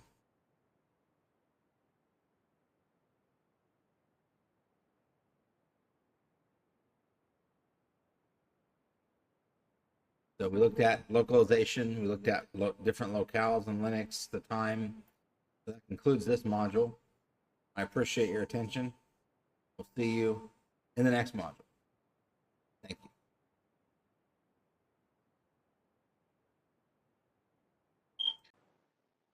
Hello, welcome back to the official CertCop series. We're continuing on with Blue Team Level 1 course. Next module. This module, we're going to go over some of the basics of sifting through services in Linux. We're going to talk about Linux server services. And we're going to use the Ubuntu server VM just for the sake of the demonstrations. We'll get into it more in the labs, but we're going to talk about what is a Linux server. Ultimately, if you're in any kind of organization for a time, you will find that there are different servers that are out there. Some servers that are being used to serve up websites, content management systems, everything from Netflix to cloud. We have Microsoft Azure. We have servers everywhere. We have on-premise servers. We have off-premise servers. We have virtual servers. We have servers that are running in containers. But ultimately, we got to understand some building blocks about Linux to be able to effectively defend them. Linux is often scary because people don't necessarily want to learn Linux if they've been used to Windows most of the time. So we're going to go over some useful commands. Working with Linux servers, we're going to go over some concepts like what is a Linux kernel? What are the different components of the kernel? What is it used for? We're going to talk about some of the basic services that servers can provide. We're going to look at how to implement security. We're going to talk about local networks. We're also going to look at how to improve performance of servers.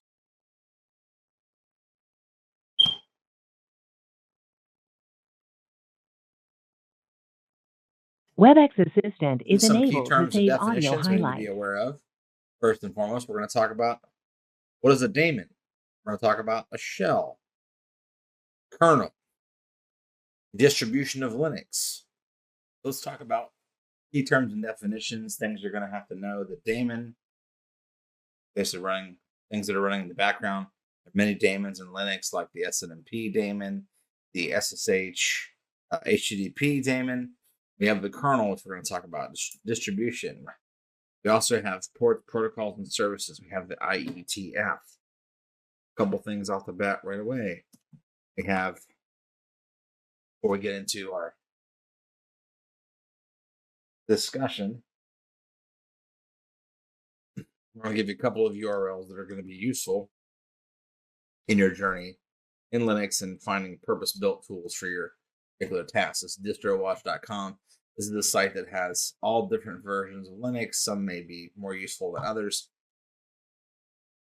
Some are designed to run on older hardware, lighter weight hardware, all different kinds of things here. So you can find quite a bit by clicking on the distribution. You can even type a name, search. It'll even give you random distributions. But major distributions like Ubuntu is what we'll kind of primarily work with. But Ubuntu and Kali, which Kali is based on, there are several other Linux distributions out there. So let's look at the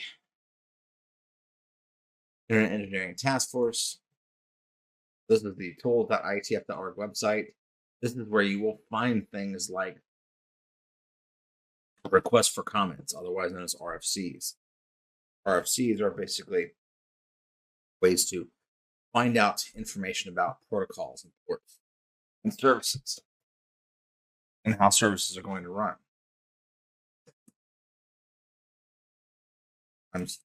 things don't always pop up correctly, or if you have an ad blocker, but you can browse the index by numerically as starting at 0 and going all the way up. So these are be things like protocols like TCP, UDP, etc. So this is a good place to find information on ports and protocols and services.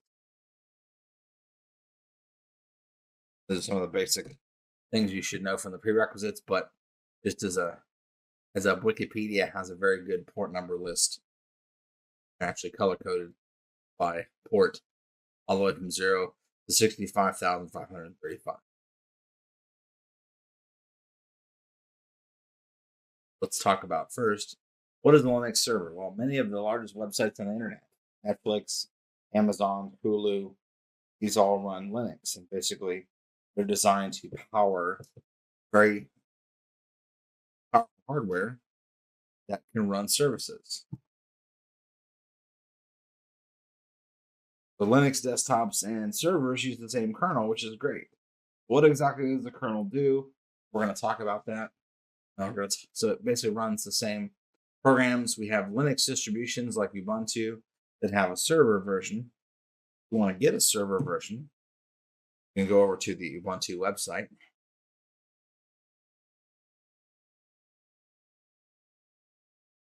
On the Ubuntu website, they have the server version for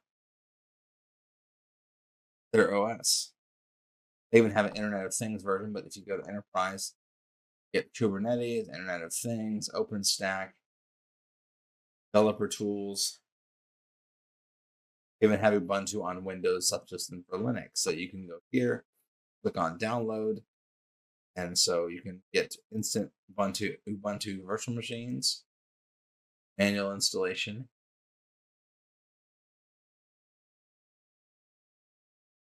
You can do automated server processing. So if we want to download Ubuntu server,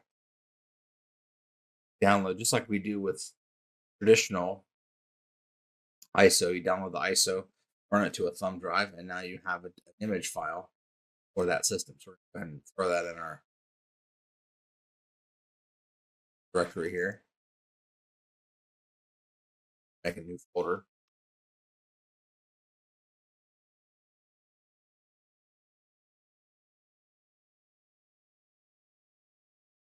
And also have the pro tips. You can put in your information and get a email from Canonical.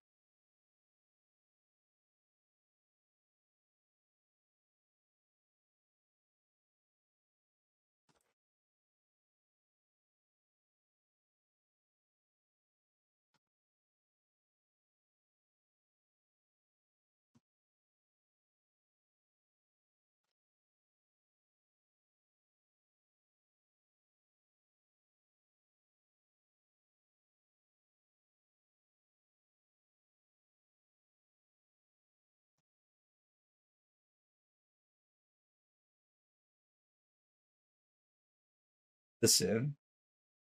So the live distro is about downloaded. Here's the pro tips. How to work with a server. So a lot of the commands we're going to talk about are here. You also have them in your server tips.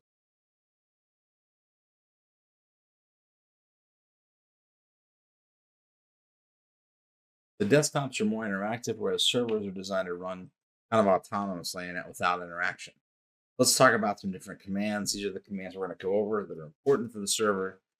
Which command, systemctl, service command, help, man, chmod, etc.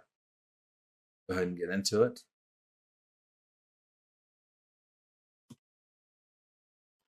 So the which command displays executable's location. But sometimes it's for more than a version of the executable on the system. Not always. It will not work on built-in commands or aliases. And it's used typically before or after or during when the event's being identified. So if you try to use a which on a shell command, for example, you'll get no response or you'll get an error message.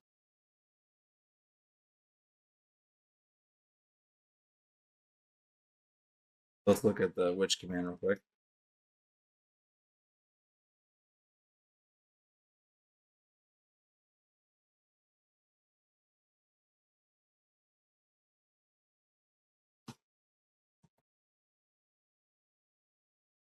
If you do Control C, it'll resize your virtual machine for you. Make it fit to the screen. Sometimes a little annoyance that I have that I don't like the way Linux and the virtual machine behaves sometimes.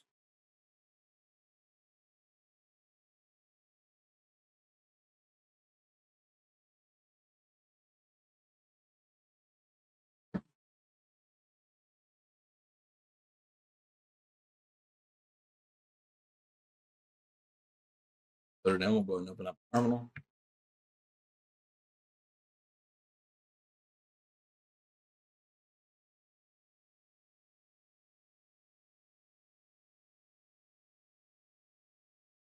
Unless we got no response. Go to man page, with which you do get, so it returns the path names. It's good for finding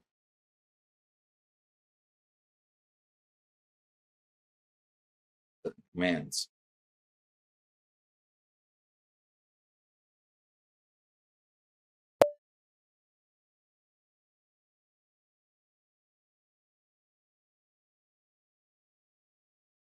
We have system CTL, pretty important utility responsible for examining and controlling the system daemon or system D, system and service manager.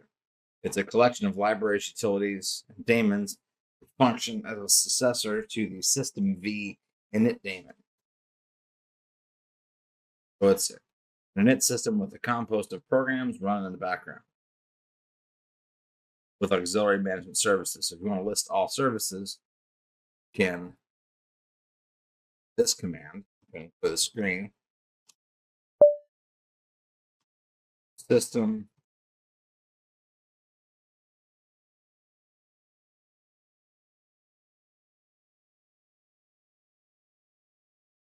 CTL list dash unit files type service all. Notice that Ubuntu said that it had an update, so it's a good time to go ahead and upgrade to the latest and greatest version because this one's not going to get any more updates. However, this is all the different services that are running, the current state, and then what the state is as far as the vendor goes.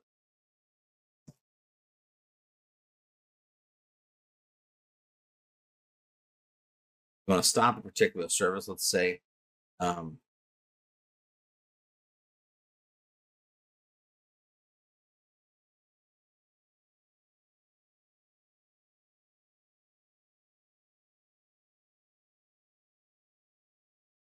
so let's go ahead and do an example command. Sudo, put the screen first. Sudo systemctl stop.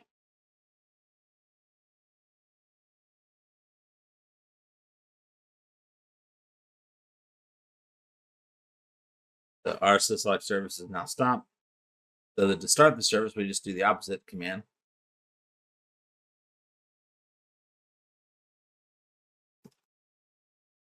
There we go. And we hit the up arrow. Notice we can do that again. We list the commands. We should see that service running. And our syslog service is enabled, as it should be. You can also restart a service. Basically the same command.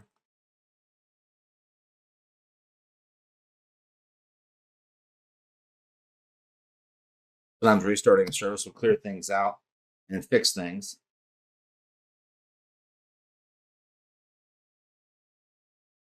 So the start service will start the activate the service, the stop service stops the service, and the restart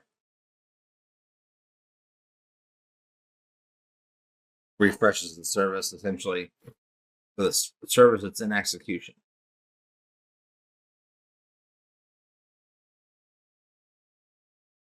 Service command is used to run a system via init script, the old system via init daemon. So service command will still work, but it's basically service, then the script name, and then stop, start, restart.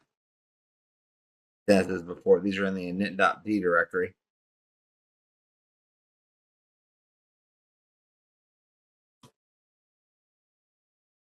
the service command. You can use service dash dash status dash all.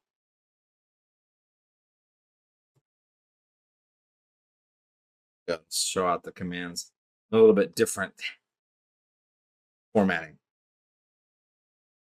So right now we can see that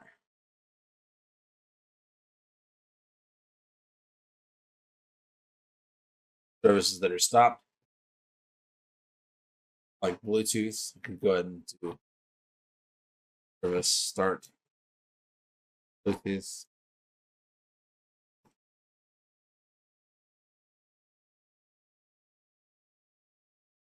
So it doesn't recognize the service.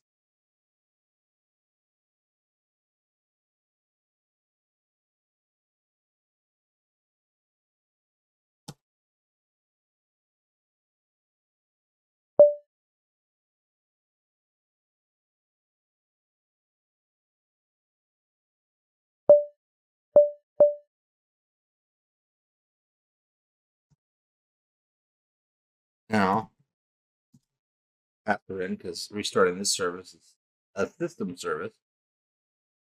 Got to put in the password real quick. So that's the basic syntax of the service command. Next command we have is the help command. So you can launch a terminal by pressing Control-Alt-T, or just click on the terminal icon.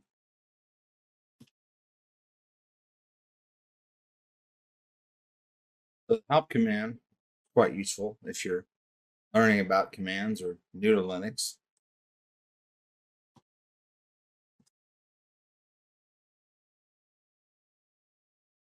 You don't know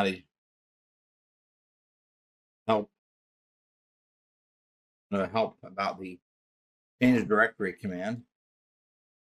Give you information on how to use it, some of the different switches or options, as it were.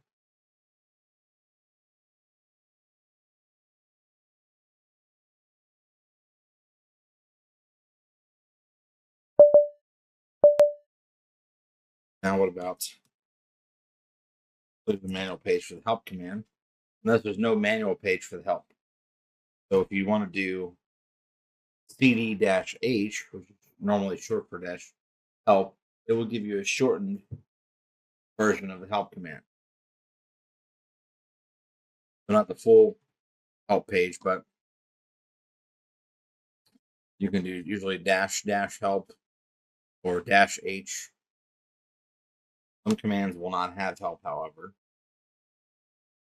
There's another way of doing it.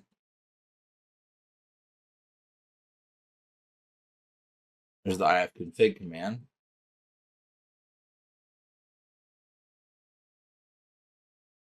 That's ifconfig dash help. It's the same as ifconfig dash h. So it kind of varies depending on the command. The dash D option you'll use when you wanted to get just an overview about any command. The dash M show pseudo man page format. So we do this. So we're going to go ahead and clear the screen. We're going to do cd help dash, or rather, help dash a cd.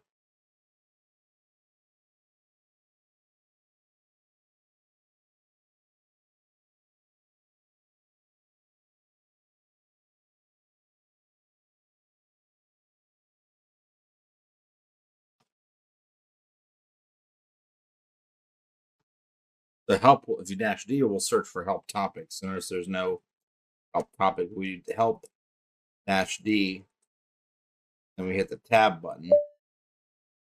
It will give you some different options.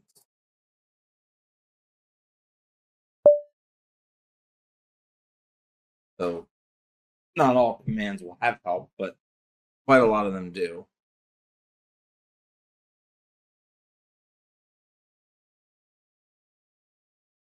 That is the help command. What about the man? So man displays the manual of any command we want to run on the terminal. A detailed view of what the command does and any sort of switches that it provides.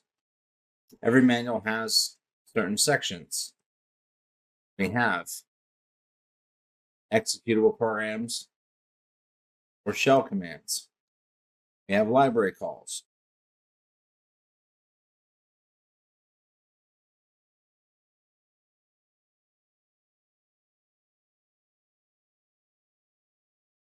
If there's any games, for example,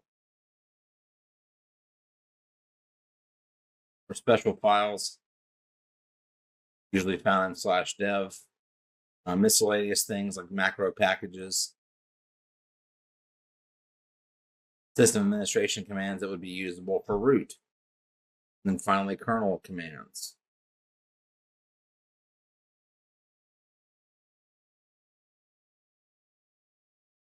Look at the man and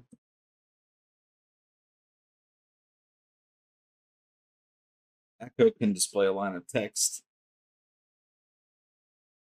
echo something out the screen, echo hello, and out hello to the screen. Now, if you want to echo shell, it'll send the word shell, but sometimes you have what are known as system variables. So you can echo out variables to the screen.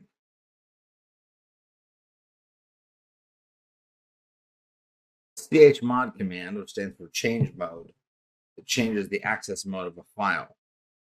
So these are usually to delineate things like permissions. So the list of users that the permissions apply to and who gives the permissions. You can do chmod a couple of different ways. You have octal mode or octal notation, which uses a series of numbers, change the permissions, and then you have symbolic mode. So we have U, we have G, and we have O. So U means the owner of the file.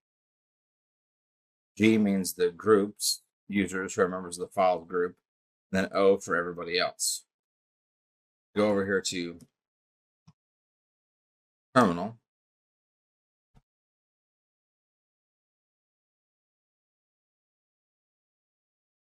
Go to the string. Notice Linux is case sensitive, so if I make a mistake, type something wrong, it will not return the value. So let's type in chmod -h. So there's no -h, so we have to do --help. Just learning what we made last time, there's sometimes certain commands that will operate the same way other commands do. So you can see the UGOA plus or minus read write execute. There's also octal mode, which is 0 to 7. Go and clear the screen.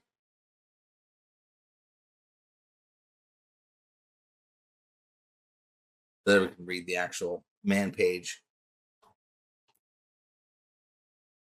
So we have 0 or more letters from that set or a single letter from UGO. So let's say we have a file here, the ls command. And let's go ahead and go over to the documents directory.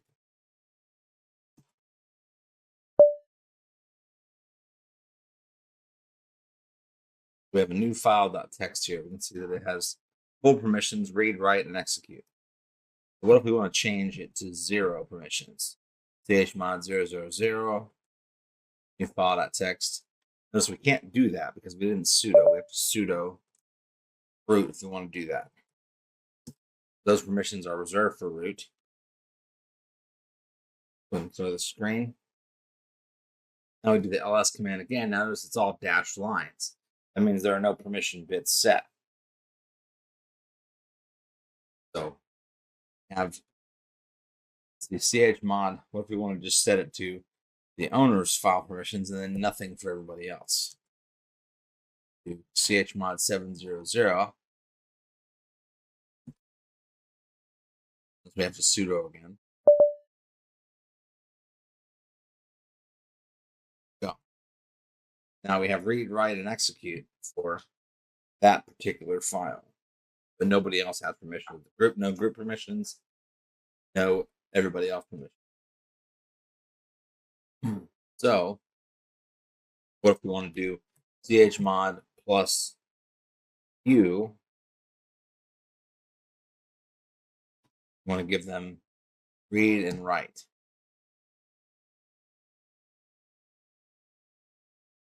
Sudo again.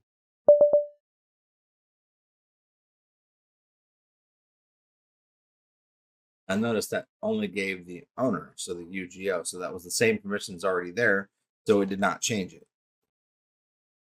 Let's make the group permissions read and write.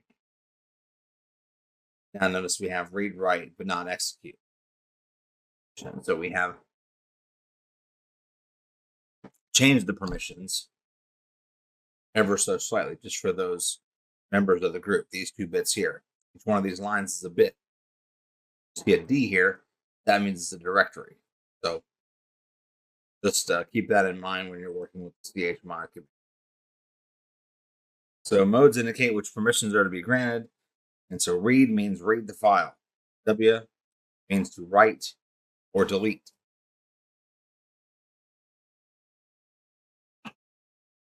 And X means to execute the file. Or in the case of a directory, you can search it. So by typing ls-l, you're essentially listing out directory permissions.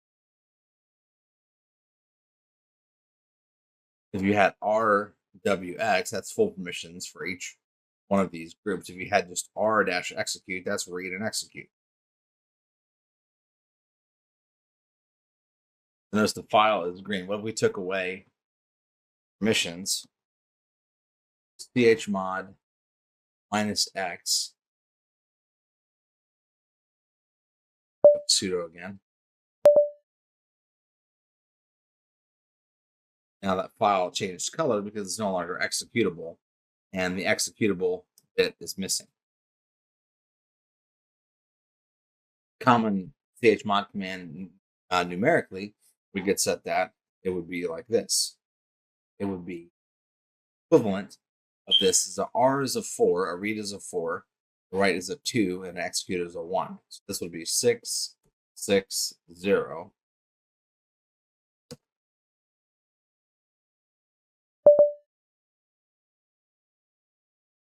Notice it did not make any changes because we did the same thing numerically. And what if we want to make it 666? Now it added in some extra permissions. Now everybody has read and write permissions, but nobody has permissions to execute. So it's still not executable. That's just some of the things to keep in mind with working with chmod command.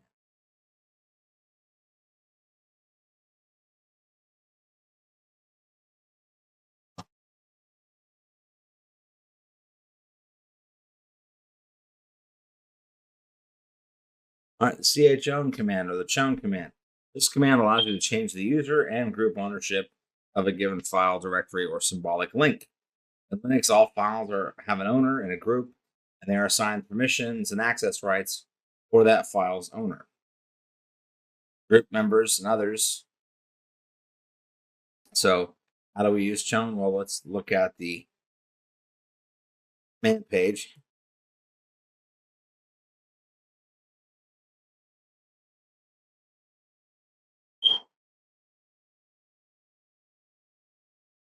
There's the chown command. We'll click again on our new file.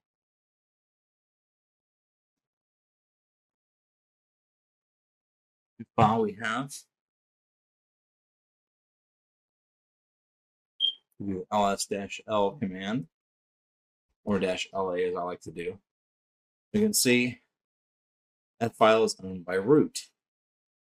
We want to change the ownership to sudo chown. Then we do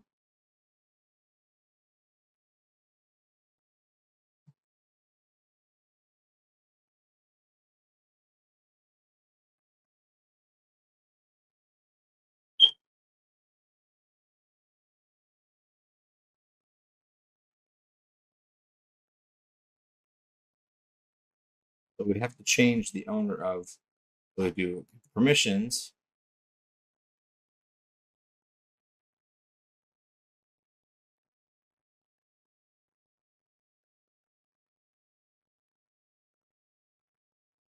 sudo. Now, if we look at the file, we can see that the owner has been changed. So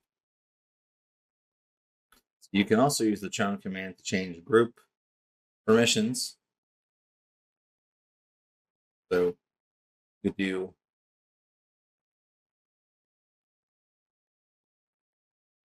chown command, name of the file, or rather the name of the user, and then the file name. What about user mod? So user mod typically after you add a user. So if you want to modify a user once it's been added, we're going to do a couple things. We're going to add a user. There's user add. With the sudo first.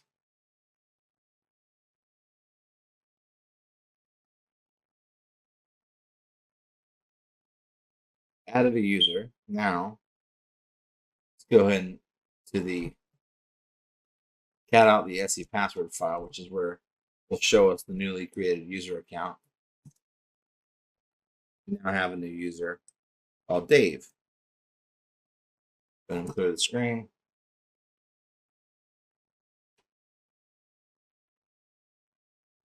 Now we've created a user. You can do user mod -- expire date command and put the year. So let's say we want the account to expire 2022 01-01 and put the name of the account. Because we couldn't do that without permission, so only root can do this permission. So now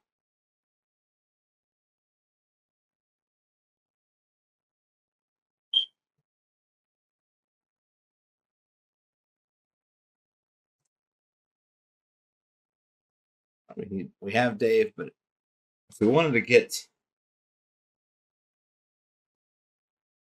permissions, so we could actually we could say let's add a user to the group. So we have, let's say,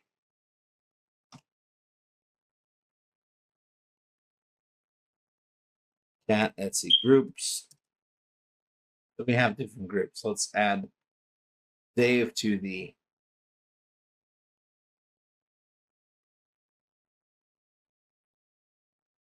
different group. Say group add administrators.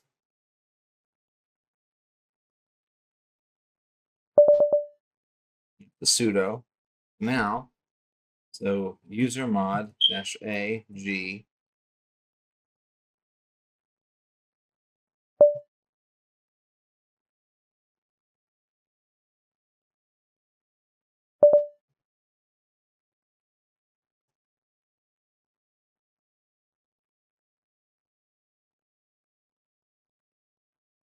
we now have the administrators group, and we have Dave, which has been added to the administrators group. So notice each account, when we create it, they create a group with the same name of the account and add that newly created account to it. So that AG that I entered up here just appends that to a different group. Or that stands for append to groups, because it's spelled out.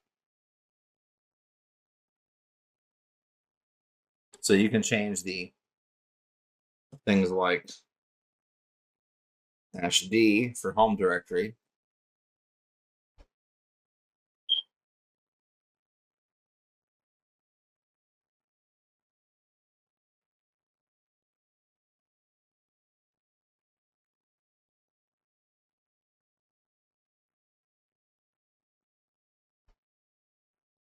Sudo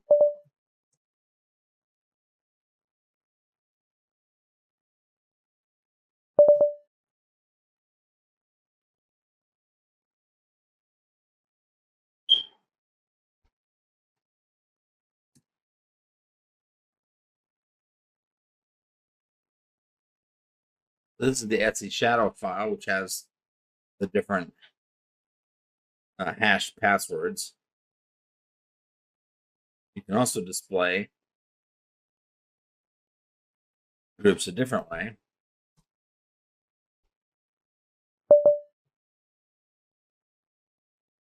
sudo usermod -- shell / bin shell.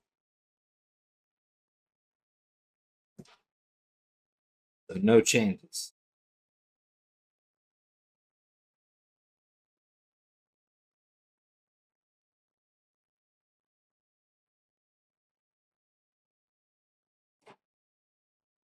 Now, what if we want to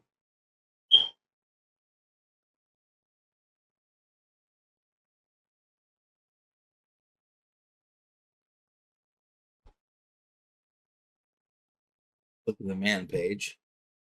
So with user mod, we can append, we can allow names that don't conform to standards. We can put comments in.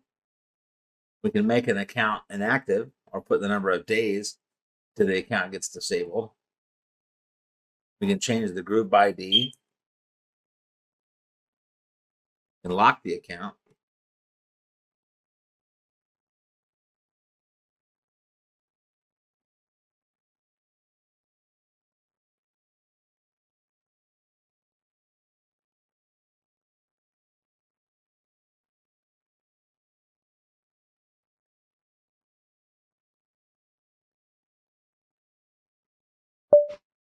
These are all the different ways.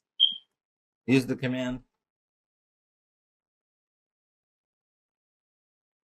Look at the user add, the add user. The difference is that the add user is similar to user add, but it's just a symbolic link to it. So add user, let's do a different way. Add user.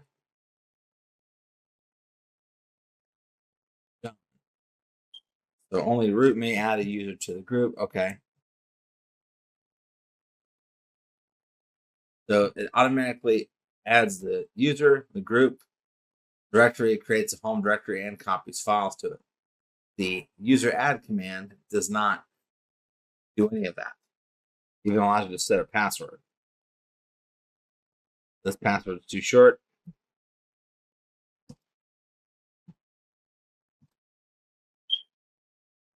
And we typed in a bad password that fails the dictionary attack. So that means it's based on the dictionary word.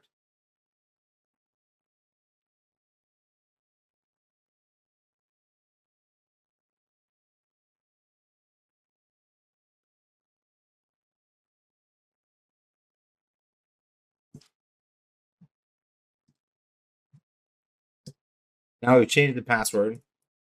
John Wayne. Get phone number 1, 2, 3, 4, 5, 6, 7. Home phone.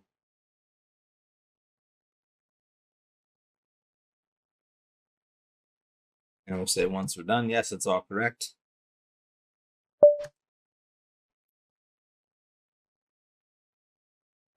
And we can cat out the password file and we see we now have the new account. And we also, with the other command, notice the difference. It actually allows to put in more information in their user account. So some Linux distributions, user add may be slightly different, but whatever version of Linux you're using, make sure that you read the directions and follow the commands accordingly.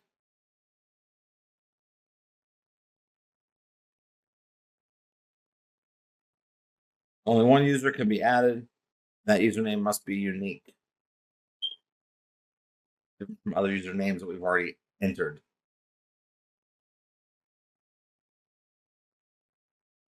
All right.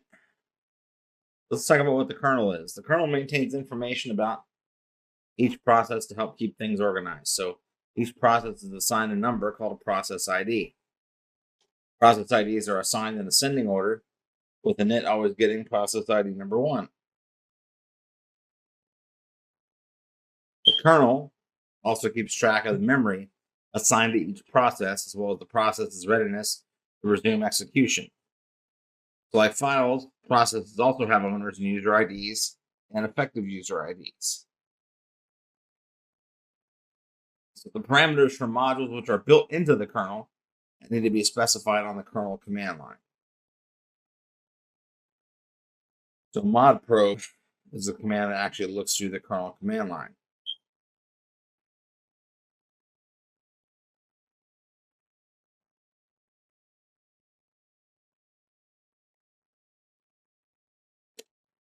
So that being said, the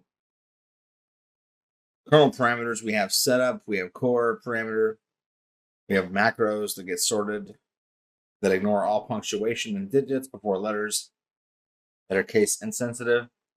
And the kernel parses parameters from the kernel command line up to dash. If it doesn't recognize a parameter and doesn't contain a period, the parameter gets passed to a init.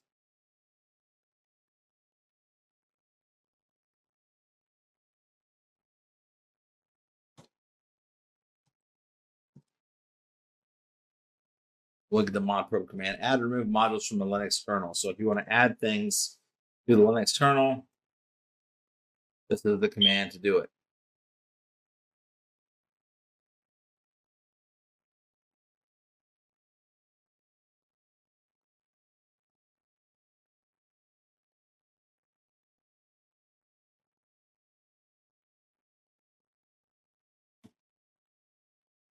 We're not going to get too much into kernel modules. That's a whole separate class. We could spend time on modifying the kernel, but how does basically a process work? Let's talk about that now. So you have, when the system starts up, the kernel initiates a few of its own activities as processes, and it starts up what are known as background programs or scripts called daemons. The process gets spawned by a parent program. Means they just sit in the background and run without having any user interface. So even if you're not logged in, the system is usually busy performing routine stuff. The more services you have equals more potentially daemons that you have.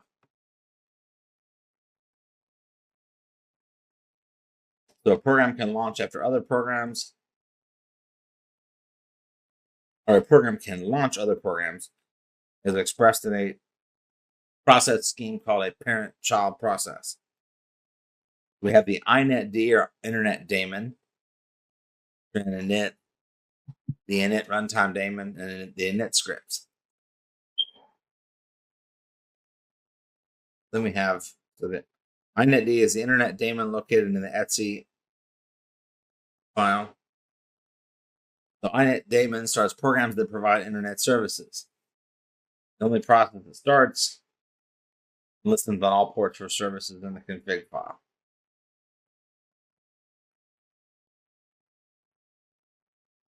They're also referred to as a super server. And it'll be different depending on which version of Linux you're on.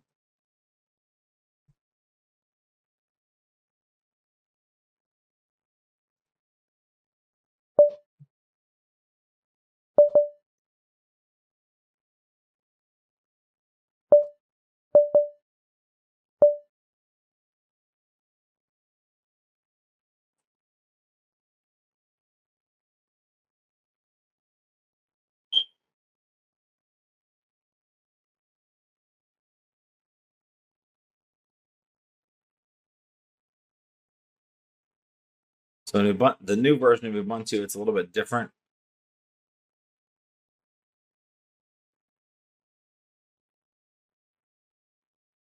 So we have the xinet daemon, which does the same function as the inet daemon. Programs providing internet services.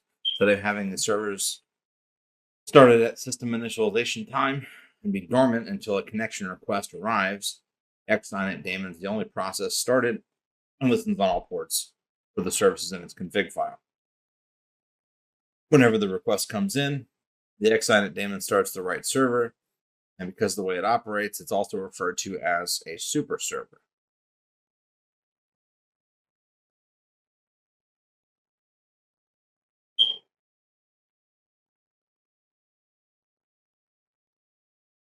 These are some of the popular server distributions for Linux, like Ubuntu, Red Hat, Fedora, CentOS, and SUSE Linux.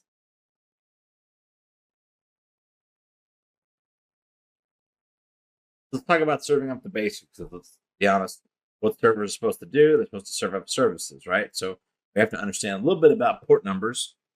So port numbers are essentially what way the traffic is going to flow through the server. So we have port numbers from 0 to 65,000. 535, which are 2 to the 16th power. And you have well-known ports. You have some registered ports from 1024 to 49151. These are ports that companies must register for to be able to use. And you have the ephemeral ports. And so the common protocols you should be aware of in the prerequisites, we have the TCP, Transmission Control Protocol. We have UDP, which is the User Datagram Protocol, the unreliable connectionless protocol, whereas TCP is connection oriented. We have File Transfer Protocol, FTP. We have Trivial File Transfer Protocol. If you've ever sent a configuration to a router or pulled a configuration, you might have used that. The Insecure Telnet, port 23. SSH, Secure Shelf, which is pretty much most of the ways you'll be remoting into servers in Linux and cloud especially. We have web traffic, HTTP and HTTPS.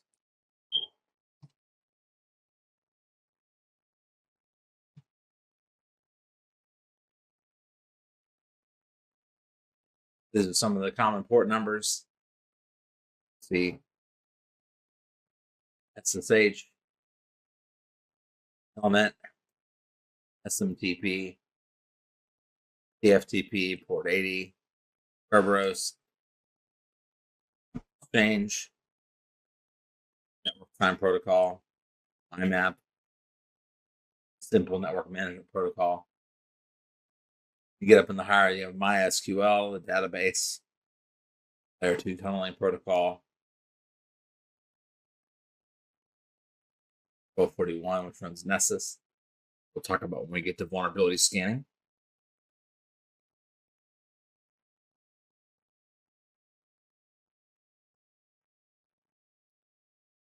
Let's talk about serving up the basics. Well, the Etsy services file contains all the ports on the server. And Linux servers can provide web services, database services, and email services. Typically, you want to have your database server separate from your web server, and your email server separate as well. They should be singular function servers for better security. So the Etsy services file has all the ports on the server. It's basically a plain ASCII file providing a mapping between human-friendly textual names for internet services and their underlying assigned port numbers and protocols.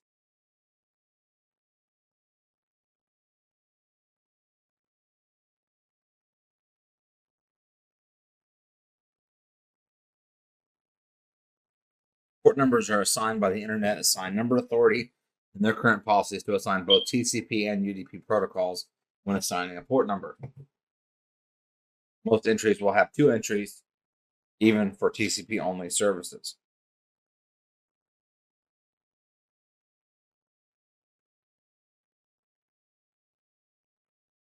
Talk about 2 of the most famous web servers on, as far as consumers go, or servers.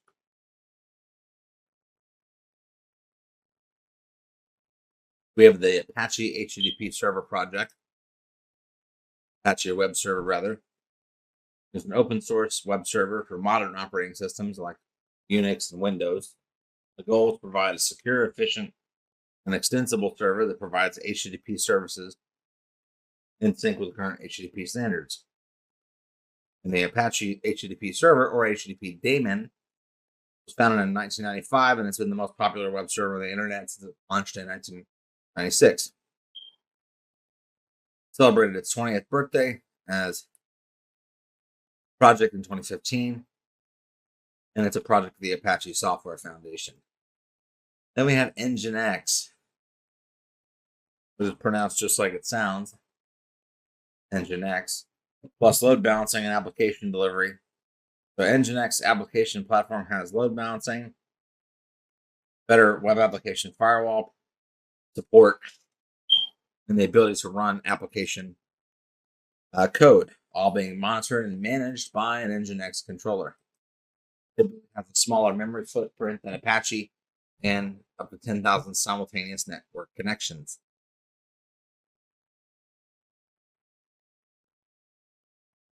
So the light HTTP daemon is all about security, speed, compliance.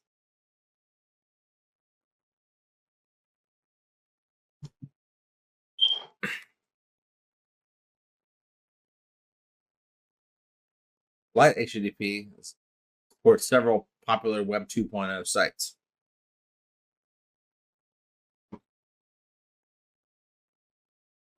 It's all about infrastructure, better memory management, also better for CPU load. And it's open source and licensed under the revised BSD license. It's good for embedded systems, and then it has a built-in database. So we can put database servers like PostgreSQL, MySQL, and MongoDB.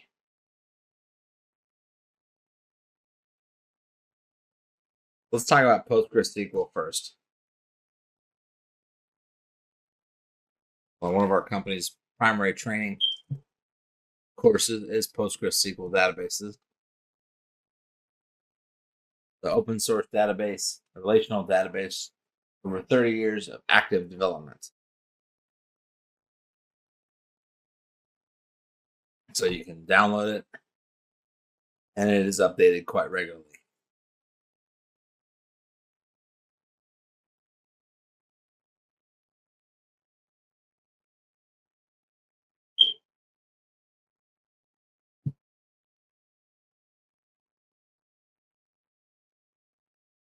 There's a lot of documentation for installing PostgreSQL. It is used many different industries, locations, all supported, and we do have. You want any introduction slides for PostgreSQL was designed to rival commercial relational database management systems of the day. And we talk about when database is something called the ACID test, or being ACID compliant. Not all databases are, but Postgres happens to meet the ACID standard of atomicity, which means that essentially all of the updates go or none. So if you do an insert, delete, update command, then these statements get treated as a single unit. Then you have consistency. So there's only two possible outcomes. Either they all change or none of them do. So especially situations like banking transactions where money transfers could result in disaster. If a server were to go down while a delete statement or some insert statement was going on. So consistency guarantees you'll never leave your database in a half-finished state. So if one part of the transaction fails, it will roll back the database as it was before the transaction was started. Isolation keeps transactions separate from each other until they're finished. And finally, durability, which means that the database will keep track of pending changes in such a way that the server can recover from an abnormal termination. So even if the database server is unplugged in the middle of the transaction, it will return to a consistent state when restarted. That's one benefit of using something like Postgres. MySQL is not out of the box ACID compliant because it doesn't support the consistency, isolation, or durability. But there are table locks, which is typically how databases will lock data while they're being written to.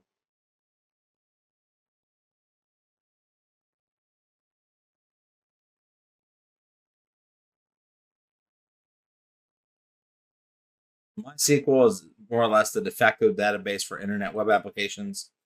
You might hear what's called a LAMP stack, which stands for Linux, Apache, MySQL, and PHP. MySQL, in some cases, is getting replaced by MariaDB, which is an open source implementation or a fork of MySQL. But there's the LAMP stack, so you have a fully functioning web service architecture to operate with. MongoDB is an object-oriented database. It uses the NoSQL structure, which is different than MySQL.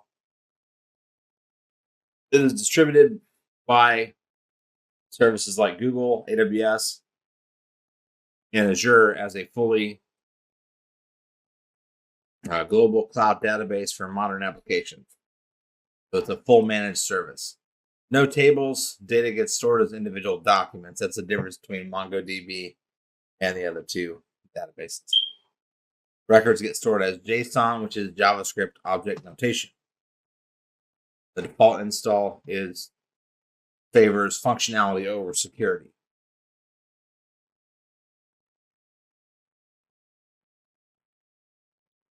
Let's talk about mail servers, email servers. You have what's called the mail transfer agents. These are vital for communication. Pretty much every Linux distribution has some kind of email client, ability to send email. So the mail transfer agent handles incoming and outgoing messages on the server. Determines the destination host of the recipient.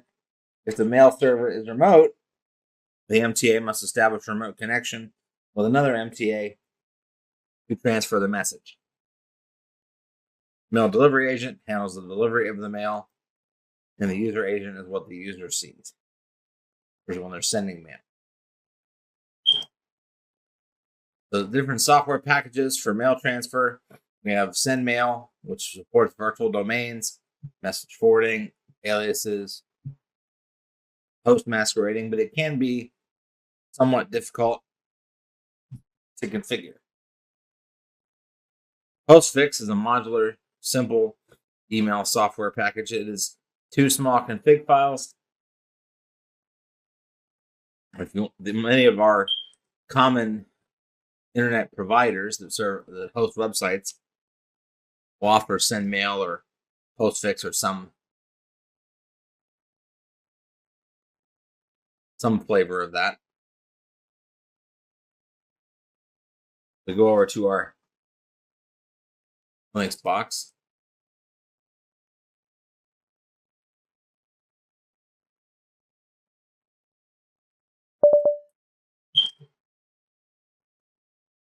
Postfix to SendMail compatibility interface.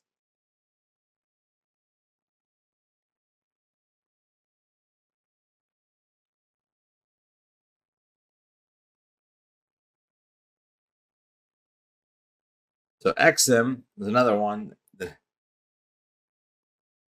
One large program to handle everything.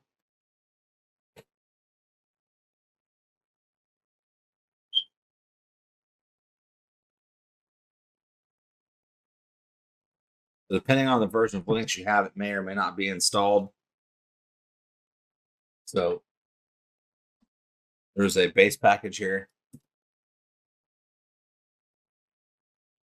You want to install XM on Ubuntu.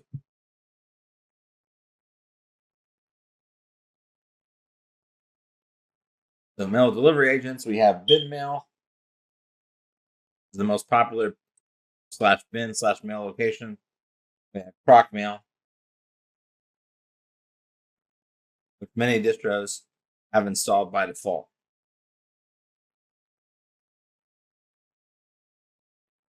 Then we have where you can send the mail to dev null.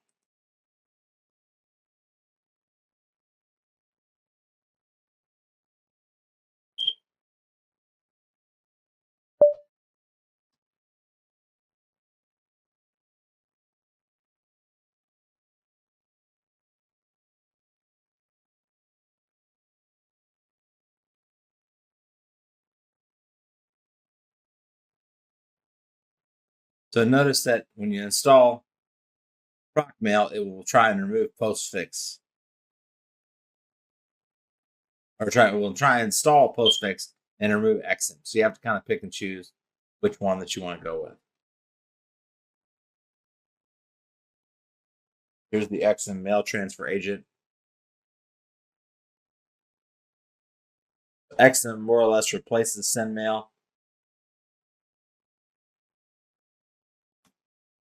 There's the path for the mail user agent.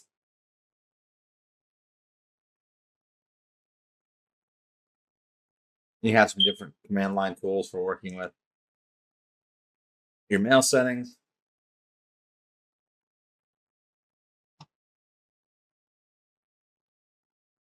Let's talk about file servers. We have peer-to-peer file servers. It means one workstation enables another workstation to access files. Collaboration typically does not scale very well. You have NFS, network file system, and then you have Samba.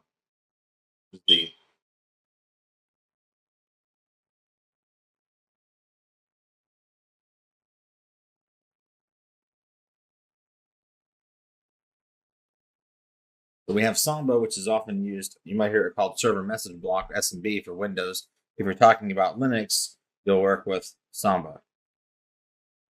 Now, if you want to set up a print server, you have to install the common Unix printing service. Now, it can have either a network printer or a local printer. And you have to start cups to be accessible on the LAN. It may not be installed all automatically.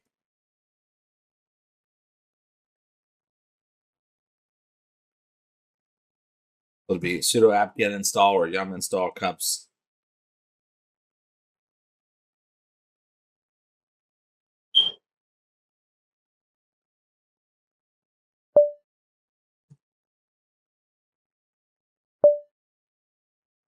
The cups is currently running, and there's the path to it, the cup for the cups daemon. The primary mechanism for Ubuntu printing services is cups. It is freely available. It manages print jobs, print queues, and provides network printing using the standard internet printing protocol. So it supports everything from dot matrix printers all the way up to laser printers and many in between. It also supports PostScript printer description and auto detection of network-based printers. It has a simple web-based configuration and administration tool.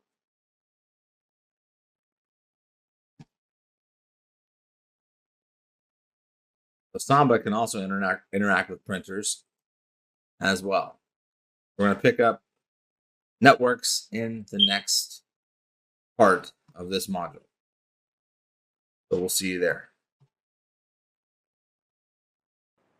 All right, let's talk about local networks, Linux servers. So most servers can be made to serve up network resources. You have to have IP addresses, either an IP version 6 or IP version 4 address. The big difference being an IP version 4 is a 32-bit address. You can do static IPs on a smaller network, but you'll want to use DHCP or dynamic host config protocol on the larger network. We have DH client in the DHCP daemon, as well as pump. Most Red Hat distributions will use DH client. There's also the rsyslog daemon for logging. Let's go ahead and look at DH client. This is the dynamic host configuration protocol. So a means of configuring one or more network interfaces to use DHCP.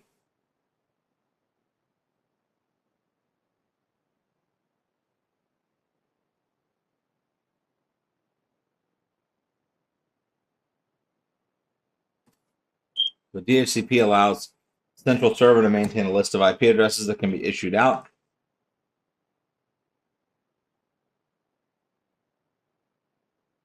You can have either fixed leases or variable lease times. Most logs in Linux are in the var/log directory.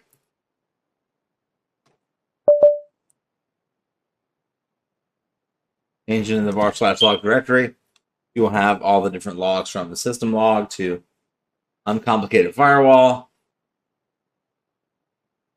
MySQL, Apache, Nginx, pretty much everything, OpenVPN, any logs you might have on the system.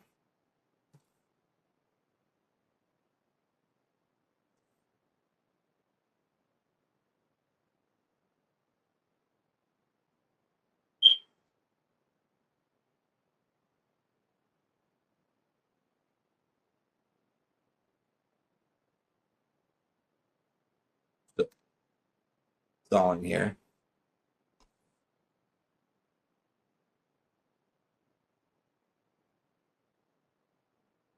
rsyslog is a system utility for logging both internet and Unix domain sockets, so it can support both local and remote logging.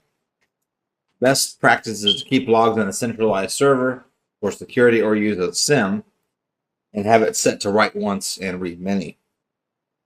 That way logs cannot get modified. Name servers. So we have DNS. DNS or domain name system, domain name server. I've seen it both ways. It runs on port 53.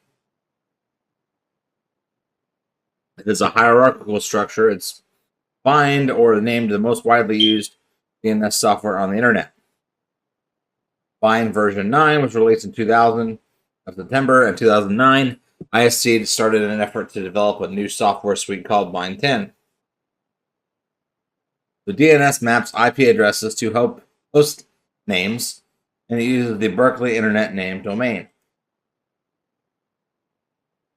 So we have a named server daemon. So one bind server can communicate with other DNS servers.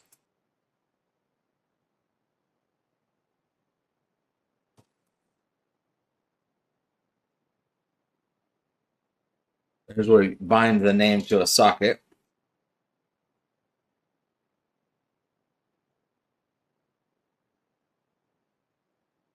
So DNSSEC, or DNS security extensions, is a protocol that's more secure for DNS, as it adds an encryption around DNS packets and zone transfers between DNS servers. So ultimately, it's part of the defense in-depth strategy.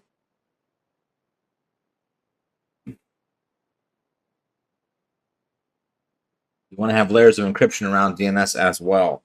What about serving up local networks, and how do we manage networks? Well, we have something called SNMP, Simple Network Management Protocol. SNMP is a client-server program because network devices will listen for SNMP requests. Essentially, you have SNMP version 1, version 2C, and version 3. Using both IP version 4 and IP version 6, you can utilize command line parameters to retrieve information from an SNMP capable device, which is pretty much all switches, routers, phones. Anything that could be on the network can be managed by SNMP typically. So you're doing things like SNMP get commands where we get information. SNMP version 3 added encryption and strong authentication. The net SNMP program is the open source implementation, monitoring network equipment,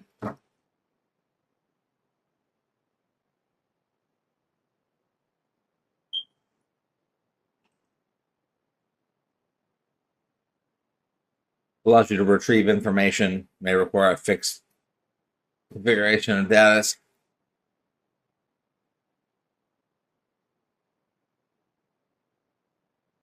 So we have NTP, the Network Time Protocol. NTP is what keeps all the clocks in your phone and your watches synced up down to the millisecond.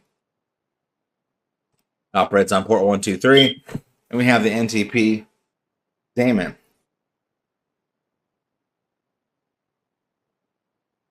To find out what NTP servers are available, go to ntp.org or pool.ntp.org, and you'll get to the same place eventually.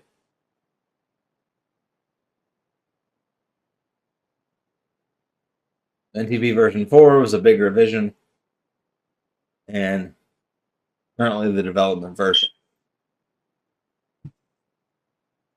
How do we implement security? Well, we have what's called an authentication server. We have a server that manages the passwords and user IDs.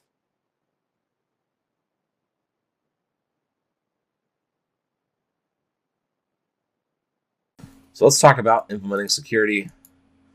So from an authentication server perspective, you have the user ID and password, which are contained in the Etsy shadow file, which contains the username and hashed version of the password.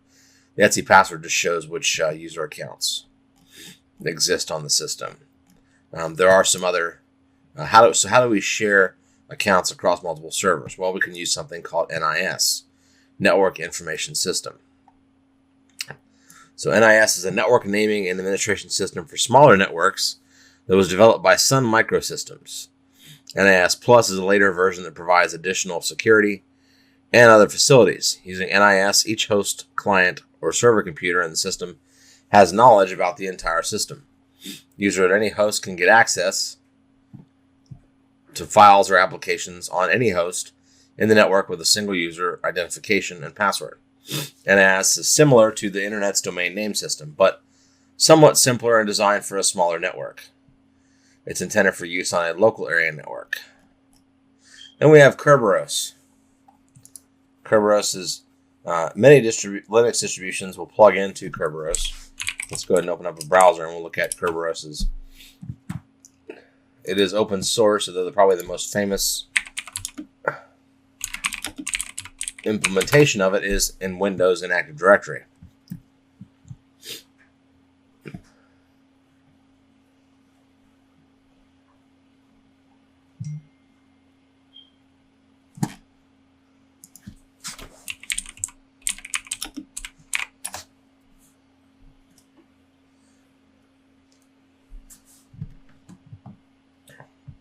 So Kerberos version 5, this is the MIT webpage. We'll go back to the documentation. So what is Kerberos? So we're on version 5-1.19.2 as of the recording. And so you can read some white papers about what Kerberos does, but essentially strong authentication for client-server applications using secret key cryptography. So you can get it in many different commercial products as well. LDAP, Lightweight Directory Access Protocol. LDAP is kind of the directory language and such of communicating with Active Directory. So the language of communicating with objects. So LDAP, actually there is an open source version of LDAP. Linux has the open LDAP package. And LDAP stands for Lightweight Directory Access Protocol. It operates on insecure mode in port 389 and port 636 in secure mode, protected by TLS. There are also different plugins for LDAP for programming languages to support that as well. Then we have certificate authorities. CA's certificate authorities are important because they're in charge of issuing out certificates for web servers.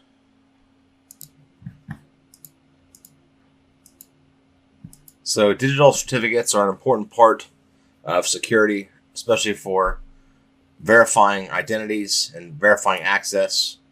Certificate-based authentication is always preferable to any other form. We also have two-factor authentication, sometimes called multi-factor authentication, but generally at least two factors of something you know, something you have, and something you are. So something you know being a username and password, or a PIN code, possibly a token or a security code. Then, of course, something you have would be your biometrics, or rather, your token that may contain biometric information. In the case of the U.S. federal government, they have what's called a common access card that has digital certificates stored on that card, and as well as medical information and some other things. So that card gets put into a reader, which unlocks the certificates so they can be used in applications like secure email, digital signatures, and many others, providing benefits of not only confidentiality, but integrity and non-repudiation. And of course, something you are, this is the biometric solution, or essentially the one type of authentication that can actually not only uniquely identify someone, but also control access. So biometrics has various modalities. If you're interested in some of our other courses, you can learn about those modalities like fingerprint, vein recognition, voice recognition, palm, many other ways to which you can prove something you are. But ultimately, it's another factor. So to have two-factor authentication, you have to have two different factors from something you know, have, and are. There's also, you may also see some where you are or something you do, behavioral, but in some cases there's overlap with that in biometrics. So how does this security get implemented? Well, we have OpenSSL, which is the primary package for certificate functions for servers and clients, especially Linux servers, but it is quite portable and used all over the World Wide Web. Then we have SSH servers. So the access server, how are we going to authenticate to the central server? Well, we want to use secure protocols, and secure shell, which is built into every Linux distribution, including Mac OS, can facilitate that. So plain text protocols like Telnet and FTP are a bad idea because anybody with a packet sniffing software like Wireshark or TCP dump can read packets right off the wire if they're unencrypted. So similar to using a VPN, virtual private network, SSH servers will create a secure tunnel between the client and the server. So of course, the SSH server comes with the OpenSSH package and supports secure protocols like secure FTP, secure file copy, secure copy protocol, SCP, and even tunneling.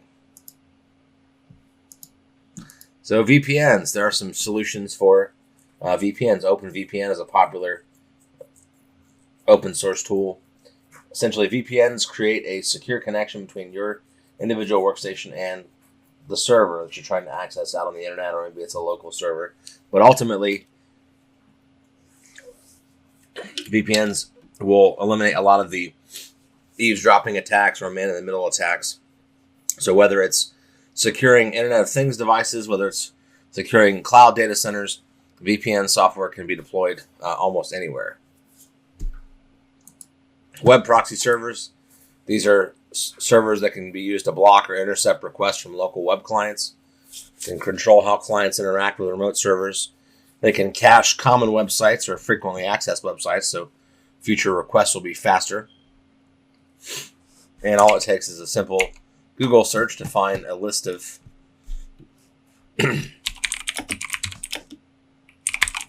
free proxy servers.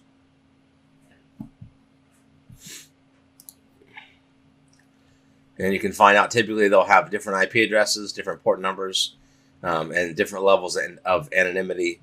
But generally all of them support HTTPS these days. There may be a few hanging out that are still using the unsecure HTTP protocol. So then we have monitoring tools like Nagios. Nagios has a complete monitoring solution for Linux systems, Windows systems, service state processes, file system usage, and many more. So you can use Nagios to do quite a lot of things, from Windows monitoring to Linux monitoring.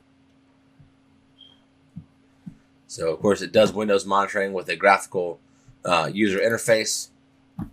You can download a free trial of their professional version, which has all of the web interface, the advanced graphs, so you can see what is actually occurring on your network. The Linux version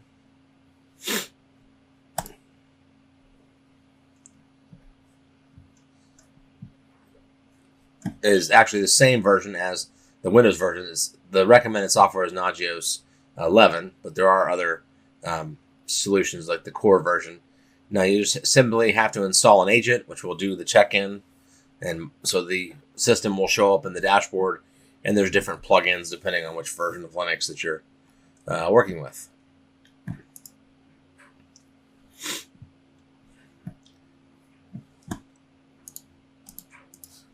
So Nagios works like many other SNMP tools. It has the ability to monitor performance with a nice graphical user interface to make it easy for users or network administrators to keep tabs on the network. How else do we improve performance besides security? Well, we can use what's called clustering. So clustering, essentially what it does is it divides applications amongst multiple servers, particularly in the cloud. A couple of different ways to do that. You can use the parallel virtual machine library. Apache has a tool called Hadoop. There's also the Linux virtual server project. Of course, then we have load balancing. So load balancing we use to redirect requests to a cluster of servers. So a common load balancer is HA proxy, which is high availability proxy. Essentially, a load balancer is nothing more than a traffic cop that keeps one server from getting too much customer or user traffic. So it shifts the load around as needed based on the network load and other factors like CPU, memory, etc. Then we have containers. Of course, containers solve some of the problem of application portability and moving from a test environment to a server using technologies like Docker and others. Docker is the premier as far as containers go, but there are other container solutions out there. Docker is just somewhat ubiquitous. You go to docker.com, you can sign up, and you can get a private repository, or you can have a public repository, much like GitHub. And from there, you can host different container images and launch containers even in a test environment. So let's say you wanted a container for MySQL. You can do that. You can go find an official image when it's been last updated. The one benefit to containers is that it's much lighter weight than a virtual machine, for example. So containers will run the same whether they're on your local system or whether they're in the cloud. And pretty much all the cloud providers support containers at some level. You may have heard of Kubernetes, which is the orchestration engine of containers. So, for example, in Google Cloud, they use Kubernetes to run containers to orchestrate. They're actually, in fact, the pioneers of the open source automated container project. So, the goal being to reduce the amount of time you spent setting up dependencies, so you can just use the Google Kubernetes network or Kubernetes engine to create multiple copies of your container. So if you're serving up a website, you could use it to do that. You could use that to do machine learning research, all kinds of different applications. So containers provide a semi-secure way to for developers to work on applications and port them over to the cloud. So we talked about Kubernetes. There are other orchestration solutions, but generally Kubernetes is the industry standard as far as, so you can go to kubernetes.io. It's actually for short, K8S is what Kubernetes is called. You can get the open source versions, and you can run it more or less anywhere, either in the cloud, on-premise networks, or in a hybrid type environment. So a lot of flexibility there. So in review, we talked about what is a Linux server. We went over some useful commands. We looked at serving up basic services, talked about local networks, implementing security, how to improve performance. We talked about components for a LAMP stack. We talked about how Linux can share files on the network. And so that concludes this module. I appreciate your attention, and we'll see you in the next one. Thank you.